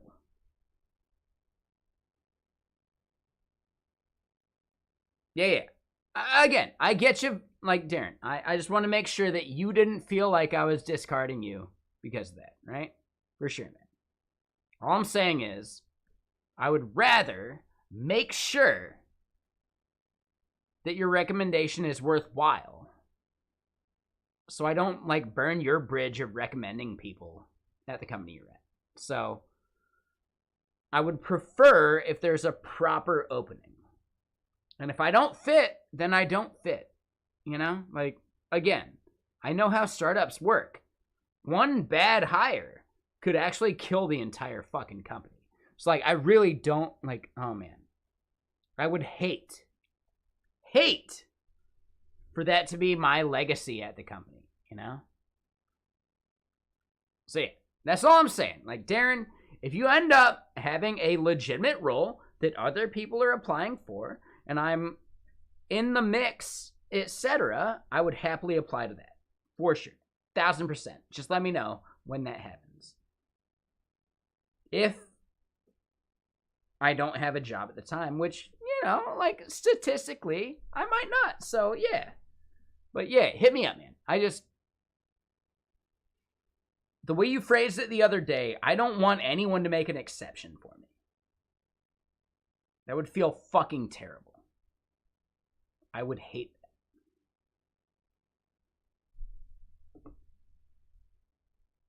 that. Radiant Gradient. That's a great name, by the way. You know that. Yeah, I just got laid off from the company I was working at less than a week ago. Which is a thing. It happens. You know, whatever.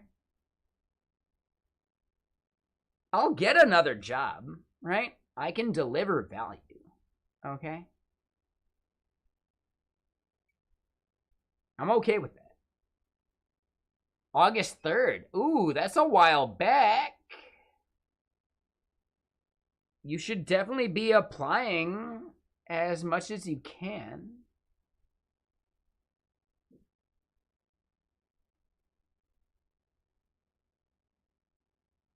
Cool. Yeah, thank you, Darren, for getting that. Again, like,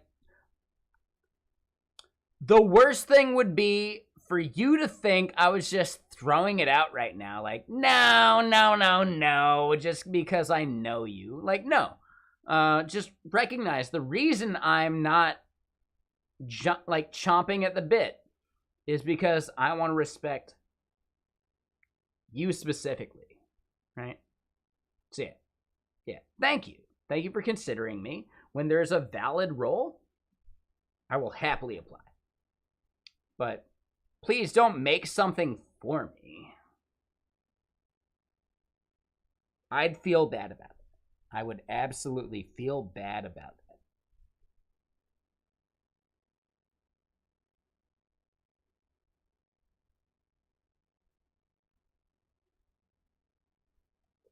For sure, man. Yeah. You send me a message over on Discord, and I'll send you, like, a cal.com link. For sure. I'll, like, open up a whole, like, opening for you and everything. Like, yeah, for sure, man. Yeah, into it, Darren. Thank you. Again, I really appreciate you. Thank you. But yeah, like, you know, hit me up via Discord. I'll set aside a time to chat with you. And, like, yeah, super easy. Again, no hard feelings. In any regard, in any way, whatsoever. Like, come on.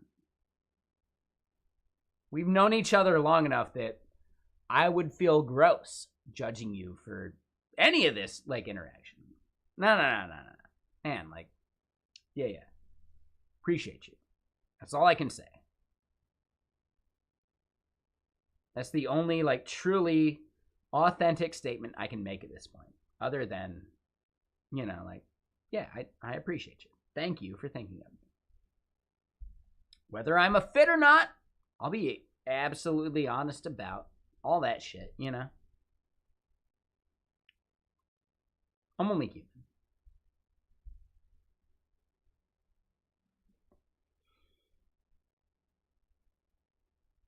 Me? Honest? Yeah, I'm honest to a fault, technically.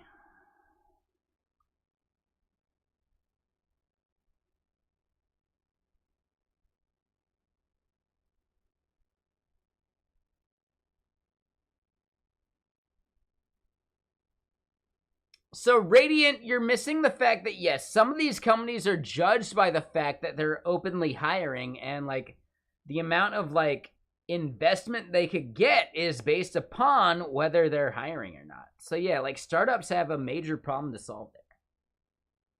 Don't judge the startups for it. Just recognize that it's kind of the name of the game. It's fine. Like, don't feel bad about that Radiant Gradient. Like, they wouldn't have hired you anyway. And you can recognize that, and you're fine, man. Like, you got this.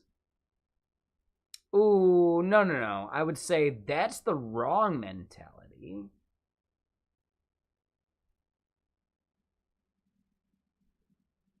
No, there's some really good startups out there, man.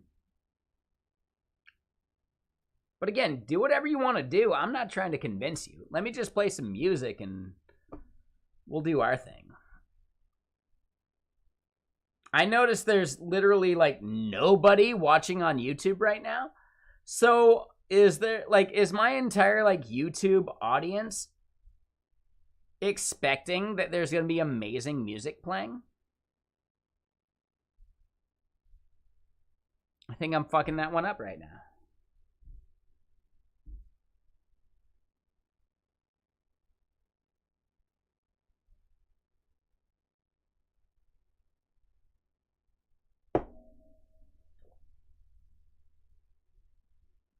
I mean, Radiant, you do what you want to do, sure. I just see over on YouTube, I got 0 concurrent viewers. I don't mind. That's totally fine. Like, y'all are good. Don't feel bad about it. Like, shit.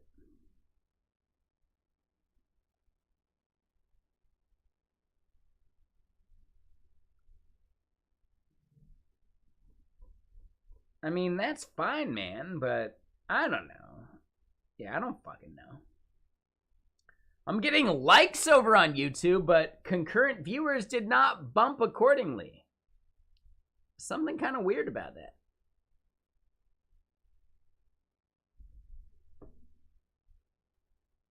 Ah, so you did a like, but you're not a consistent viewer, and YouTube doesn't give a fuck about a like. No, I appreciate the like, though. So, thank you. Appreciate you. Thank you. Okay, so let's play some bullshit music.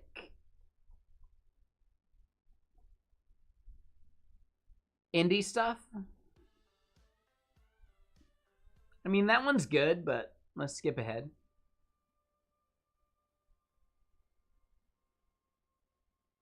Now, this song's amazing, by the way. You're gonna go make some cupcakes, Vibrant? Ooh, nailed it. Touche. Yeah, we'll be over on Griffing and Chill here real soon, because I decided to play some games with the homies.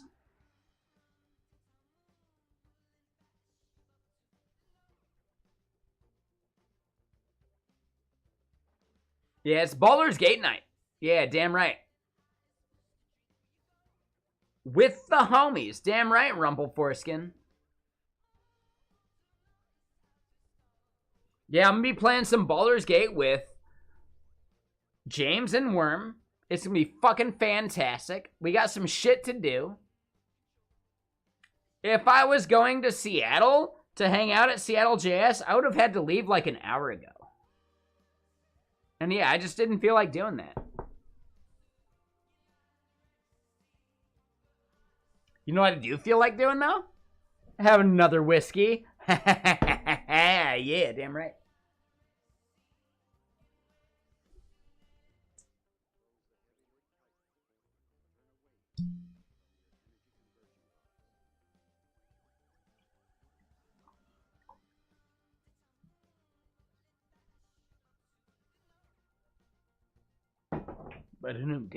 Ba-da-dum-dum.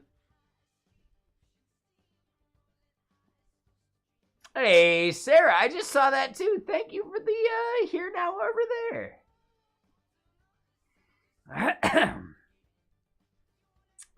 No dehumidifier tonight? Ooh, I mean, it's a tougher thing to do when we got both streams going.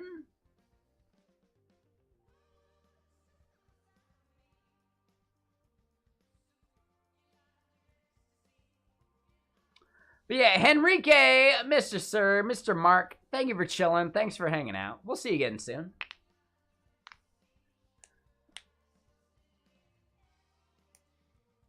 Dehumidifier is typically a gaming thing at this point. But I could make it happen.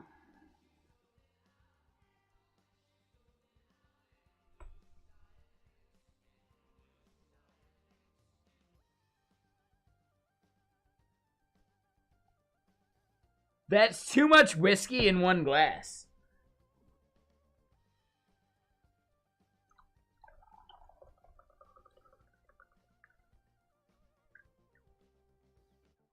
No, that's too much. Way too much. Not a little too much, much too much.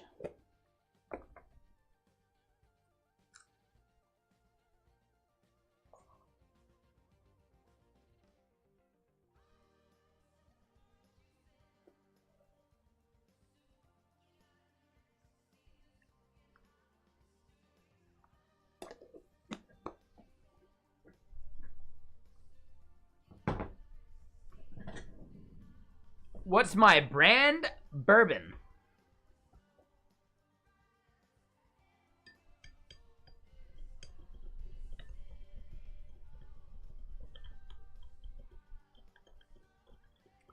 Oh, MetaMe, you're not wrong. I think I have the most mods of any fucking Twitch chat. Like, dude, seriously.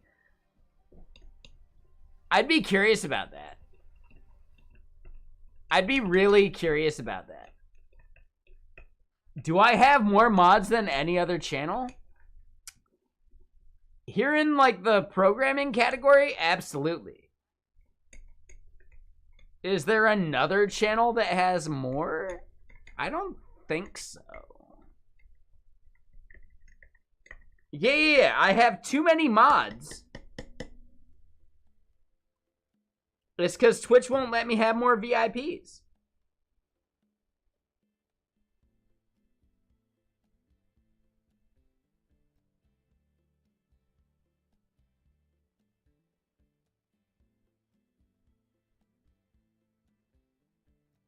My mods are amazing.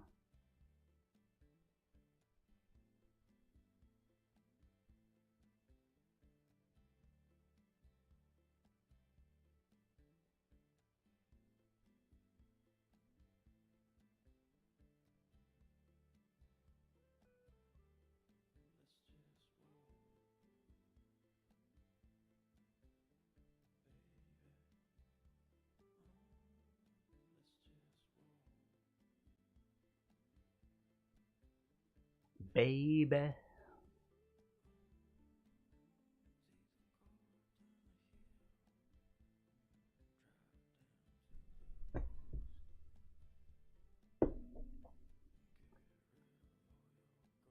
I get enough trolls that I need the amount of mods I have. Okay? Yeah, totally. Duh. Nightshade, the only channel that calls you the worst mod is the Primogen. Come on. Is there any single other channel that actually calls you that? I don't think so. Maybe Tej? I don't think he would even say such a thing.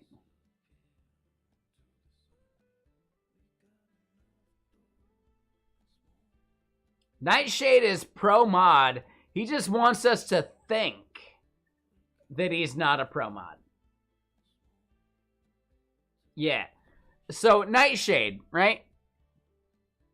I see you, and thanks to the use of hallucinogenic drugs, I see through you.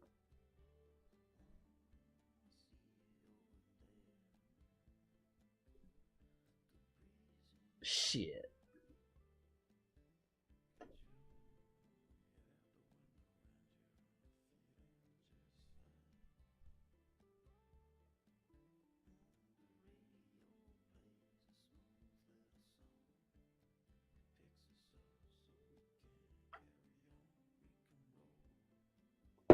I do kind of have X-ray vision, though. Don't I, MetaMe? I can recognize the trolls before they realize they are trolls themselves. It's kind of a skill. I'm okay with that skill. Yeah, we caught the bot way early. Right? So much so that the bot was like, fuck it, cannot compute. Next channel. Right? Yeah. I'm okay with it. Not even that. No, Rumble Foreskin, Magic 8 Ball leaves room for error. No, I'm fucking good.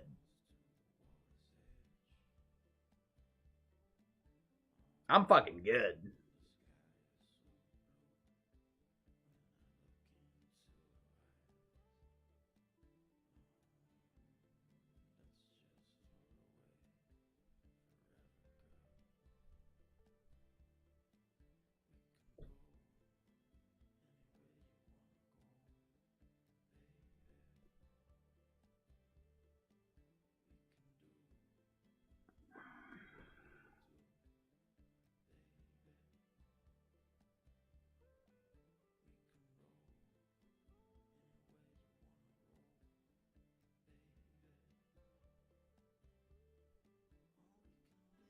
What's inside a Magic 8 Ball? These eyes watching and judging you.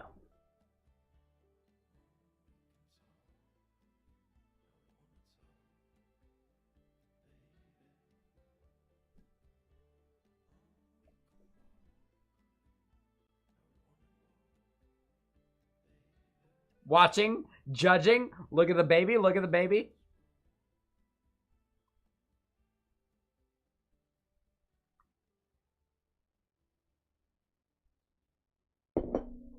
Whatever they tell you, they're just making you feel better. The truth is, I'm inside your Magic 8 Ball. I see you.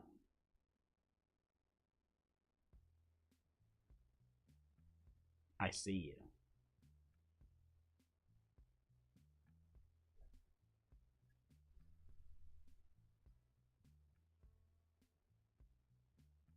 You'll never toss an 8 ball again.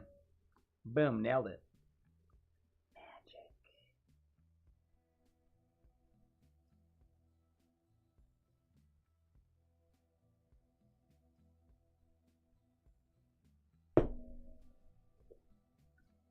Sentient eye confirmed. Nothing artificial about my shoulder dislocating, okay? I'm a pure eye. Not even an AI. I'm just a pure eye, man.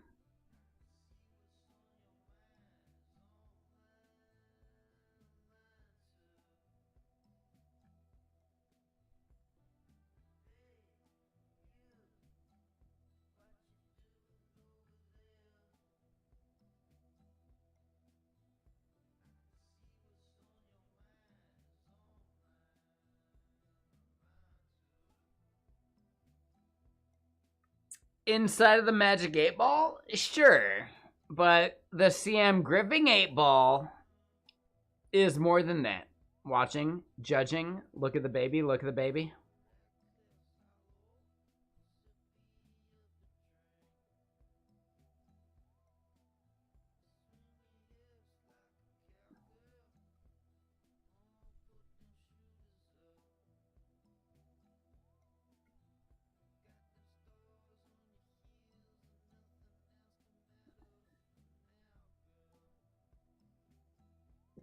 I feel like my chair is not nearly, like, elevated.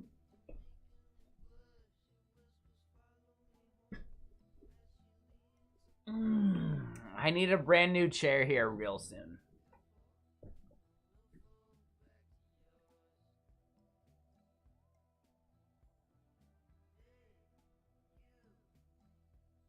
Are you sure, Lady Blue Notes? Or do you deserve that level of scrutiny?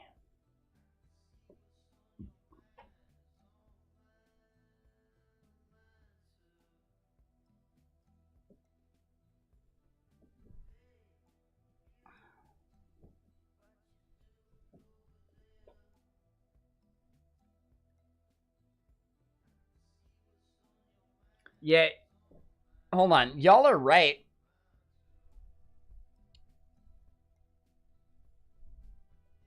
Let's re-angle the camera. There we go. Nailed it. Properly cropped. My teeth are, yeah, actually just that yellow, but I need to, like, color correct it for fucking, you know, the Zoomers out there.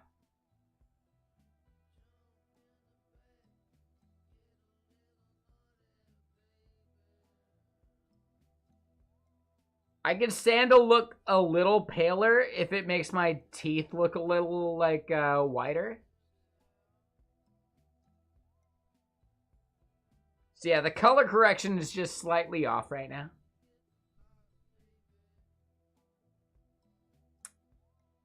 Yeah, my teeth aren't that yellow, okay? Now that's just bad color correction, right? Wink, wink. Nailed it.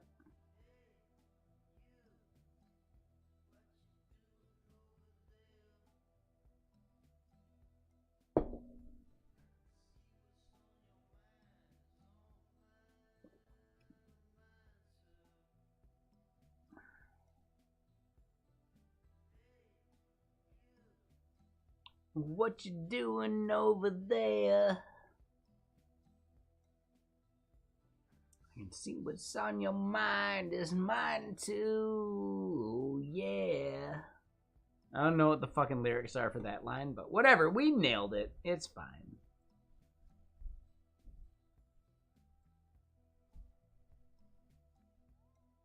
It's a good song, right?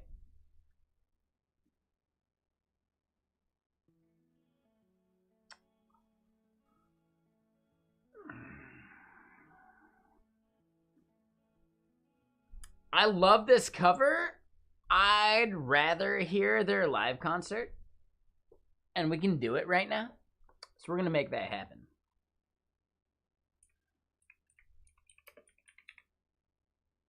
Peach Pit, live on Audio Tree.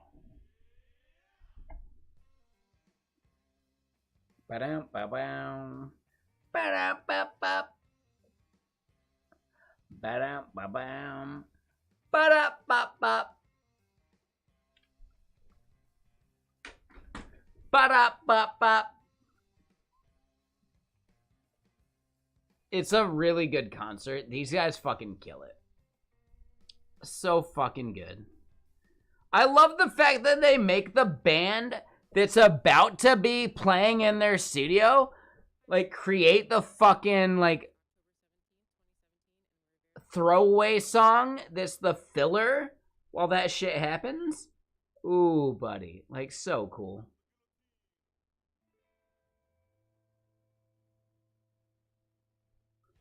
God, and I see, like, my snowboard clips actually, like, lasting. I can do all these tricks. I could do all these tricks. I've had people doubt me. Oh my god, yeah, you're fucking old. You can't do these tricks anymore. Motherfucker, give me a slushy day and I'll chuck a front five till the cows come home. I'll easily chuck a front five. Like, come on, motherfucker. Ooh, you're not wrong, Lady Blue Nose. Damn it. My collarbone is meaningless. My collarbone only matters if I fall.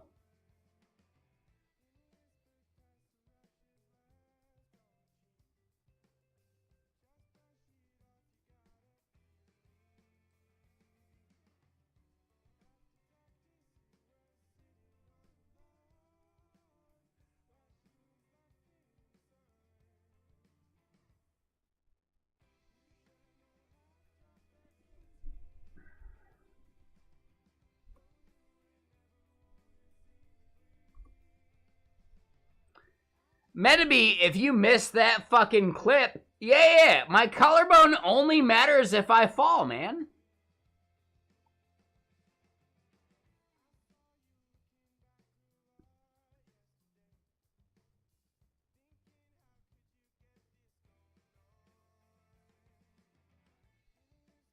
Dude, this song's fucking good. I really like Peach Pit.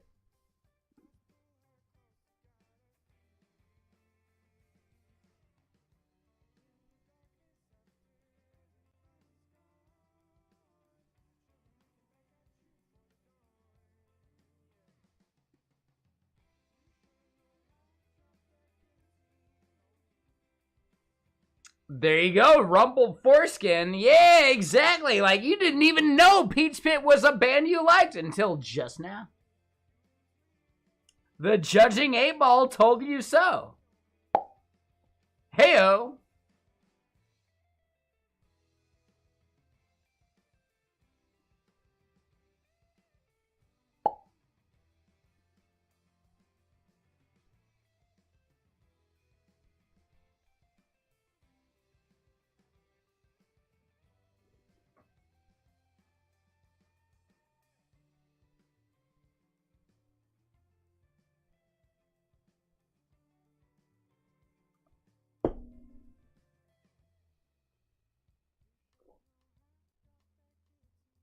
On me.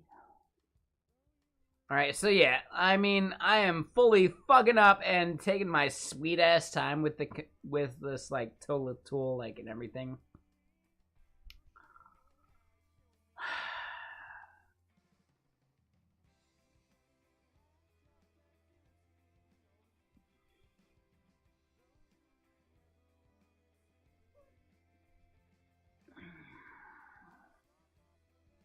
Yeah, so this tool is gonna require like way more effort to make it actually a thing.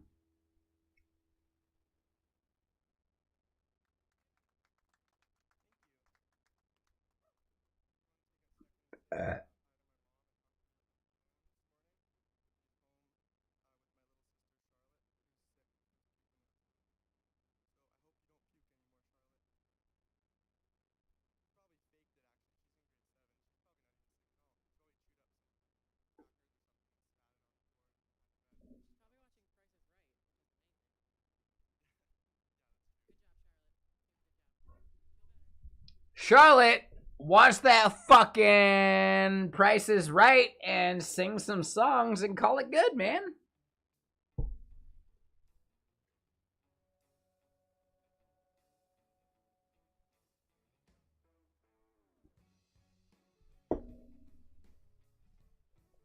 All right, so yeah.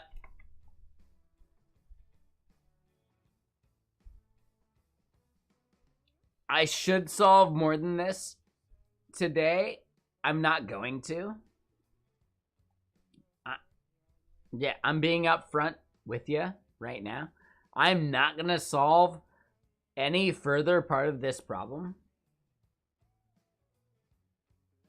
Instead, I need to go, like, raid someone and then hop into gaming time. Oh, Lady Blue Notes. No, I derailed myself. Nobody can take the credit for the amount of derailing I can do myself. Now, you'd like to claim credit for that. I get it. I get it. But no, that's not something I could blame on you. Nope. Nope. I know, you're not trying to claim it, but it's a thing still. It's a thing still. Just saying. Like, no. You can't claim it. Rumpled Foreskin can't even claim it, even though their name is amazing. I got stuff I want to do, and I'll probably do it tomorrow. In which case, I'd really like all y'all to hang out. But right now? Like, what am I doing? I mean...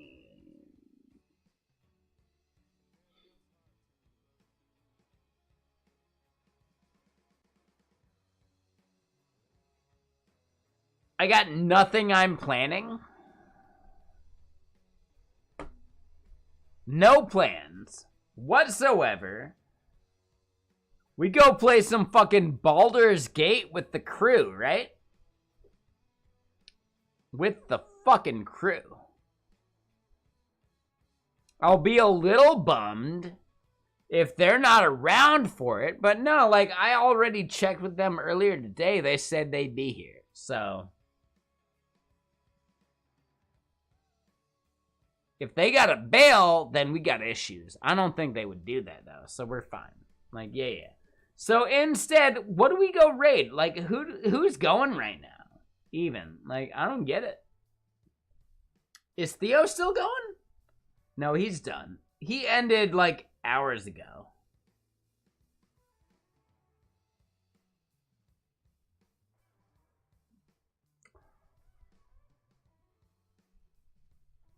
No, we're gonna go raid Cupins.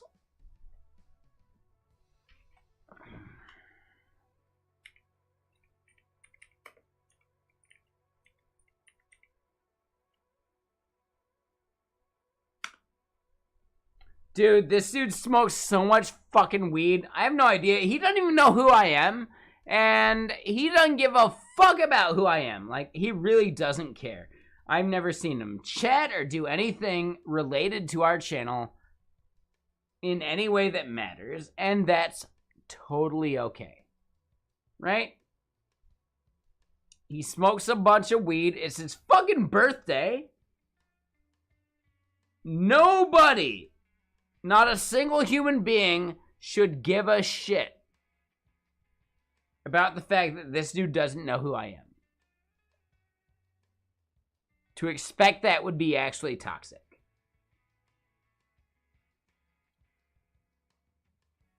Yeah, Radiant and Bignosa, I'll be over on Gaming Stream. We're gonna be playing some fucking... Dude, like, yeah, seriously, like... If I can spell...